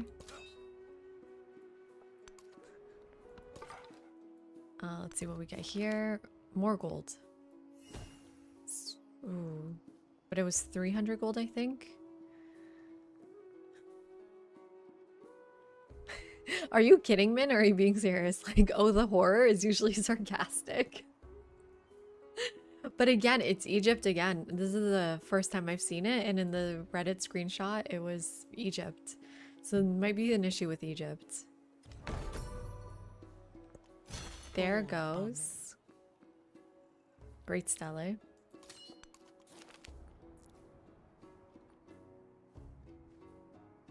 Ooh, this production kind of does help us.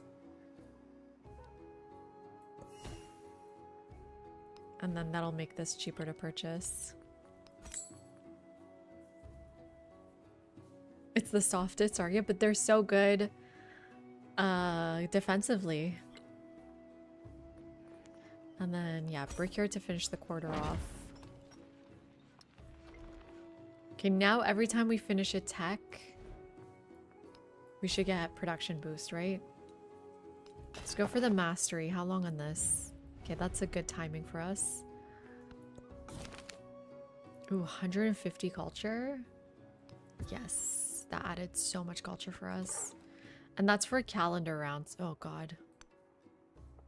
Oh god, this is so dangerous. I think that guy's dead, and I didn't pick up the discovery. Whoops.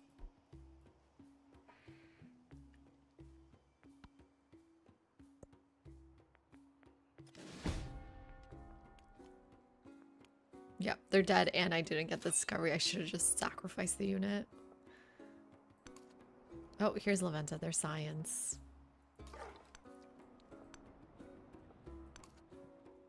Here he is. There's Ibn Battuta. Oh, he's coming. Oh. Oh. Oh. Okay. Well, we got our first war, and it wasn't even my fault. There's... I think our second silver, yeah.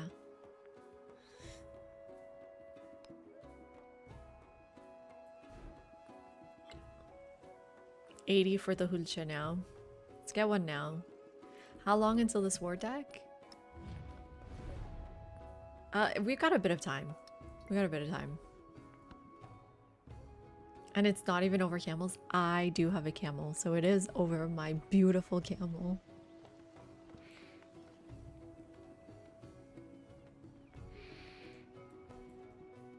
The most unique the most insane defensive unit are the opposite ones.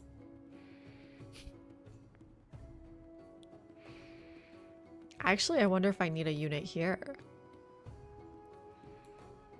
Or walls? Oh, I still have 5 turns till I unlock walls. Okay.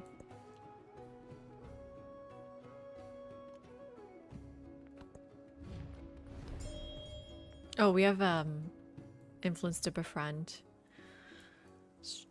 Is there any friendly science ones? Just unfriendly ones?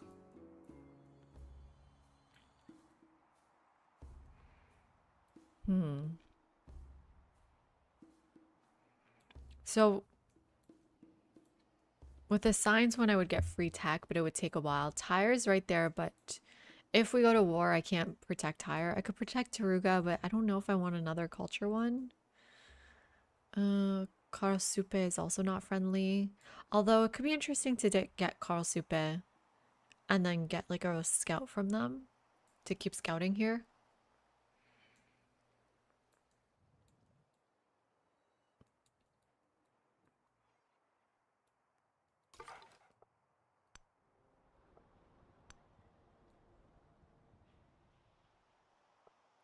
We should hop up here and see what his cities are all about. And in we go.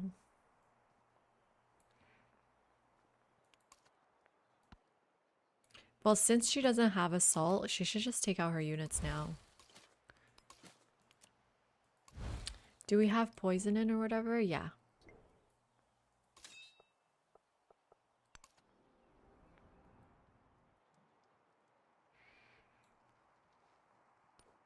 We are at minus 45. So this is minus 5 per turn?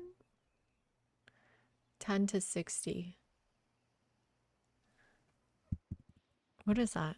If it's 10 turns and it brings you down by 60.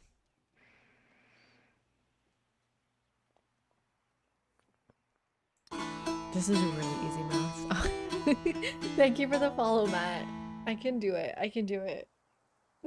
Shit. It's minus 6 per turn? It's minus 6 per turn.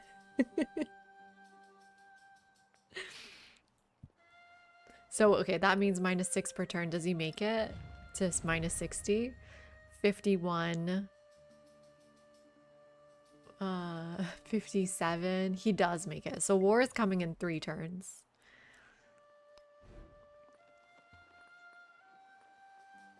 I think what makes the most sense is to buy the brickyard. I know it sounds crazy to spend my gold on this, but now I can produce a huche in 3 turns.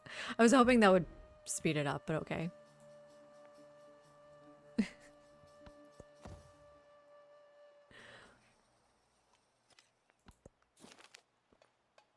Oh, perfect timing. Okay, do I bring them to the fight or save them here to protect down here? I guess I'll protect down here. Oops, what?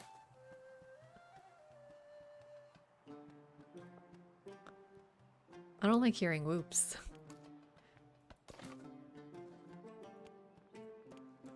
And then I have...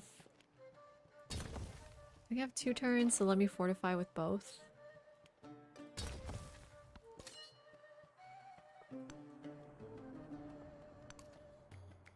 Maybe fortify with the commander too, since I don't have walls here. Oh, I can't fortify in here, huh? Okay. Thought I could.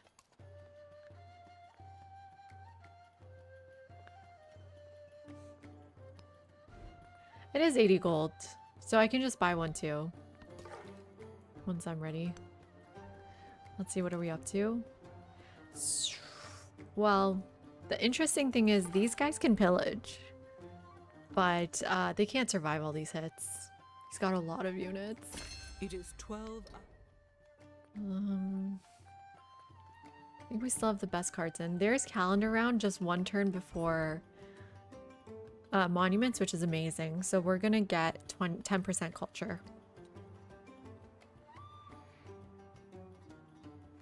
Do we want the mastery, or I think we want our temples now. Although in 4 turns you're gonna give me a civic. And it's gonna be, well, it is Gate of All Nations, it's fine. Ooh, economic or scientific attribute. It would be our first scientific and our first economic. I think I want scientific. The heavens speak divine instruction and hidden knowledge. Math. The knowledge is math.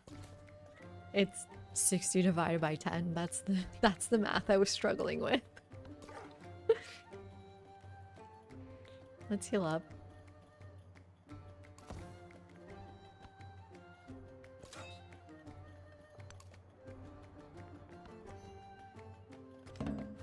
This should be the turn. Yes, so now he hates me, so actually it's the next turn. Ooh, got another scientific. Oh, 25% towards researching tech masteries kind of works with for us. Because I believe calendar round applies to masteries. And the unique quarter does.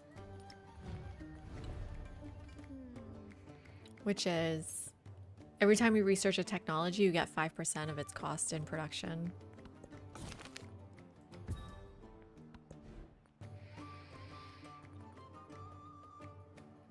One turn a unit, or just go for the monument.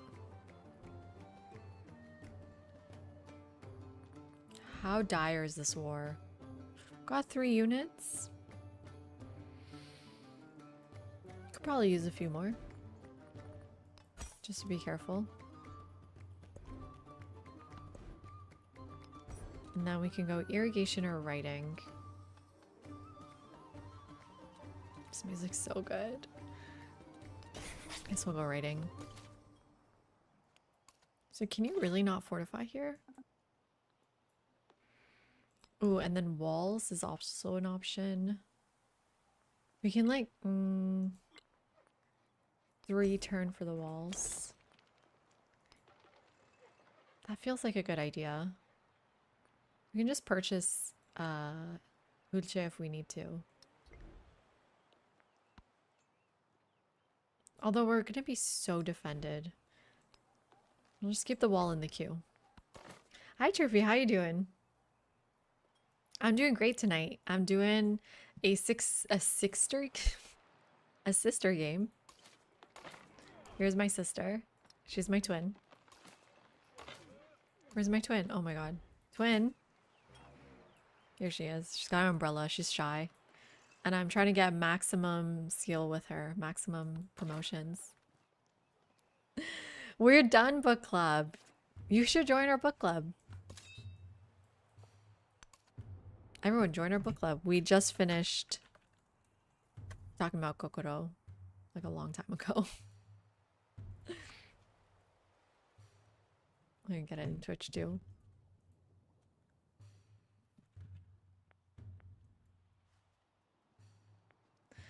Okay, here comes that war deck. How long on you? 3 turns. Oh shit, our influence. Oh, I never made a decision.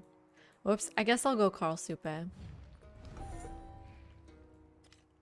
Handle immediately at 100. Although that influence might be good for war. But this brings it down to 20 turns. Here we go.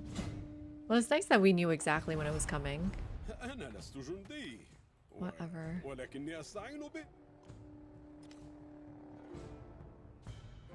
So like one reason now, Min, I would be hesitant to use this ability is I want this unit. I guess this is what I do. This unit I spend hitting here, getting the range units out of the way. Oh, good. Promotion already. Okay. I actually don't know which way to go with her. Because on the left is +5 strength when in friendly territory. That's us right now. And I find it really difficult to get 2 enemy units adjacent. But then 15 strength for this commander when defending versus 5 combat strength against fortified districts. Like this second right one, Trung Ni, is much better. Or sorry, 65 strongholds is much better than High Butrung. But this I can use right now and like destroy his units, right?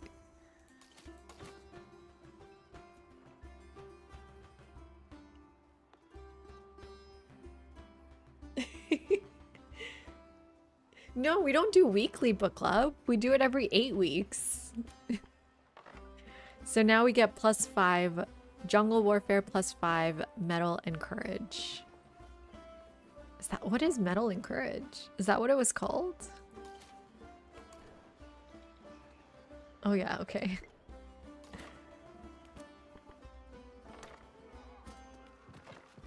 Oh shoot, I forgot to use the commander next time. And now we get +3 poison as well. Well, and then let me add this to it. Awesome. Ugh, not her too. I guess the war is warring. The war is warring.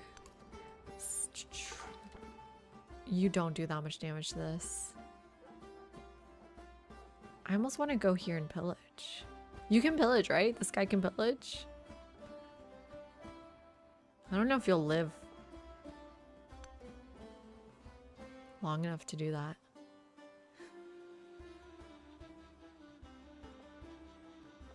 You won't, so just hurt him. I can't get through. He's got too many units. Yeah. Can't make it through. The Jaguar Slayers are not that strong, are they?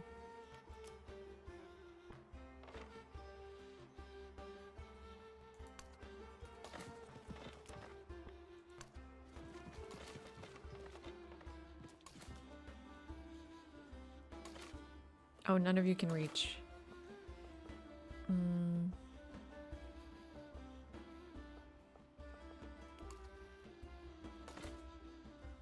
I mean, I don't want to go all the way here. Let's just wait one turn. We also have a problem on this border. Whoops. One turn until this. That's nice.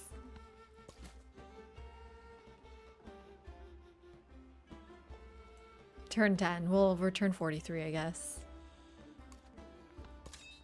And how could you do that to your friends, Grog? On multiplayer? That's evil. Okay, they're leaving. And... oh, Age of Heroes. Commanders get 50% XP. Awesome. Do nothing which is... Awesome, awesome. Oh, we're starting our walls? No, no, no, no, no. We should do Gate of All Nations and Mundo Perdido. Kind of want both ASAP. Neither that contested though, so we don't need to rush it. But this could be really helpful.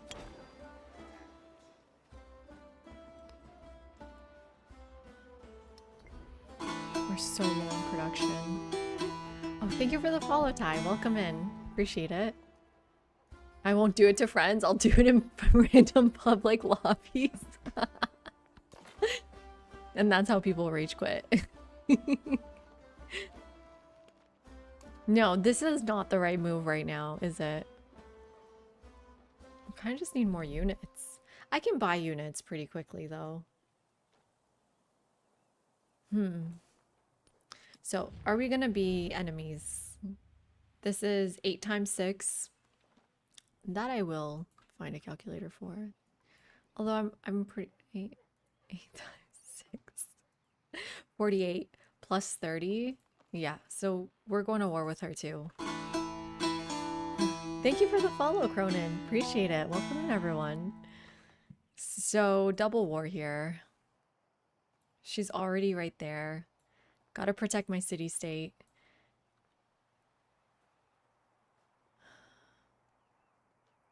How long until the war deck, though? Let me get my my trusted calculator. So at 60, you guys can't see it, but let me show you. At 60, relationship minus 60, they can declare. I can do this in my head. In 5 turns. Divide by 6, because it's minus 6 per turn. In 5 turns, we're going to war with her. So I'm thinking, like, do I push against Parsa with the units I have and take my commander that way? Or do I stay here and wait 5 turns for just to kill Jenu? Good night, Alex. Of course, thank you for joining. Appreciate it. Yeah, super fun chatting with everyone. Agreed.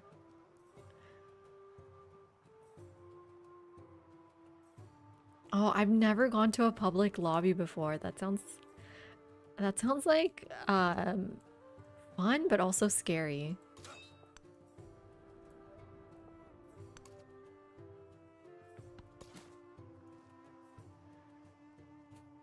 How do we want to do this?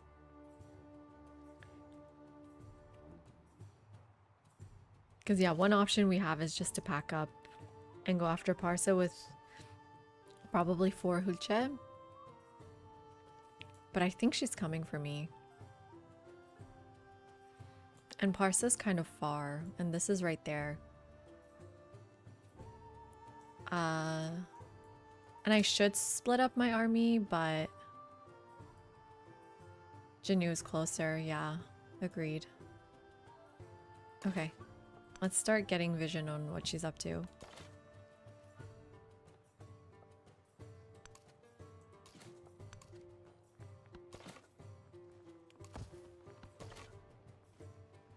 Okay, stay fortified right here, protecting our city.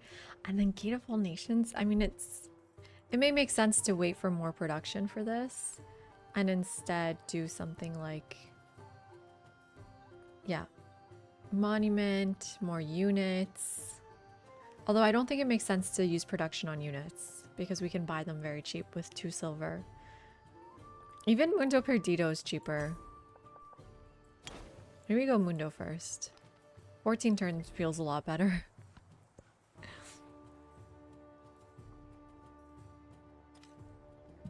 Okay.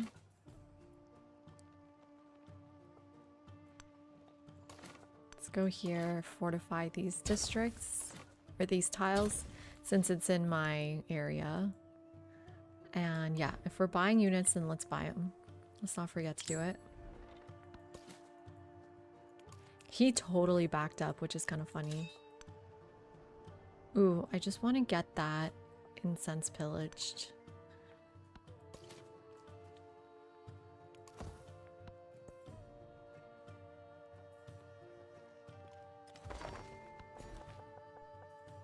We want production, but we also want vegetated tiles. Let me get this. It's the most production we can get.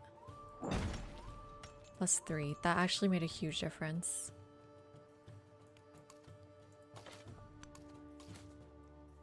Buy another unit?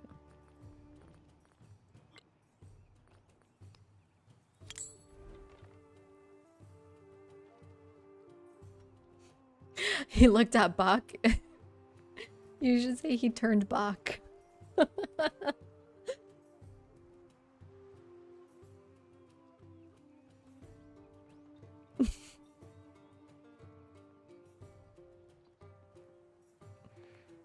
I've been thinking, Grog, of doing a community game where we do camel wars, and whoever has the most camels at the last turn wins.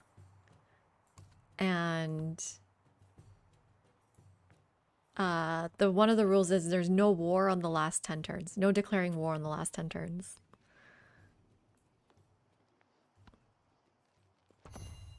Okay, how long are we from this? -40. -46. 46. It's same spot, 51. So 3 turns away again. It's technically 4 turns, I guess.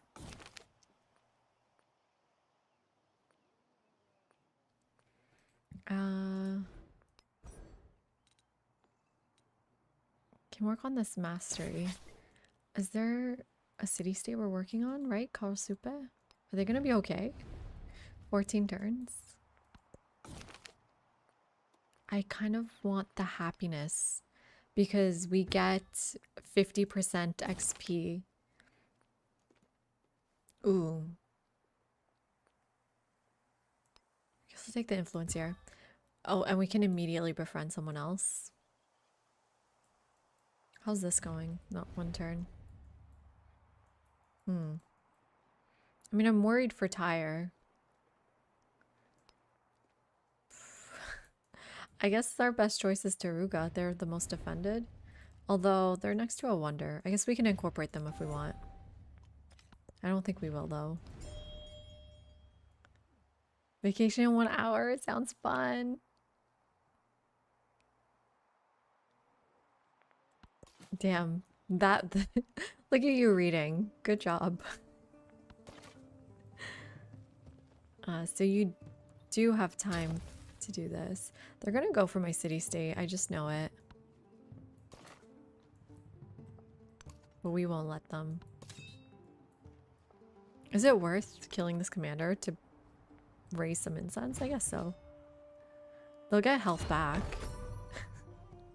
We don't even care about this commander. It's fine. There we go. Did that hurt them? Not really.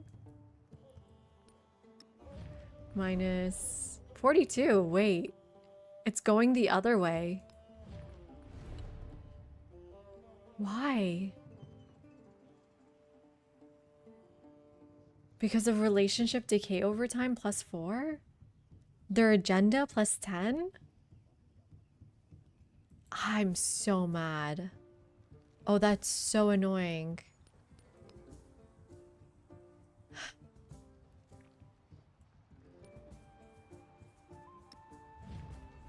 This is barely going negative then. Damn, that's annoying. I can't even denounce her myself. What can I do? Denounce military presence, maybe? Wow, Matthew, 5 minutes? No, I've just been crying for the past 5 minutes. Because our relationship's not actually going... Oh, there we go.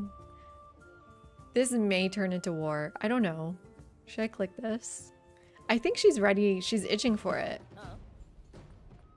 There we go. She's itching for it. I'm itching for it. Let's go, baby. I get +2 against her.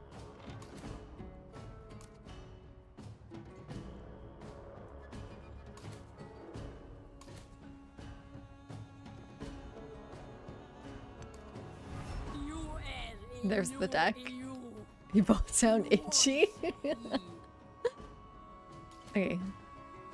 So how do we do here? Once I think we want to spread the hate.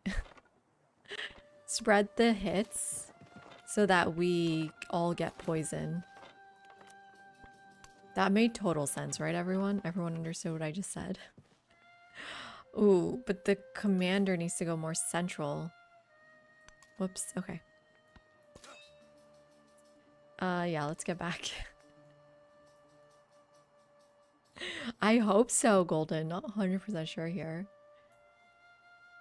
I've had it where it doesn't, which is why I was hesitant. Let's do more. Huche.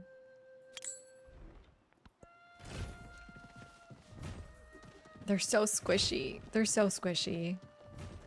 I guess we just have to constantly buy to protect them. There is another world. I'm not so sure this is gonna go well. We can use the gold though.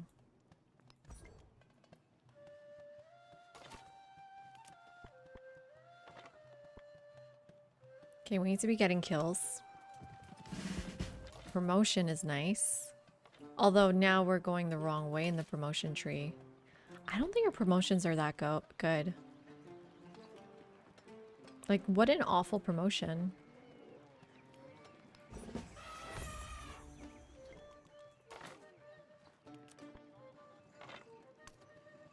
And then I think we want to focus on this one to try to protect this guy. Yeah. Oh, you still have a hit to give. You can come closer. Commander's nearby. Awesome. You can keep healing. He's coming back. Coming back for more. You can buy one next turn. Okay, well, our borders are a little close here. I usually like getting food, but we kind of need more gold. So I'll get production. More influence? Sure. My question is also this card. It's on cities only. So towns getting vegetarians doesn't matter. I agree, Trippy. I think assault is better too. So we're already working on Mundo.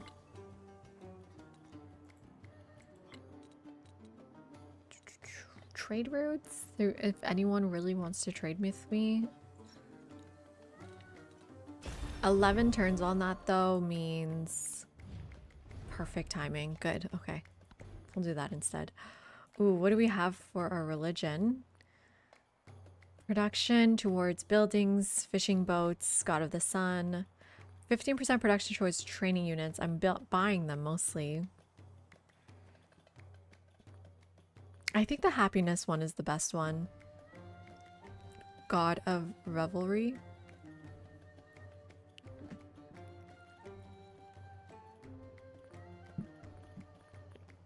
They always take God of Forest, but apparently they just take it in alphabetical order.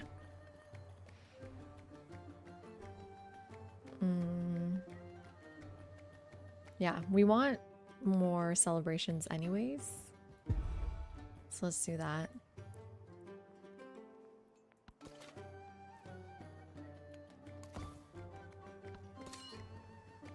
Okay, let's just run away. Or go exploring? I don't know. We're just trying to max the sister the most. That's what sister maxing is. My city state. I guess they're helping me at least. They're not dying. Conquers all thought, but the Celebration. Let's open our borders to him. We could get an alliance. That could be good. Let's go irrigation next.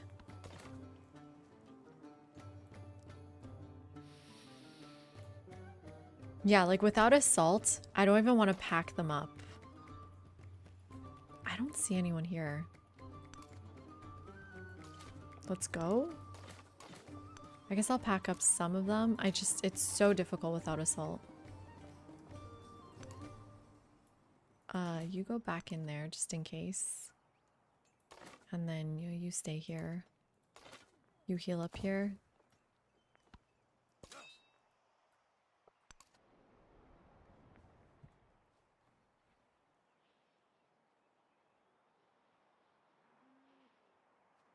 What do you, I don't know, Flapjack. Does an alliance do anything?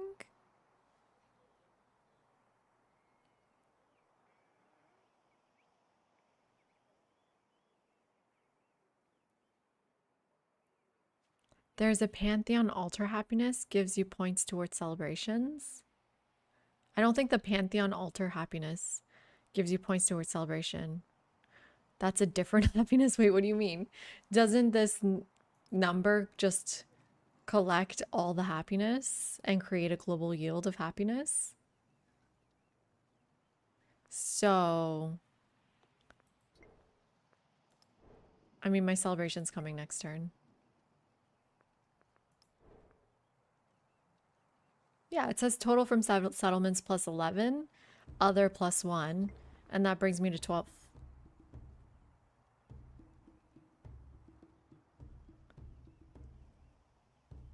I guess we need our temple anyway, so we'll see if this number goes higher. Uh-oh. Uh-oh. My city-state. No, no, no, no, no, no, no, no. What do I do? Shit. Well, the city-state still has border. And I'm so mad. They still need to like hit it a few times, right? So what I do is I actually need to move you this way. Move you this way. Move this guy out.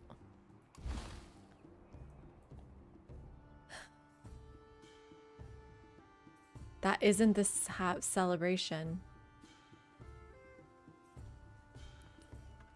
Let's see.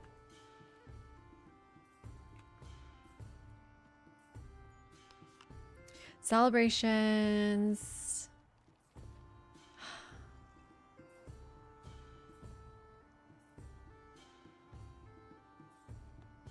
Monitor the number of turns remaining until your next celebration to strategically plan and maximize the benefits. Okay, yeah, that's like if you're building a wonder.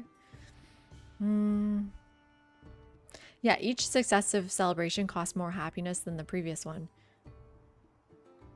So, I mean, it has to be the happiness. What else could it be? And people have like calculated it in our Discord for how much happiness you need, like how the graph works. You can also check happiness. Happiness functions as both a global and local resource similar to gold. Here are the important highlights of happiness. Production. Settlements generate happiness through their features, such as constructible projects, wonders, blah, blah, blah. Consumption. Settlements consume happiness to maintain their specialist, preserve buildings, and additional conditional effects from other gameplay events or situational. These are listed under sources of local unhappiness section. Buffs. This is the one we need. Okay. Happiness influences your civilization on 2 levels. Global level, happiness allows you to earn celebration. City level, happiness is used to upkeep local specialists and buildings. Settlements that exceed their cap, war weariness, and unrest from captured cities also contribute to local happiness keep up.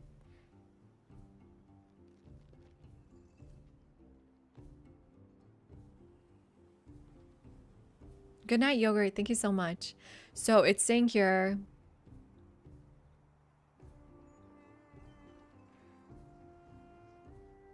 This is our global happiness. This number right here. Global yields breakdown is plus 12. And it's including these numbers in that 12. Yeah, but every excess happiness adds to your global happiness.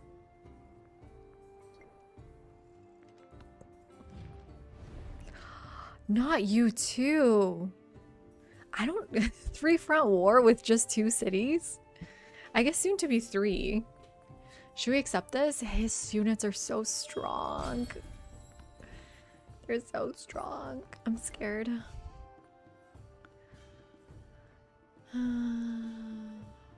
Guess I'll take the production and science.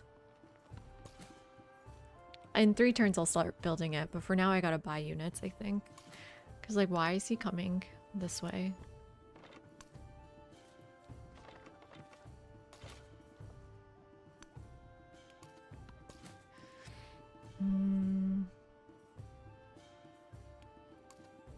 Oh, why don't you come pillage?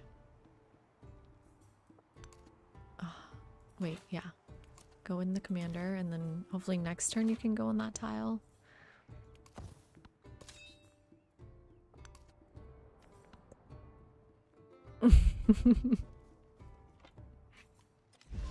Yeah, but sometimes you'd be surprised what you can learn in the Civilopedia. And then let's bring you out. Pillage on this tile next turn. Bring the commander up. Use the coordinated attack. Ooh, promotion. Nice. Are we in a celebration? Yes. So it was at plus 50% here. And then we go order. You guys are saying she has a special commendation point? Sisters unite. Is this good?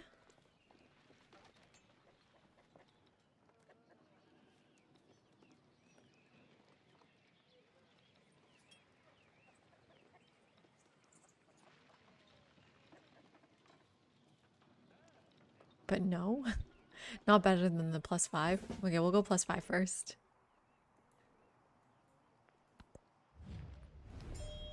You're gonna be my only friend.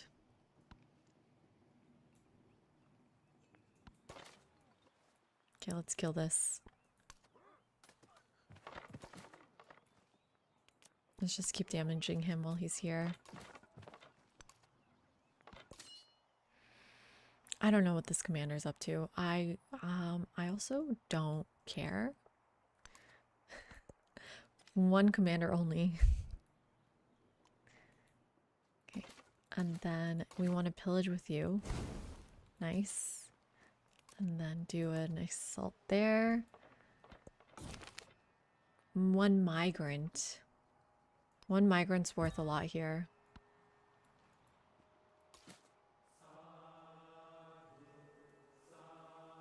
Yeah, I'll put him in my cap. Oh, I can't go this way because of the fishing key. Well, I'll just get this tile because it's vegetated. I don't know why they just sent 1 unit here. Hi, Jen. Good morning. How are you doing?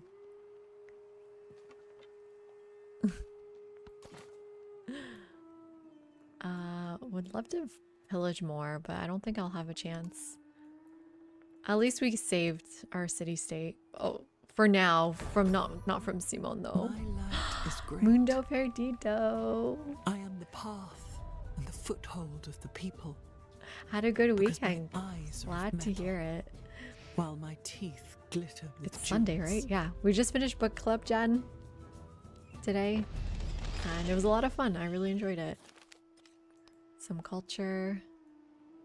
So this gives us science on all, happiness and science on tropical terrains. So this number is now +11. Shouldn't it be higher? And then let's work on that altar.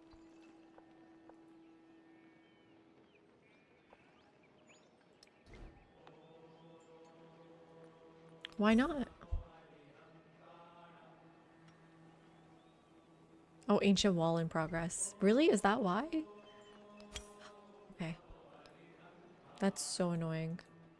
Can I just by the walls? Okay, wait. Can I do it now? Ugh.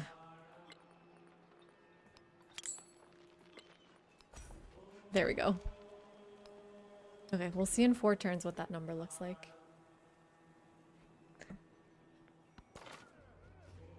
Let's go heal. Coordinated attack on this. Oh. Bro. What is this promotion? I just promoted?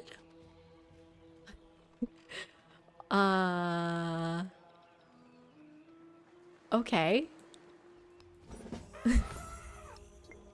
Wait a second. How much XP are we getting? Because what is their ability again? Oh, whoops. That showed up twice. Let me turn off main display. So 7. I think we're getting an insane amount of XP here. We're getting plus 50%. We're in a celebration. So we're getting another 50% from our memento. And then we're getting 20% from being Trung Track.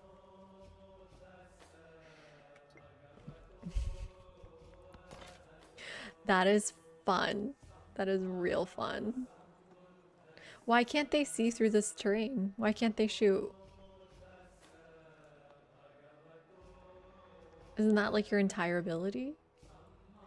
How long in this war? Soon.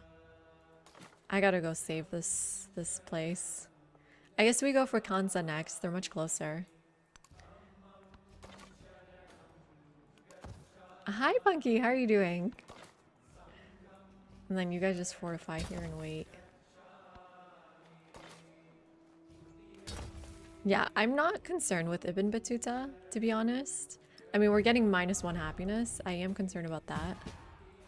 Let's not do that. There, we are at 17 now. Sorry, -1 war weariness. So let's not deal with that for sure, but... Okay.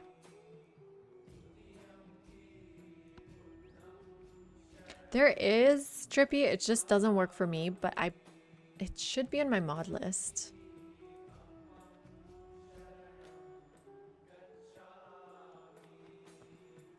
Let's see. Oop, oop. If you click the first one, Steam, and then go to this list, I believe I kept it in this. But it doesn't work for me between age transitions, but try it for yourself. I think I have something wrong with my game.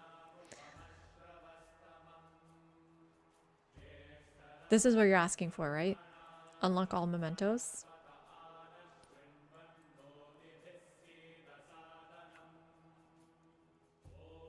Yeah, we changed our map too. Different map completely. We were in just like this tiny sliver island, was not enjoying it. There is another one. The essence of... Okay, is this city-state still alive? Yep. So 5 turns on that. Get some extra science. I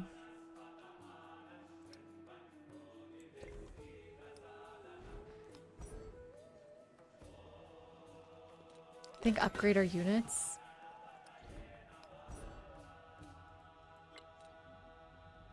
This is still not that good. I guess anything here is fine.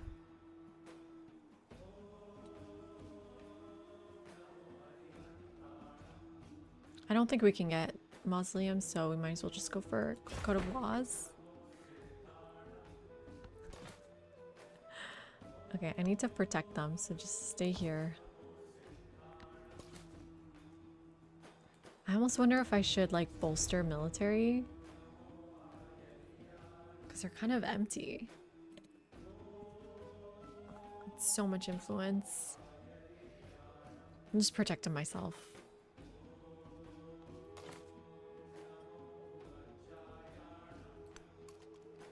Okay. There's our next city. -2 influence? That's bullshit. I didn't even start this war. I shouldn't be punished for that. Or that's better in other cities. This is on tropical, right? Plains, damn it. Damn it. So not a good candidate for a city, although that's an insane monument. Ugh, I guess at least it'll be an urban center.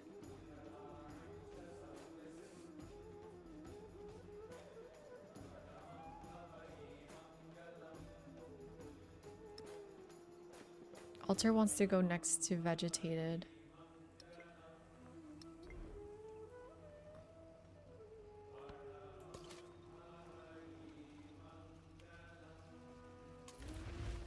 Guess I'll just pack up with the 1 unit.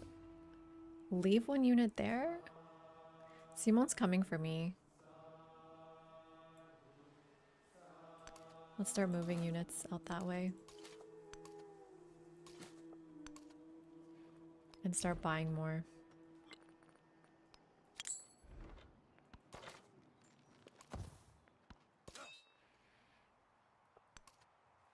How long until his war? 2 turns, I think we've got, which is not good. Which way is he coming from?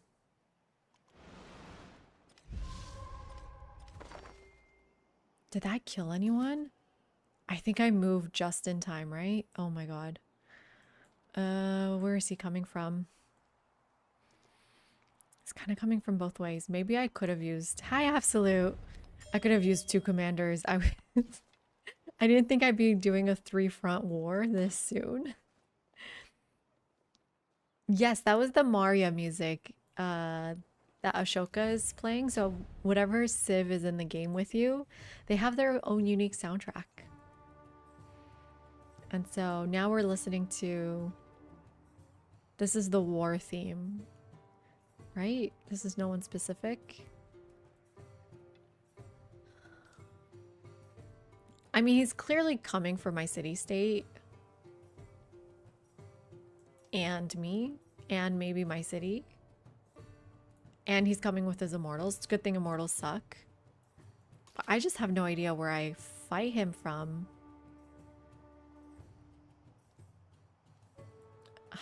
Which way do you think he's going?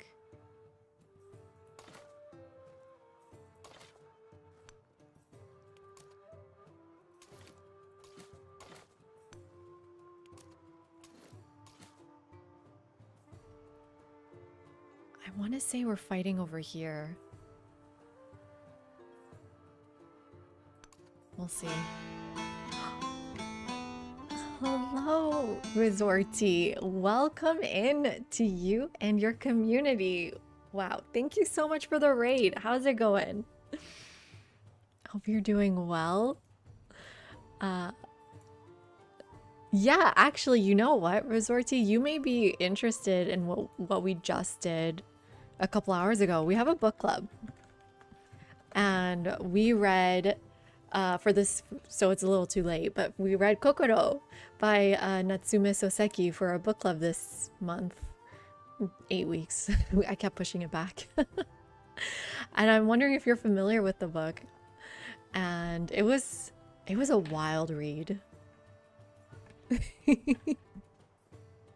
Yeah, we have a book club. We pull books from Civ 7 quotes.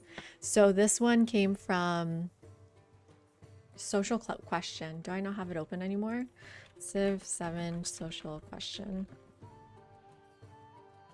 And you see here, the memory of having sat at someone's feet will later make you want to trample him underfoot. Natsume Soseki. Oh yes, of course, Resorty. Please have a wonderful, wonderful day, I believe, where you are. And thank you so much for the raid. Appreciate it. Welcome in, everyone. Okay, so what are we up to here? We are playing Trung Track because she has a new update with the latest patch. She gets her sister. Oh, thank you for the follow, Tim. Welcome in.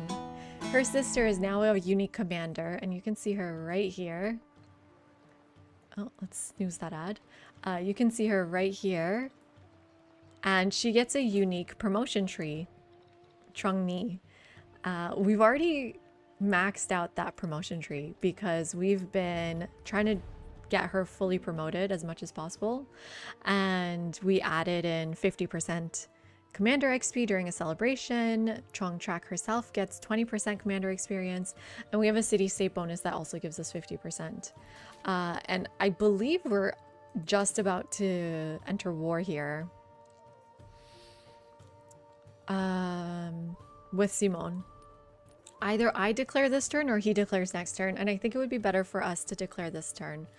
And we're playing Maya, and Maya gets its unique ranged unit, but he's playing Mississippi, and Mississippi gets their unique ranged unit, and they're scary. This is going to be a tough one, but we get a Hulche, which they can see through vegetation and ignores movement penalties from vegetated terrain. On top of that, we have +3 poison strength against wounded units. On top of that, that's it. There's no more on top of that, I don't think. Let me double check in our civics here. So we have stealth. You know what? I don't even know what stealth is. I believe they can't see me. Guys, what's stealth?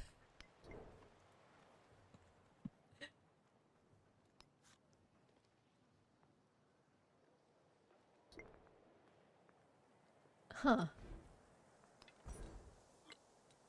It says here, Husha and Jaguar Slayers gain stealth in vegetated terrain. I mean, in previous Civ games, that meant that unless you're right next to a unit, they won't see you. So for example, if I go into this tile, they won't see me, right? Until they move right next to me.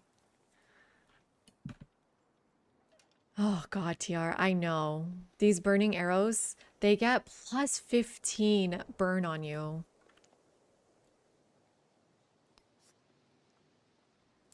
Where's that thing? What is it called? Is it not called just burn? Do they not just burn you? What is the ability called? You get surprise bonus? Golden. Where are you getting that information from? How do you know that? Okay, she's out of movement actually, so I can't even unpack this turn. Meaning my Hulche is dead. This Hulche is dead. It's not unvegetated. I gotta move back. Okay, we gotta like look at the board a little bit here. So they cannot see through vegetated terrain, right? So this unit can't shoot me. It'll stop its movement and it cannot shoot me, right? Because its movement is totally stopped. These units can move up and shoot me. So I think I move back. But I'm trying to protect my city-state here. There's the trap on the Jaguar Slayer.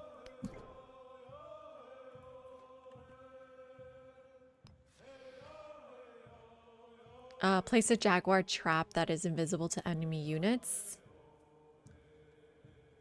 Man, I need to do more traps, but the only issue with traps is that they don't leave the map until the next era. So I've been hesitant to use them.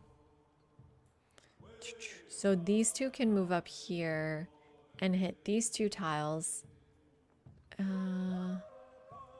There's just not a lot of vegetation to like take advantage of whatever's going on here.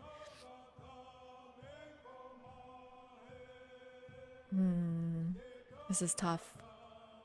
I think if I move back here is the best choice.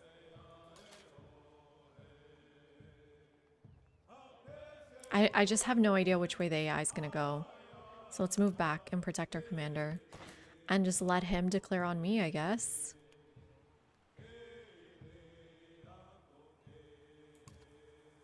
Let's go into vegetated terrain, see what that stealth actually does. That's rough. That's rough. Yeah, let's move back. No need to get hit.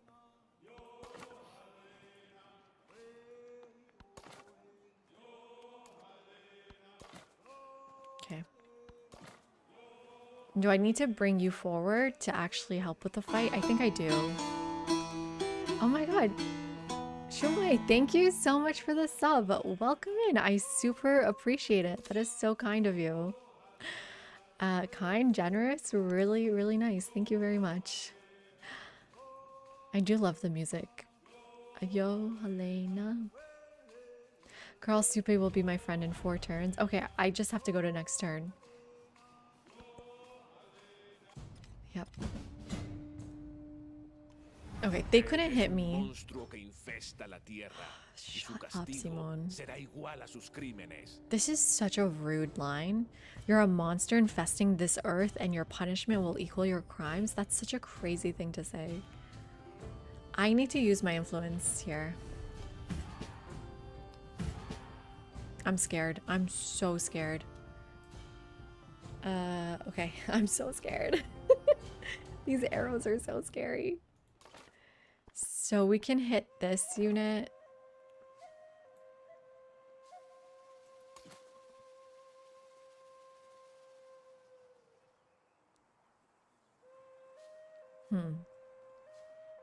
I kind of need my commander to come back, honestly. This is ridiculous. Hey, Ty. Civs get really out of pocket in this game in war. Yeah, look at where Egypt settled me. Is it peacetime?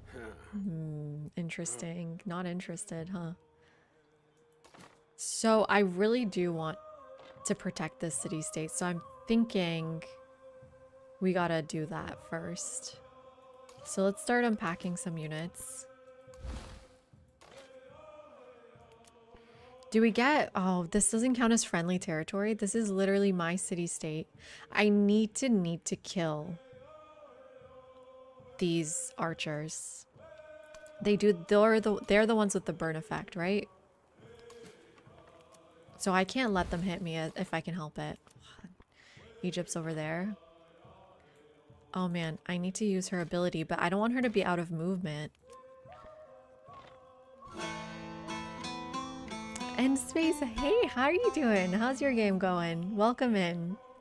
Thank you for the raid. Appreciate it as always. He has theater kid energy. Yeah, very dramatic. I hate how that doesn't get a kill. And I have one more U movement, so I can get a kill here technically. But that was so much of my hits. It took 3 hits to kill one of his archers. Deity's rough, man. Buy another unit? We should. From where, though? I think from down here.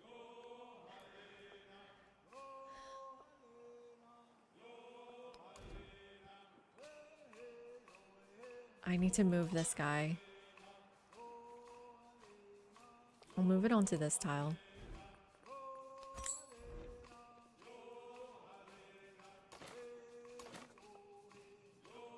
Can technically come here and hit, right? Or not, because that's rough. No, no, no.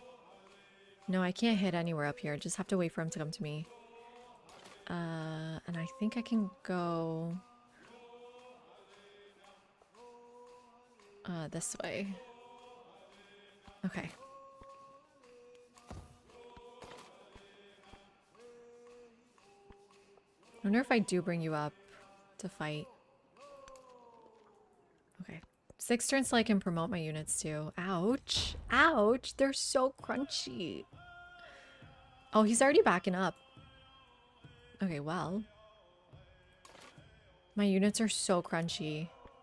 Or is she just super strong? I don't know.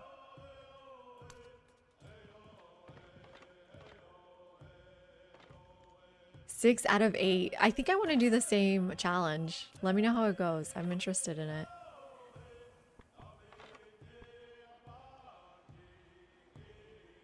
Do you have any more units in you? No?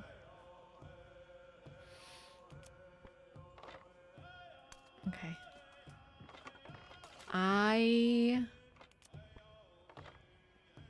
should put you away. Or just let him die. Just let him die. We've got enough units. Just keep hitting. Just weaken it even more. And that way, next turn, this guy stays healthy. You keep healing.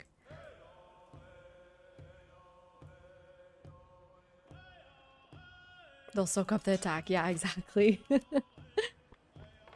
Okay, we've got an ad starting here soon, but I'm gonna play through this one. I just took that break. And then maybe fortify here in case he brings more units. I need to go this way. 1, 2. I think I'm safe over here. Let's bring them forward a bit. I hate going on that river, but we need to go. We need to kill. 3 turns until a celebration? No, 18 turns until the next celebration. That's gonna suck because then our commander promotion decreases.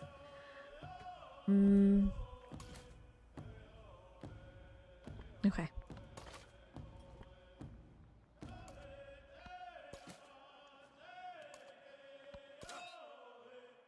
Okay, try to come back home, please. Ouch. Ouch. She wants her city back? Get out of here. You know what? Give me Jerty. You give me Jerty. I'm not giving you Genu. That's ridiculous. But damn, guys, look how freaking weak they are. I don't know, Jay. They seem kind of weak. They're so weak. And the burning arrow got my commander. Shit. I just need to let them take the city-state. I don't have enough units here. I need to back up. Hi, Neo. Not even DJ Annette, right? Burning arrows is more OP. Yep. All my units are over here. I need to back up. I don't think I can save this city-state at all. Not with burning arrows right here. Narrative event. Yeah, I mean, more celebration's good. How you doing, Neo? I'm losing my mind personally.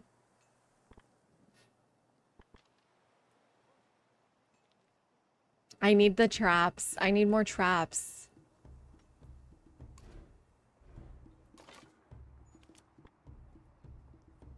You just woke up? Good morning. What time is it? Yeah, you can catch our last couple hours of stream as a working man. You have to let it go. Yeah. Oh my god. Just, oh my god. I can't believe this happened. Although... Yeah, no, we need to go. We need to go and attack from this way.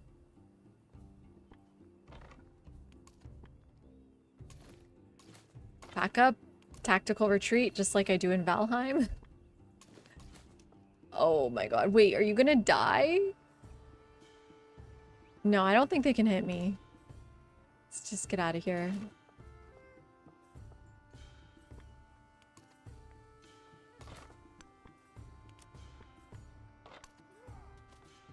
Let's get a few hits going. Let's start bringing units up because we're gonna go to this front. We're gonna do it.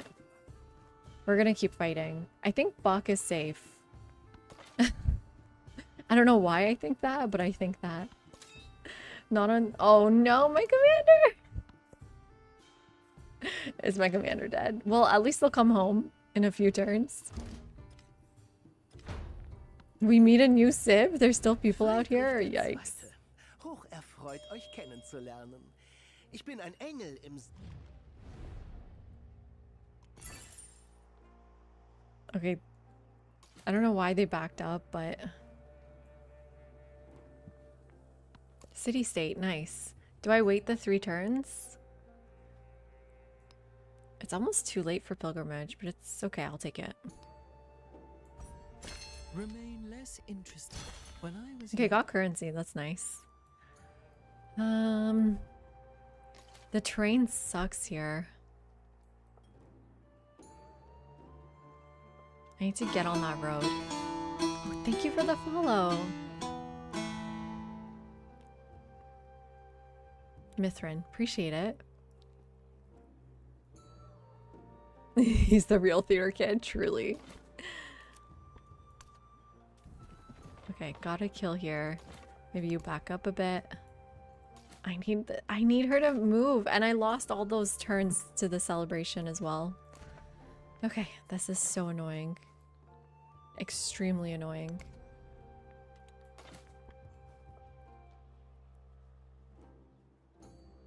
I'm kind of scared to go forward because of the oh wait, I should not have moved on to here because yeah, the burning arrows are coming. The burning arrows are coming, everyone. This is gonna be a rough. Oh wait. Did I get my temple? Now I can't, I forgot to check on my temple because the fishing key was queued. 22 happiness. Jaylee, did you notice a difference? Well, let's see here. Buck, city center +7. Urban districts, rural districts. You're right, it doesn't actually show up here. Other 9 though. What is the other? Total income 22. But then if we go to Buck, 16 +5, 21 -8.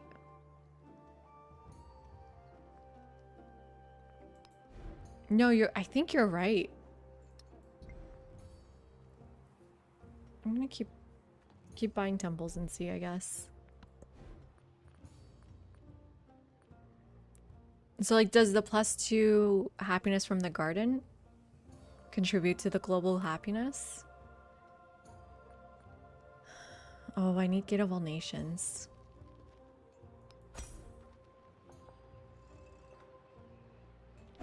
Is that the best thing to be doing with my time?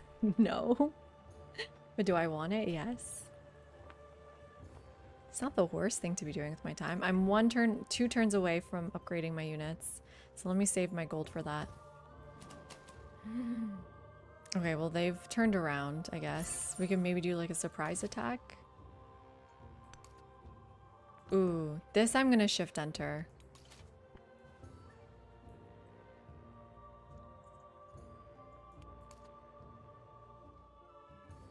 That's what I thought, Grog, but then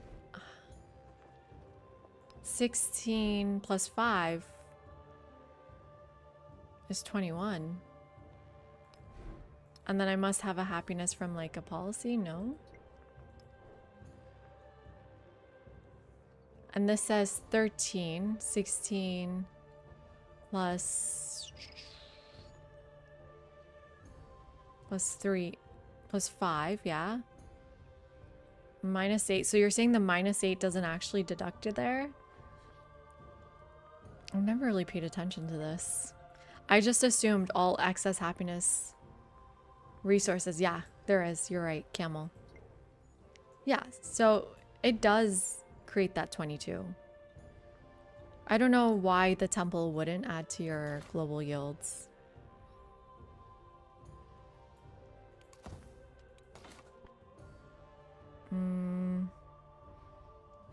Okay, since she's not coming, I can move my units here.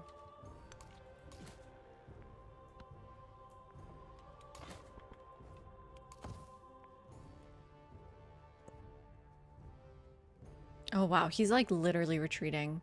Which way do we go in from then?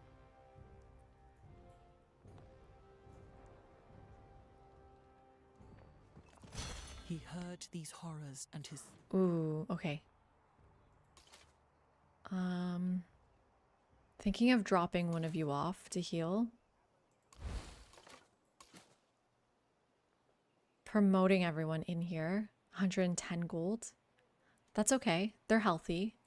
And that actually doesn't take up commander movement, so the commander can still move up to there. And then we can add a couple of units. Move a unit on there, move a unit on here. I wonder if we sneak attack from this direction, but the mountain is kind of in the way. I think we need to go from the north.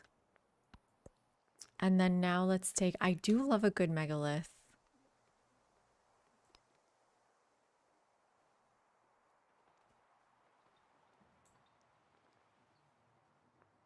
Yeah, I do love a good megalith. An eye for an eye.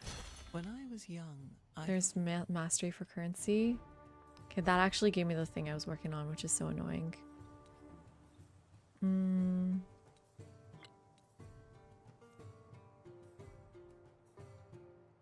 18 turns, huh?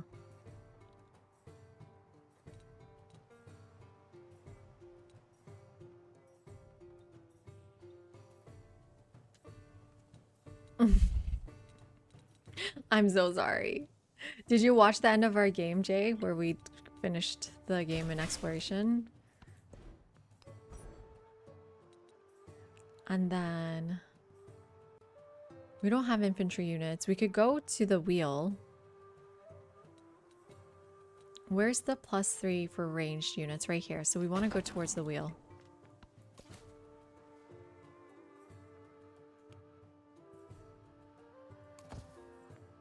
How much is it individually?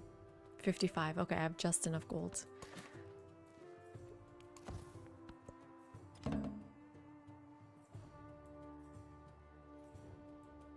Okay, are we strong enough, do you guys think?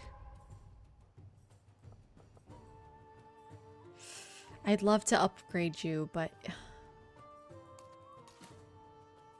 Okay, I can't. Let's go this way. Let's go this way to protect. Let's bring out our units. What is this? What kind of unit is that? Okay. I need to unload everyone before I lose my entire movement. I can't unload everyone. I can at least unload 3. And I need to just attack here, but this is so painful.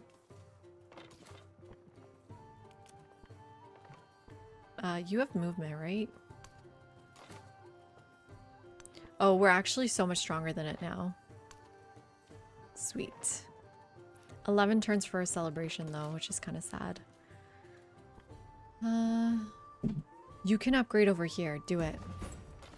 Because we're in our city state. Okay, okay, okay. Kansas. Kansas? Kansas. Might be ours soon. Ooh. I need happiness stuff. These suck. These actually suck. We're at war with all our neighbors.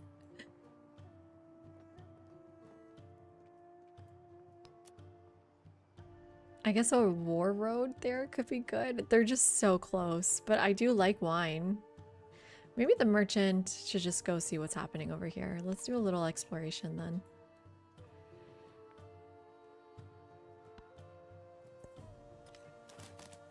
Oh my god, I'm so scared. So this one hit me. The burn, I feel it. I truly feel it. It sounds so crazy. It's just so painful. We need to protect our commander. Don't let her anywhere close to burns. So I can two-shot these.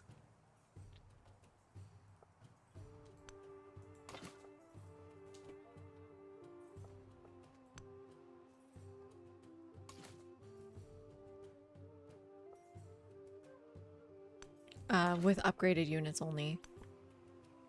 Don't have the gold for you. Shoot, I moved the wrong way then. Oh, I thought I would upgrade you. I guess just go here? I don't know. So we can definitely kill one. I can't because It's in rough terrain and I'm not. But another promotion. Ooh, we're getting pretty close here. Let's go down +2. Yes, sweet. I believe you have a unit in you, right? Yeah. So we can kill with this unit. Ooh, and I need to upgrade that unit. So does the burn last 1 turn? Can I stay on this unit or will I die? I think I need to put this one back because it's an upgraded unit. Let's just go in there. See what happens. I'm scared.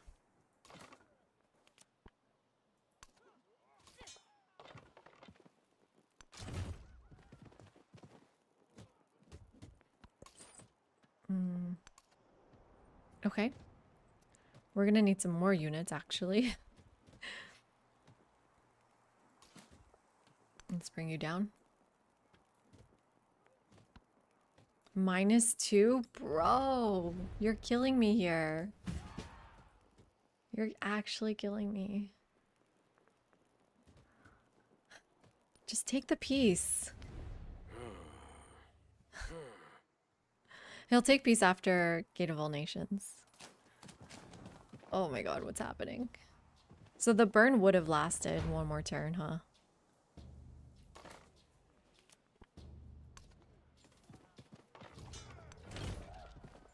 Sacrifices have to be made.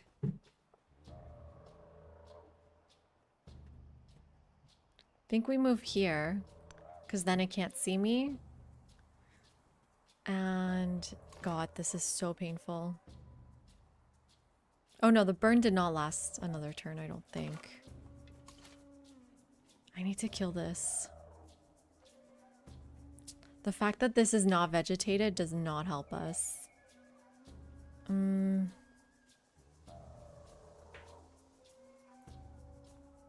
We're so screwed.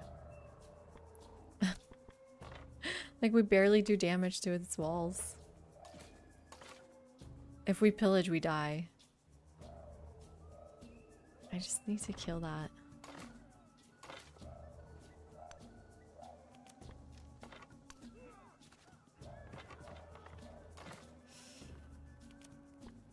I need to kill it, no matter what. Tactical retreat?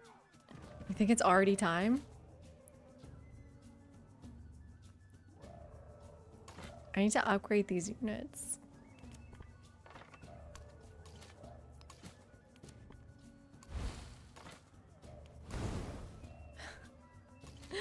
No, I refuse. Hey Tag, how are you doing? No, I'm playing some Civ 7. This is one of my favorite games. Got over 600 hours in this and it came out in February. Also, shout out to Tag. Oh, thank you for the follow, Tag. Welcome in. Very much appreciate it. Wait, I can do this. I know how to type. If you guys don't know, my secret life, I play... my secret life, I play... Valheim. And I love watching Tag during my lunch break, during baby's nap. It's a lot of fun. So if you love Valheim, go watch Tag during my lunch.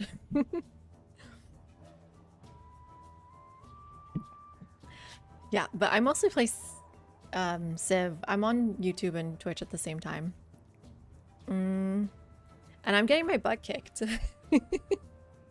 We're trying out the new Trunk Track leader. She is the leader. We're playing with Maya. And I'm trying to kill Mississippi, and they're kicking my butt because they have this ability to set you on fire. And I'm burning up. And my house is also 90 degrees right now. I'm sure you can relate to that. And thank you for the follow, Philly. Welcome in. Of course. Let me know if you have any questions. I can always help out with that. I do have a lot of hours in it, but don't look at me losing right now and try to guess my skills based off that. Okay, you've got 1 more movement, but so I can't move and hit. I'm trying to get them to come here because their units can't see through vegetated, but I can. So that's the plan there. But Kanza is a lost cause, honestly. But I'm too stubborn to give up. He only has the 2 units. I would really just like peace, but I guess I need to wait for gate. Yeah, 6 turns.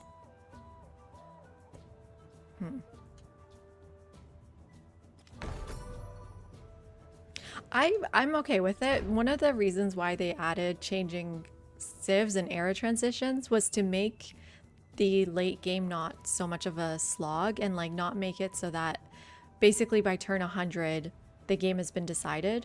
So with era transitions, once you transition to the exploration age, like your decisions are supposed to matter again. Now it's hard to fine tune that. I think conceptually I'm behind it, but in terms of making sure, you know, after turn 100, we play with long gauges, so I get 160 turns in Antiquity. And then usually in Civ 6, I'm basically done the game. Like, I'm mentally done, I'm exhausted, I'm probably winning in the next 20, 30 turns after that. Whereas with Civ 7, after 160 turns, I'm back in it. Like, my decisions matter again. So I like that. And also, as a historian of the Ottoman Empire, I've always wanted to play Romans, Byzantines, Ottomans, and like, I don't know, maybe another modern age Civ. And you get to do that. So, I mean, history is built in layers, as they like to say. Everyone take a shot. We take a shot when we say layers here. Yeah, and I like that you can match leaders with civilizations, because then just as a gamer, it gives you a lot of replayability. But they were missing a lot of fine tuning, I think. That was the main issue. And a lot of bugs on release, which were kind of annoying. But I don't think it deserves the hate it's gotten. I think people like Civ 6 so much, and this game will never compare to Civ 6, at least until for another 5 years. Thank you, Daily.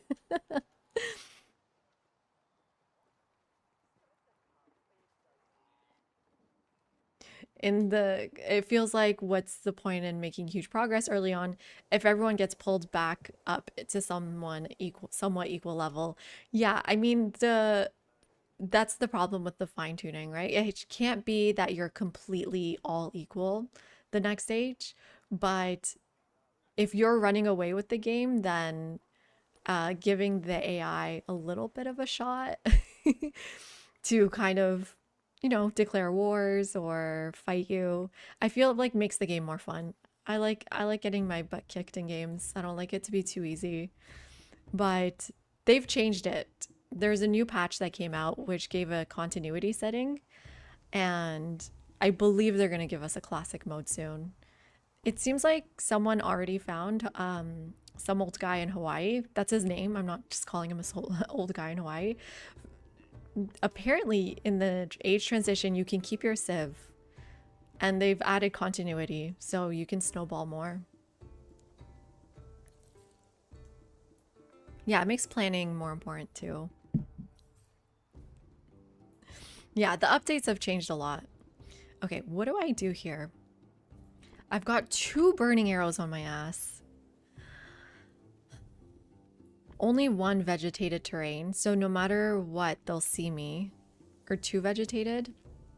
Gosh, I guess we do retreat. But we're so close, or we just push through. These are my good units too. Let's see how much damage we do here. Yeah, it takes 3 shots to kill 1. So I could sacrifice a unit to kill 1, but then the other one is still there.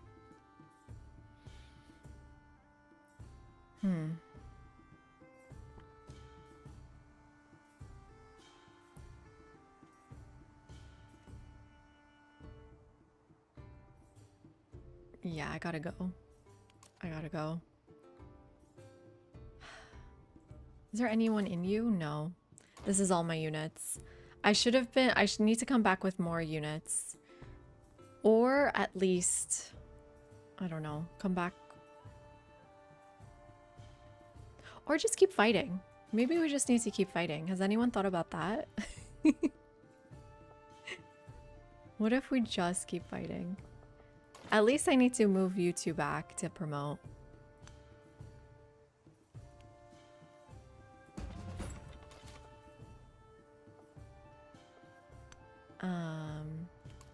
and we tactically retreat just like we do in Valheim. And go how far back? Oh, you still have movement. Okay. Let's tactically retreat with everyone. I'm worried these 2 units can come all the way up here. So I need to go 3 back.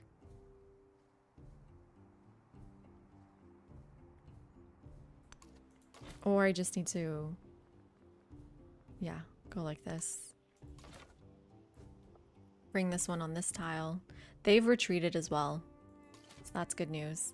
Yeah, we need to wait until Gate of All Nations for the war support and for more units, unfortunately.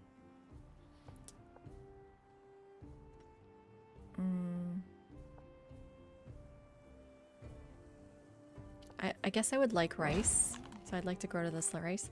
Do you guys think Tyre is safe now that I took Janu?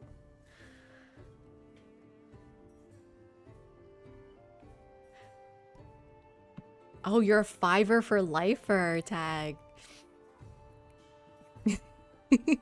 I love Civ 6. But Civ 6 changed a lot from release to the end.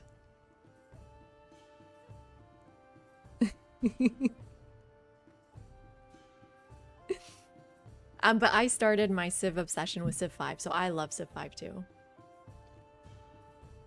I feel like Civ 5 is really when the game got really popular too, and then Civ 6 just built on the mechanics of Civ 5. Like Civ 4 and Civ 5 are so different, but Civ 5 and 6 are much more similar. So they definitely got something right with 5. I agree. Oh no, Daily, he just had the mod enabled. Okay, Hawaii, are you here? Yeah. It seems like crazy. None of us would have noticed.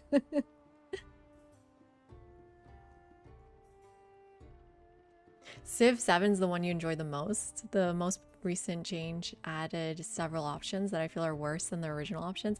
Yeah, I mean, they're backing down on some of their abilities. You can't get over the art style. Yeah, when someone told me it looks like a mobile game, thankfully they just told me that like 2 months ago. Now I can't unsee it. So now I can't even go back to 5 or 6. I can't even go back to 6. But I really love the art style of 7. I think it's gorgeous. Let me turn off my yields. The UI is obviously awful. Like, what are these disgusting hammers? And corn isn't green. I mean, I guess some corn can be green. Food is green. But yeah, I hate how the yields look, but I love just how the city looks. Just the pillage. And there's so many cool things you can do with your commanders. Like, this is my commander here. You can make her like look at a table. These guys are resting, so this guy's obviously dying. He's rolling around on the ground. But when you like take them into rest mode, the animation changes. I think it looks gorgeous.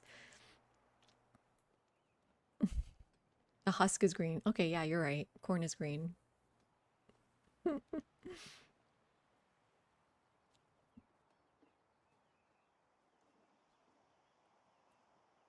Wait a second, Darth or John. Firaxis, through the cartoon art style, Firaxis thought through the cartoon art style they would attract a larger audience, but really all it did was turn off some people. But didn't Civ 6 like exponentially grow the Civ community? You like the hammers? I don't like the hammers. I want my cogs back. Bring back the cogs. Okay, at least we get some vision on what he's planning. I'm gonna check every turn because I'm really struggling here. What about Hatshepsut? We don't need peace with her because our war support is positive with her, but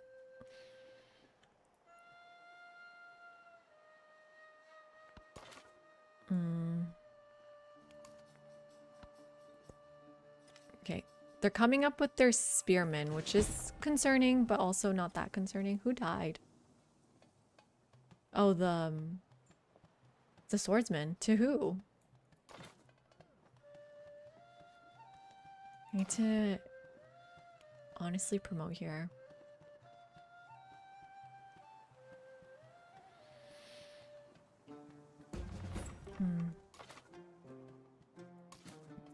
And then... So they can move... Both of them can hit me if I unload there. How bad is this? Well, I don't have my commander nearby to see.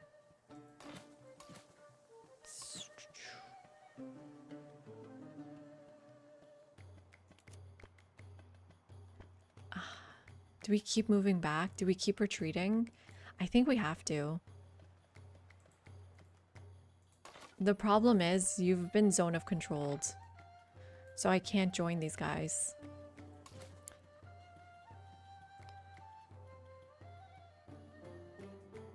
Yeah. And the city's kind of in the way. Let's move you this way, unfortunately. We'll upgrade you next turn. And then move you back.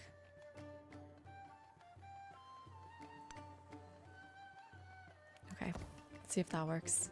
Yeah, so like now that they're healing, the commander's at the table talking to them. I feel like that's really cute.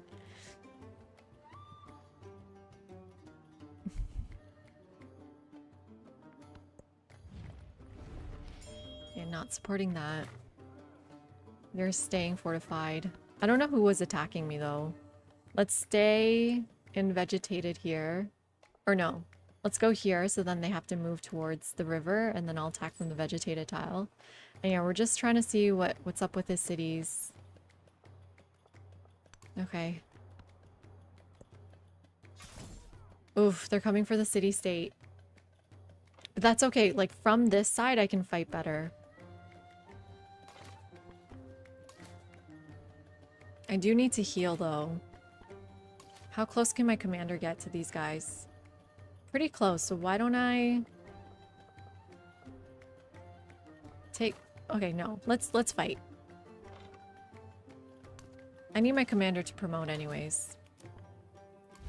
Let's fight. I'll bring you closer. You can hit once. And you can hit this unit because it's gonna hit me back soon. And then I'll have these guys healing inside. Cannot promote yet, but you stay here.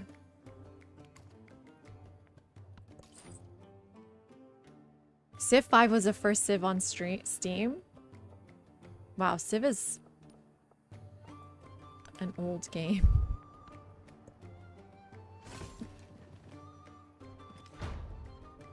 Hi, Hawaii. Hawaii, we were just talking about the video you made. That there may be a chance you have the mod in. Oh, okay, so you actually came this way. I'm healing these units inside. They're actually moving. Oh god, they're moving. What do I do? I can't afford a unit, unfortunately. I can hit, but because these guys are healing, I don't want to move this commander. I guess I'll put them out to heal on their own. Hopefully they're safe enough. Go over there. And then if they heal on their own, I can move the commander without disturbing their healing. But before I do that, I need to move this Hulche over. This is gonna take up all my movement, but that's okay. Oh, shoot. Oh, that was a mistake. That was a mistake. Misclick. Oh, I need to support that, but I also need to just keep adding here. This influence is 120. So, I don't know. I don't know what's better. Let's keep healing on this side. Let's see what he decides to do. Guess let's go on the commander then. Oh, this is scary. Is this gonna burn me? Yep. I almost think if I move back. I think I move back because then I can avoid the burn. Can definitely use an undo button, literally. Let's bring you up.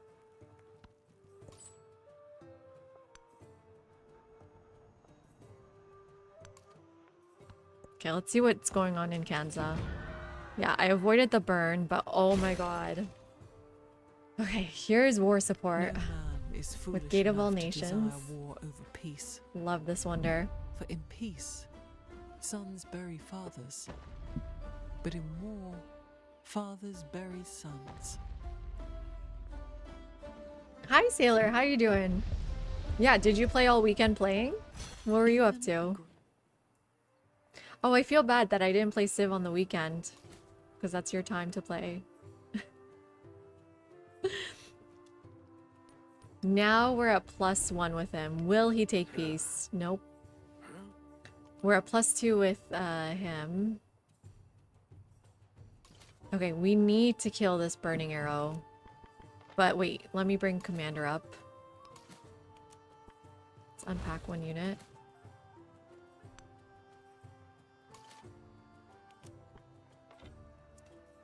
I think do I use my ability here?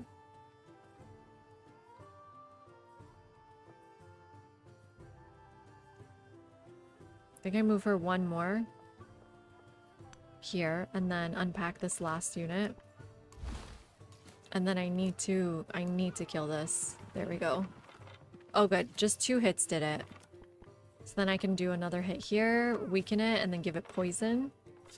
You're healing on a river? It's fine. Don't question it. And then you need to hit here. I guess you heal up. You come forward. You come forward this way. I need to stop splitting up my units.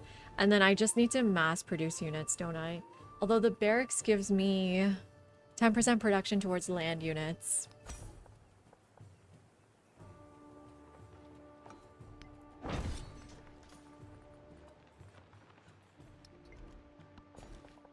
Ooh, I definitely want this specialist in either spot. This is 5.3 science.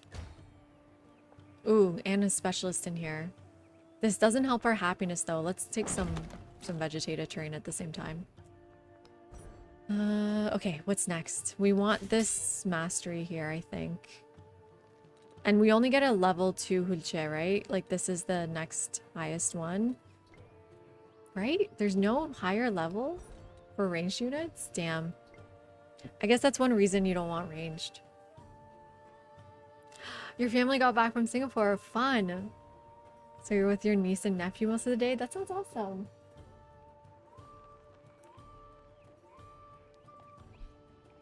There's a mod to undo for Civ 7, Golden? You need an undo button IRL. Me too, Bobby. Let's see what's happening here. Okay, I can buy a unit.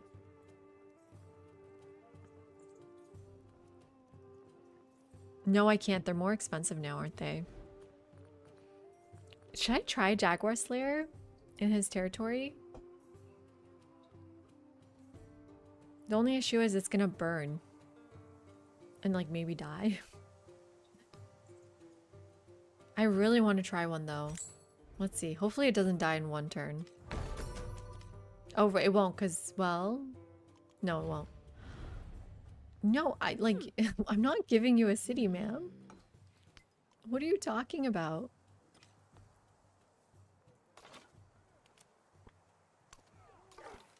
Okay, we can get a kill here.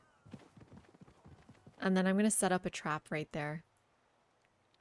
Someone got the Wonder Terracotta Army. That's fine. Wasn't trying to get that myself. Let's do a coordinated attack again. Oh, not enough. Bring you closer. So wait, how much are my hulches? 140 now. Wow, that's expensive. Uh-oh, they're coming. Well, I'm gonna need one. Like now, over here. Yep.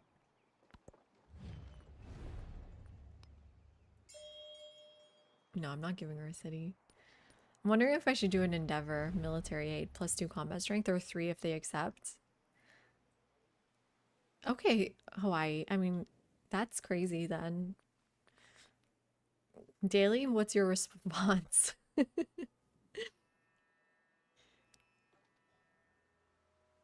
This might be worth it. He accepted? Does that mean he supported?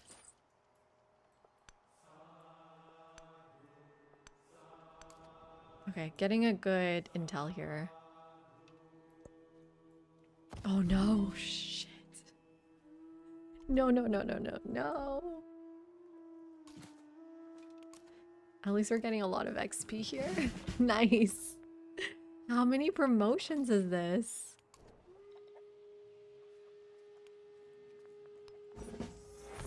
Seven? Uh-oh. I'm in danger. Let's set the trap right here. Nope, that's pet the dog. Where's the trap button? This one.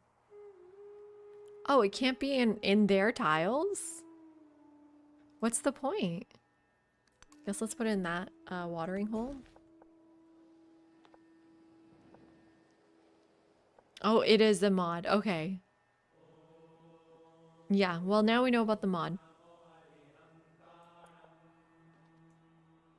Let's keep getting extra gold. Oh my god. All to protect a city-state. I've abandoned my own city.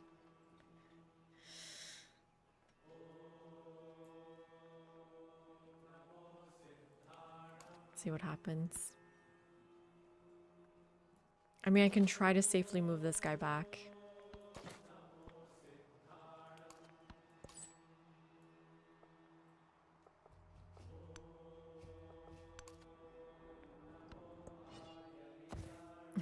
No. I have walls at least, right? So we'll be okay-ish.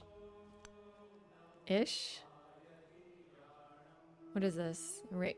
Okay, so I can move here safely-ish. Another thing here. So do I need to move all my units back to protect our capital?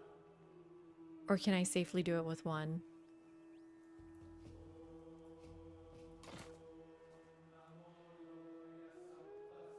And try to keep moving forward. I can't do both.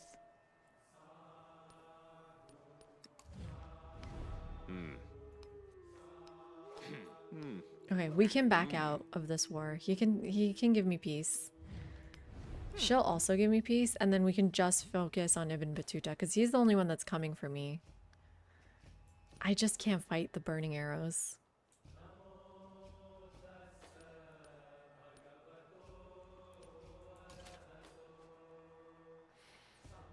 I can fight immortals though, no problem.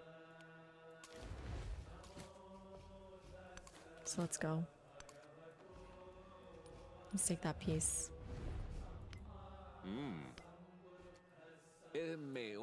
He wouldn't give me a city, right? I should have checked all my cities. We're gonna stay at war with Hatshepsut because we're making her unhappy. We can even add war support here.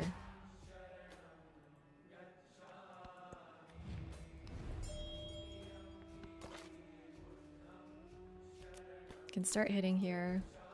Doesn't do much damage, but with poison, maybe a bit more. At least that saves our city-state too.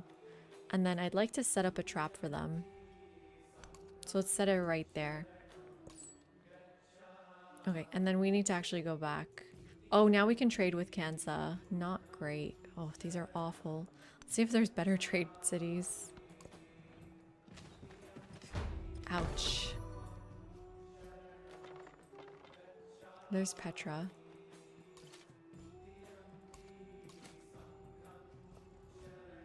See, we're screwed again with movement over here. The commander needs movement on vegetated if you're playing Maya.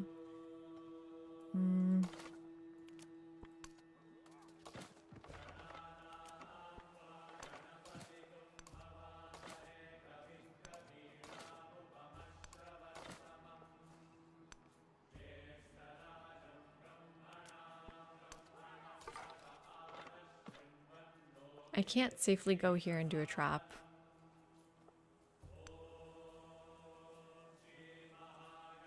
Can I go pillage safely? Not really. At least I get some vision here. There's Jerti. Do you want to give me Jerty now? No. It's probably like one of our only cities. Burning arrows are the worst.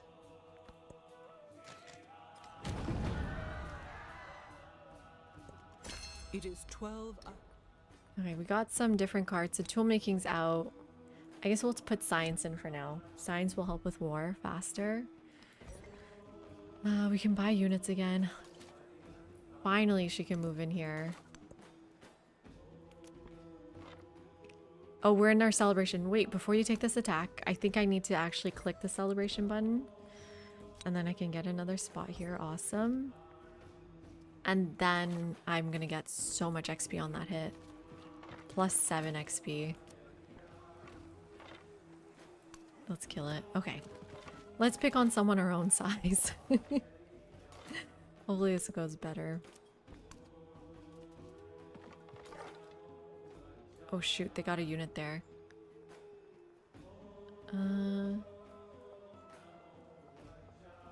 Man, these traps are kind of hard to place. Should I just do it here?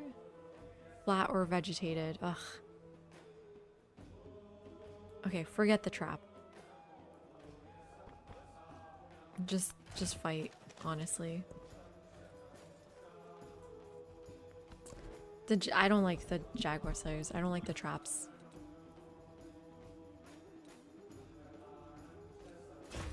Let's get Emila Bell unlocked, maybe.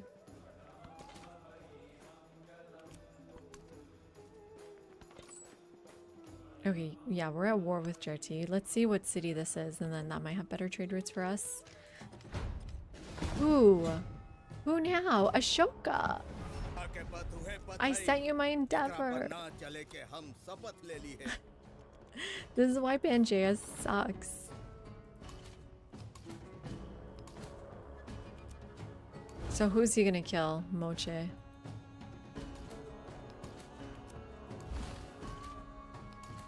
Here we go. Let's kill. One by one.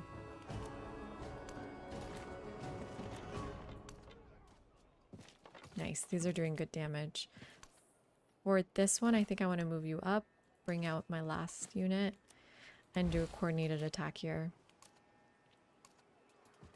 Nice. Plus 9 XP. The rice is what we were going after here. And then I have so many buildings I want to build. Ooh, and I need to repair the woodcutter, but not until we're done this war.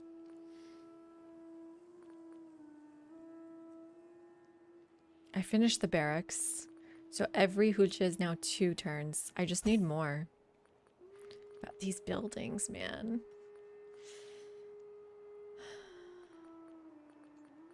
They're so good.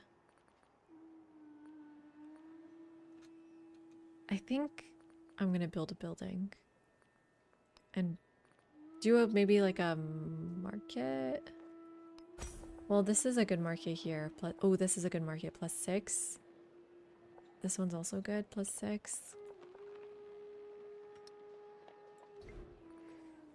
Gold is nice, but I just want the things around my city-state first, or my palace. So monuments going there. I think I want library then. Plus 6. Science. And then I'll buy units.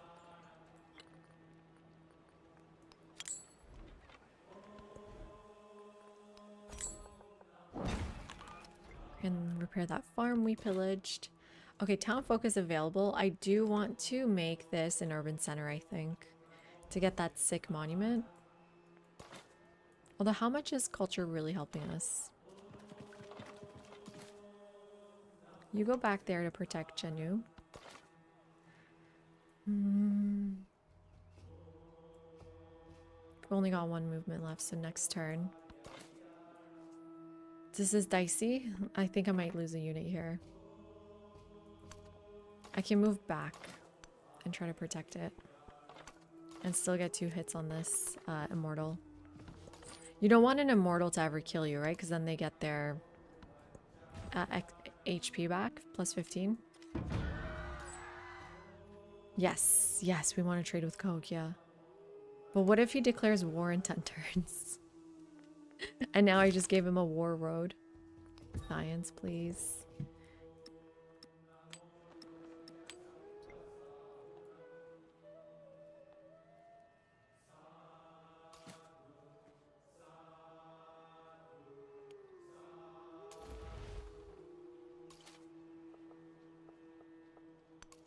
Okay, let's go. We're going. We're keeping everyone close to the commander as possible.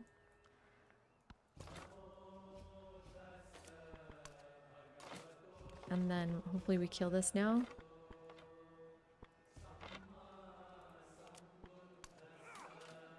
If only one person would agree to be my ally, I would be really happy. Just one person wanted to be my friend. That would change my life. No, no, no, no, no, no. We're not taking peace now. There's no freaking way. Not after everything you put me through.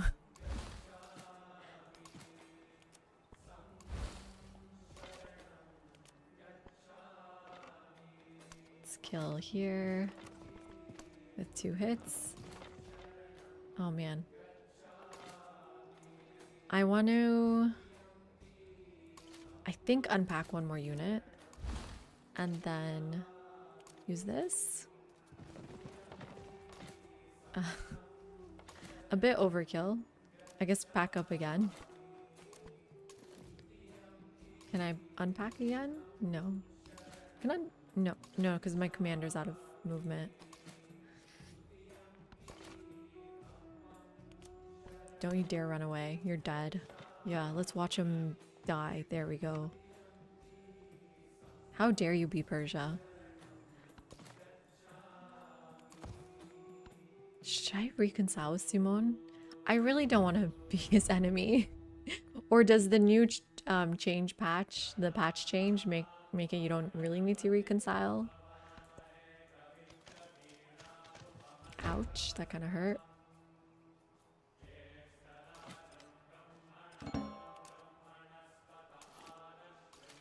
Oh, I got my commander back. Oh, thank you for the follow, Wolfen. Welcome in. Appreciate it. How do I want to do this? So this is vegetated, so the commander can't move in here. The Hulshe can. So let's do something like this. Commander unpack here. Unpack here. You only have 1 movement yet now, so you need to hit this turn. You need to come forward and then hit this guy. You have 2 movement left. Ooh, but... Well, I can move into rough terrain. It's okay. I'll move up by 1.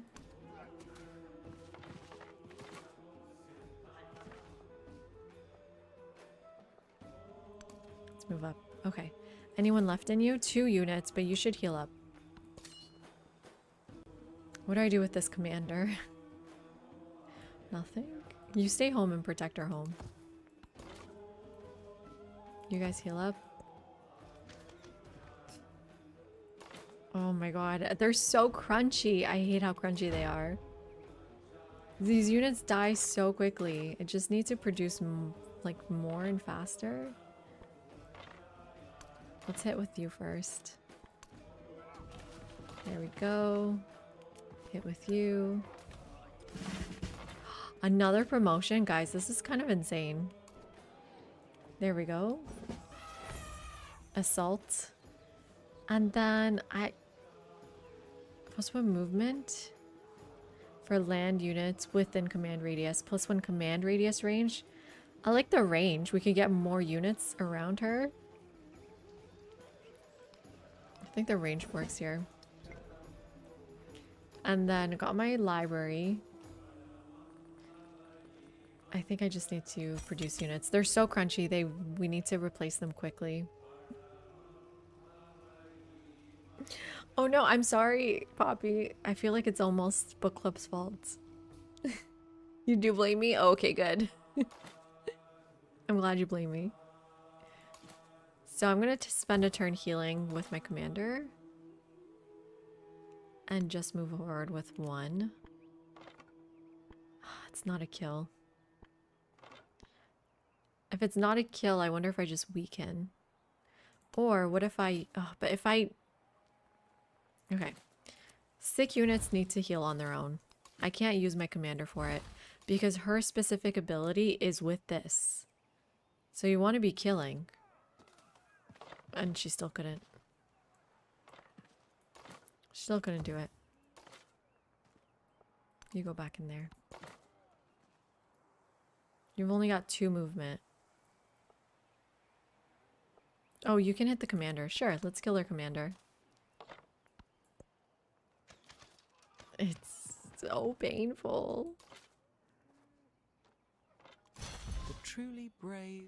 Okay, and let's immediately get +3 on those Hunche. See if that helps. But it's awful. They're awful.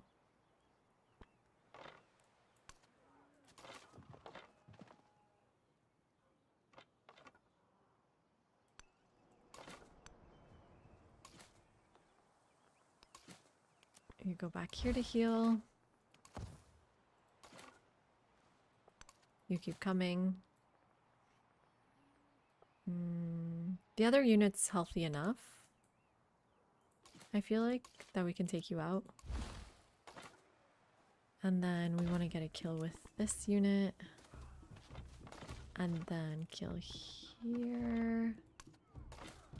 Oh good, that was actually a kill. Let's kill their commander next turn.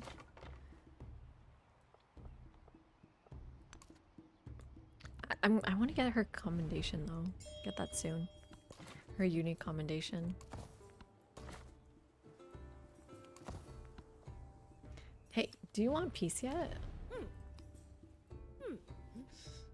I think we focus all of our influence on her to get a free city out of her. Is that crazy? Simone, please, Simone. Don't do it, Simone. Please, man.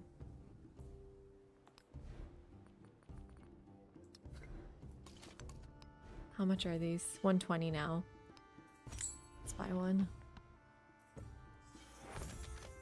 Oh my god, this is so painful. Ah, she'll give me Janu. Wait, no, she's still one. No, no, ma'am. No. I'm not giving you a city. Are you insane? What's her problem?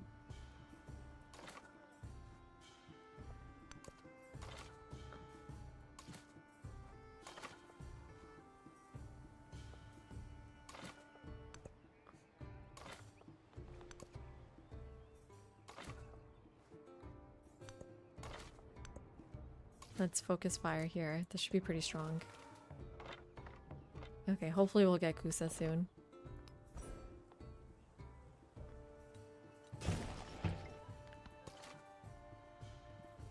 Let's bring this guy out too to help.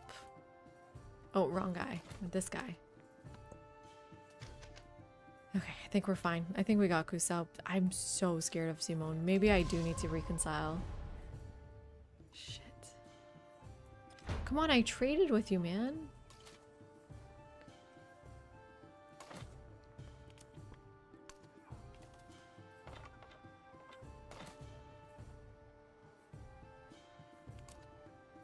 Let's go on the commander. Unload on this side. You keep coming closer. You gotta cross the river. Let's see. And then again, we want to keep using this. Okay, next turn I think we got it.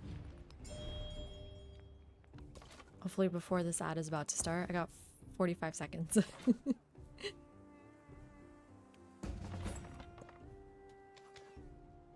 Ouch. Ouch.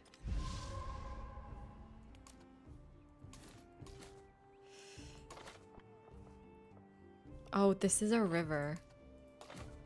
Oh, so I can't even move in, is what you're saying.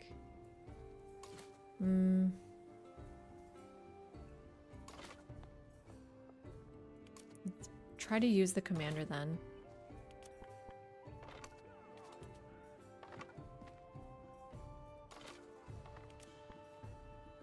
That's a kill. So would this work if I put you in here? Can you walk in? Yes. There we go. Did it before the ad break. Awesome.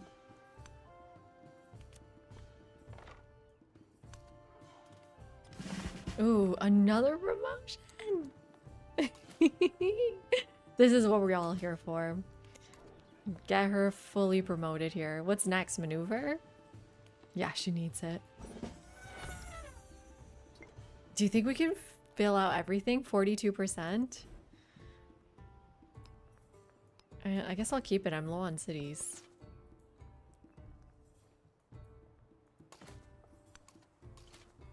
Keep dropping off unhealthy units. Keep bringing good ones up. I should have pillaged more though. Okay. What time is it? Oh, it's 3 a.m.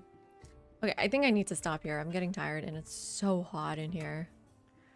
It is 90 degrees in my house and the AC is so loud. Oh, I shouldn't stop during a command break. I mean, a command break? An ad break? They're just gonna be like, where'd she go?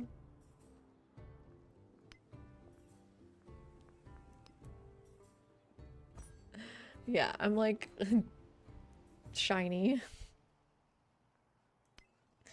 But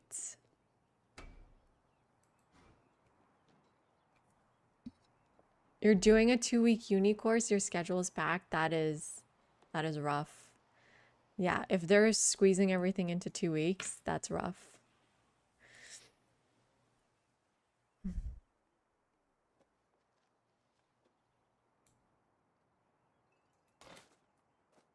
Should we just kill Parsa?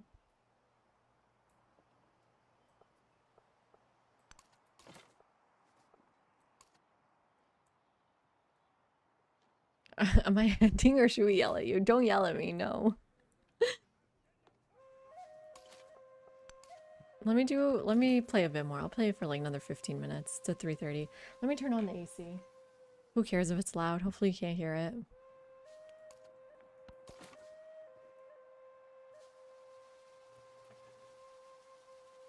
Kill Parsa. Who's the angels on my shoulder and who are the devils on my shoulder? Let's see.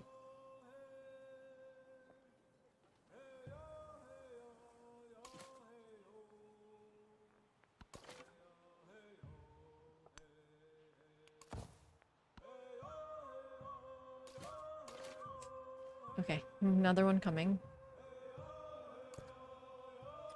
You can't hear it? Yeah, but it's just so loud in my own ear.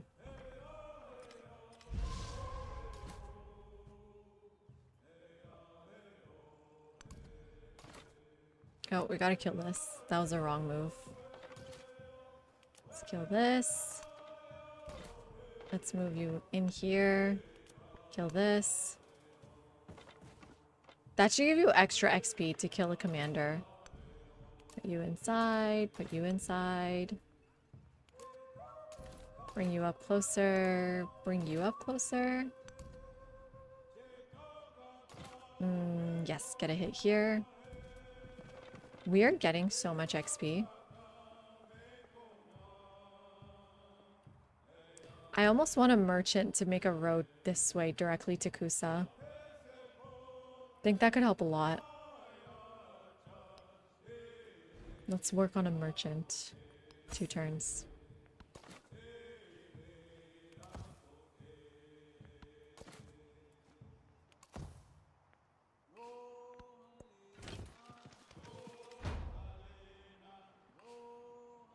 Yeah, I once took a 2-week course, and it was during the regular semester too, and it was awful.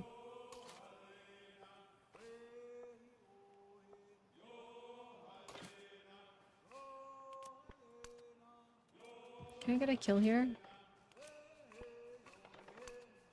Yes, okay, sweet.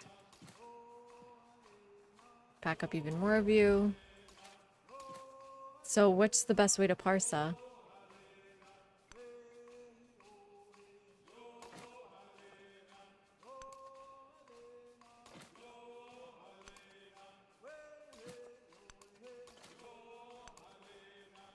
It's almost too late for that road.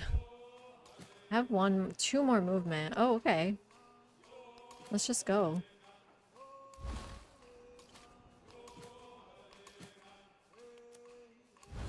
Let's hit. They didn't even see this coming.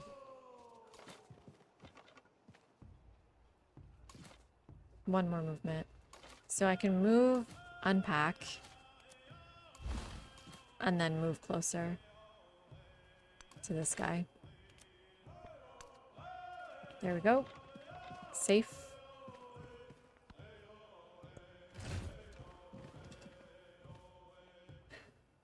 $90-30 is insane. I'm practicing using both F and C. Thank you. Truly brave, F never is greater than lost. C equals F minus 30 divided by 2. Good estimate. So 100 minus 30 is 70. 70 divided by 2 is 35. Yikes. What is it actually? So 90 is actually 30.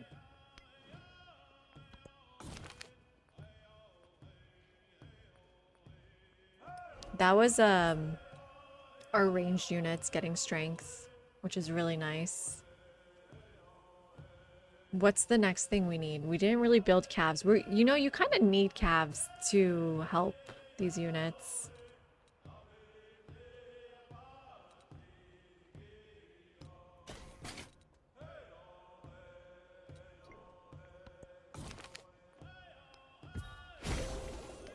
Oops, that's okay.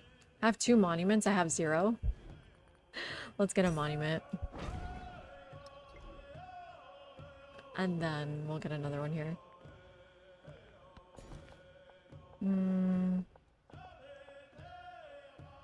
Yeah, I really think I'm going to convert this to a city.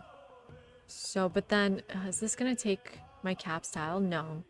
This is my capital style, so this is fine to take.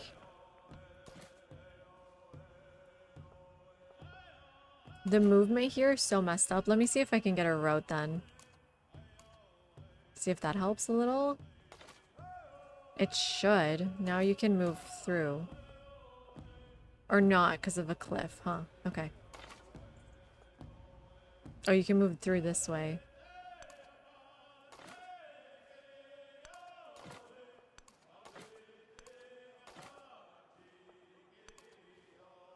Oh no. Don't die.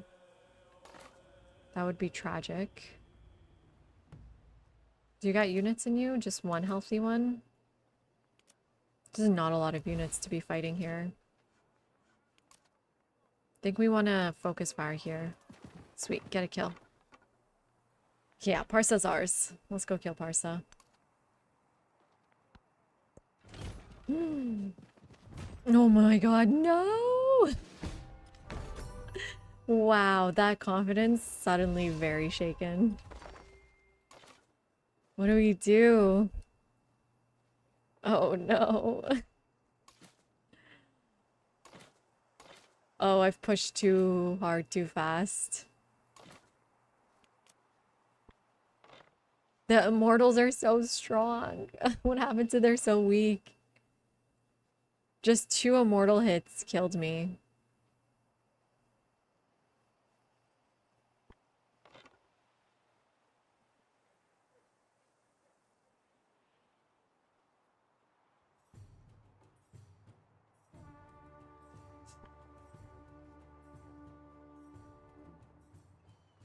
I only have 3 possible spots to hit from. Unless we do something like this, bring you out, bring it back out. Okay, we're doing it. We're going for it.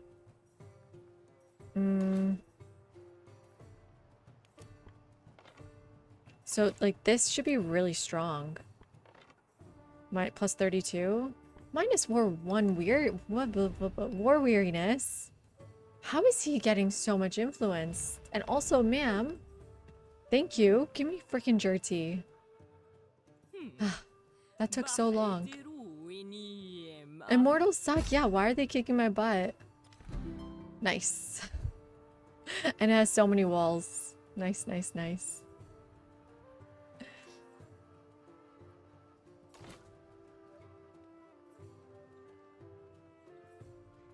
I think but you know, coordinated attack just adds so much.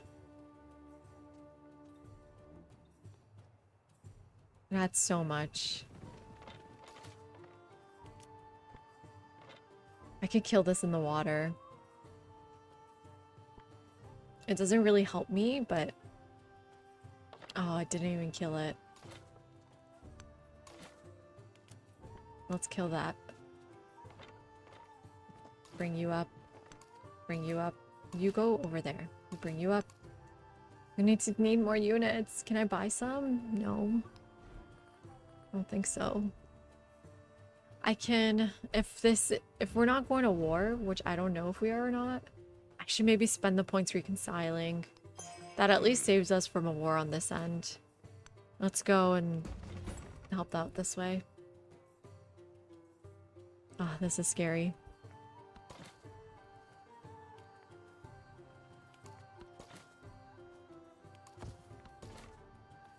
Oh no, not a flood. And I need to purchase improvements.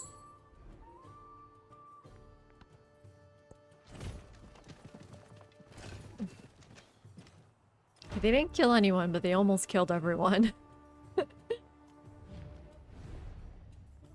Will he give me... Wait. Will he give me a city? Will he give me 2? We can get a city and back off of Parsa. If you guys think this isn't working.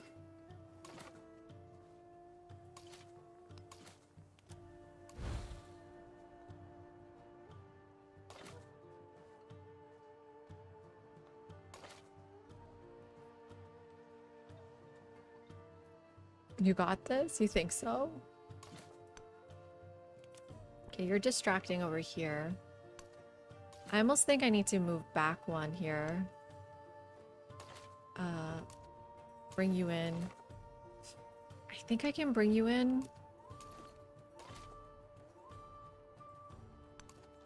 Get this hit now.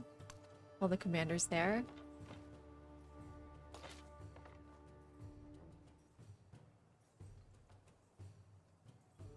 Sacrifice a unit? Or...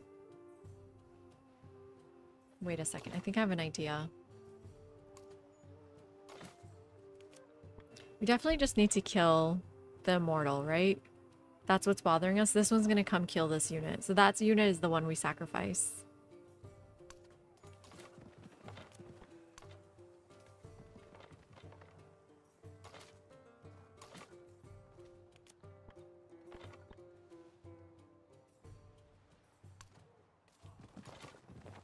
Gonna kill here. Sweet. Oh my god, another promotion? 11 promotions plus 2 flanking. Does that work on these ranged units? I actually don't know if flanking works on ranged units.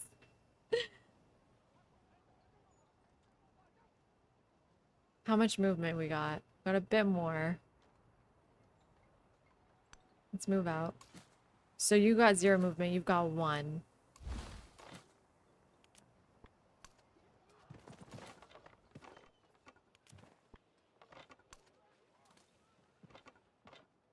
Okay, and then we got another one coming. Are we reconciling? Okay, one more turn before he can't declare a surprise war on me. Okay. Ooh, and you've got another unit in you. Okay, great. So hopefully we get Parsa now.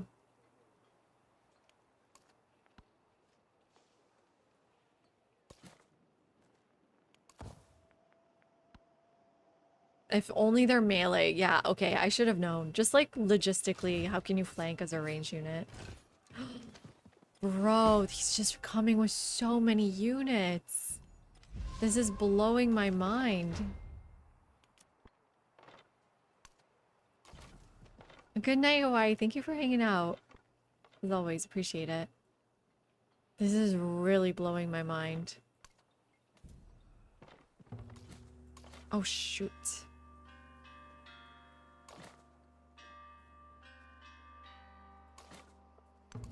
Oh, I thought I could kill, but it's on a river, so no. You keep coming then.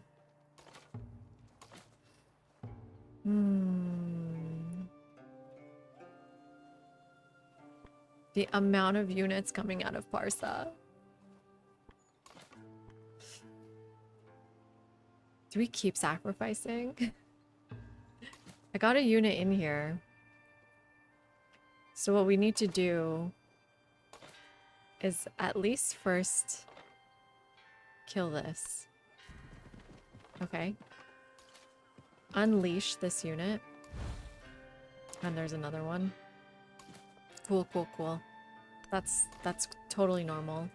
Bring up some more units. Bring her back down.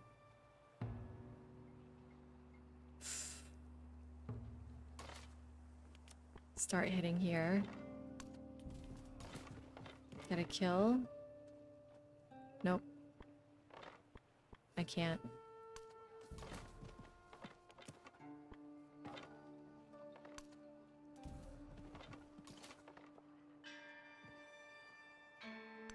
Honestly, just keep pushing. I'll get a pillage if I need to there. Are you out of movement? You're out of movement. I could still bring you out even if you're out of movement, huh? Okay, drop you off there. I need more units. Need more units.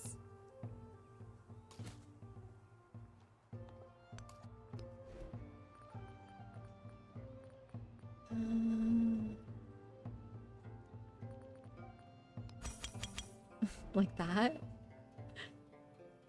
And then I just need to buy a monument as well for this. It doesn't even matter. Thank you, Kindred. Appreciate it. Thank you for hopping in. That was really nice of you.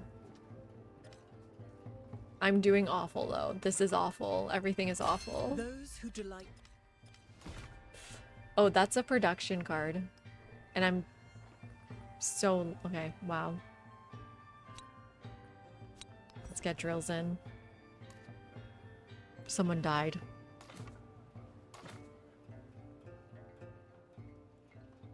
How many more units can there be?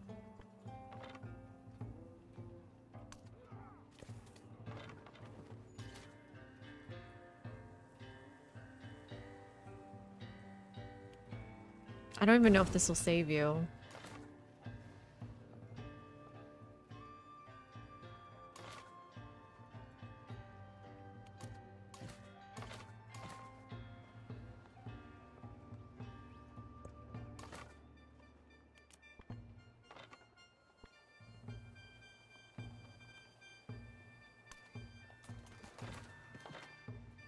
I'm not. Are they any good?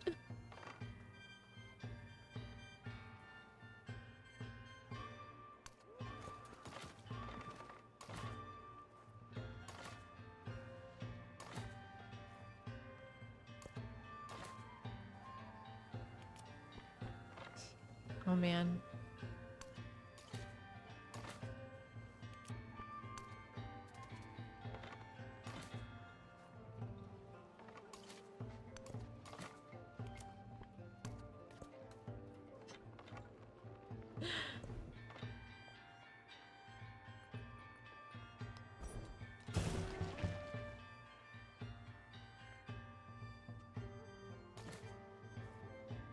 Yeah, you stay occupied over there. I don't even care. Can buy more units. Send more units. Send help.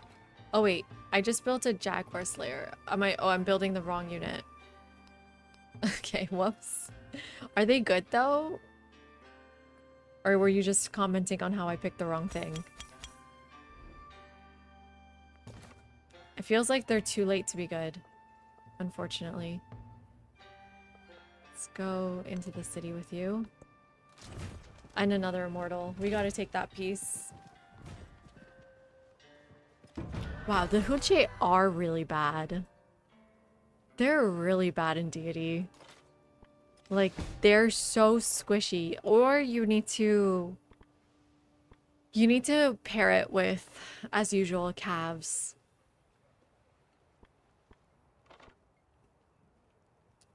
So there's no amount of Hucha that can win this. You need Bastion? Why?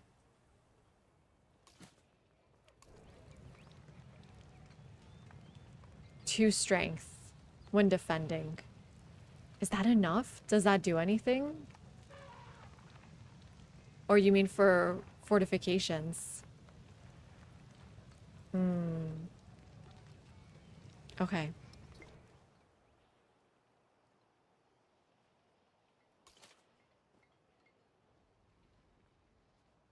And it's -2 wariness. Okay, let's take that piece.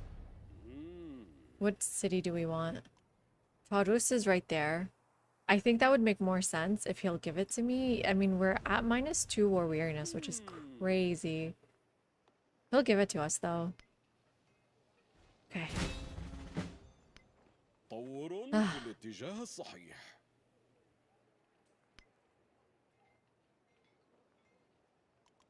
Oh, wow, and all my units are everywhere. Okay, we're coming back tomorrow to take Barca.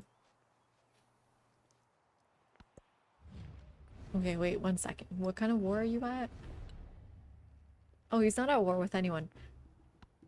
Okay, we can ally ourselves. Finally an ally. I'm stopping here, though. I gotta stop. Thank you to everyone who was the devil on my shoulder telling me to continue. Appreciate it. And let's see who's online for this raid.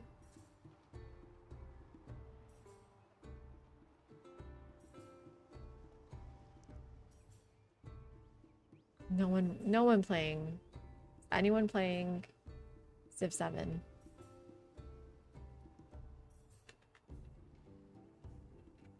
How do I check that? Civilization 7. What's got here? Oh wait, Slowcard Shark. He joins us sometimes. But I'm trying to remember if that was one of the loud ones when we enter. Okay. Huh, these people don't know I'm an idiot. Let's go join Rose Guard. Raid someone new this time. I'll maybe be back tomorrow, or I will be back Tuesday. One of those days. But not both. So keep an eye on Discord. And we'll finish this game. Thank you everyone for hanging out. And thank you so much for book club. Really loved it. Appreciated it. Good night, everyone.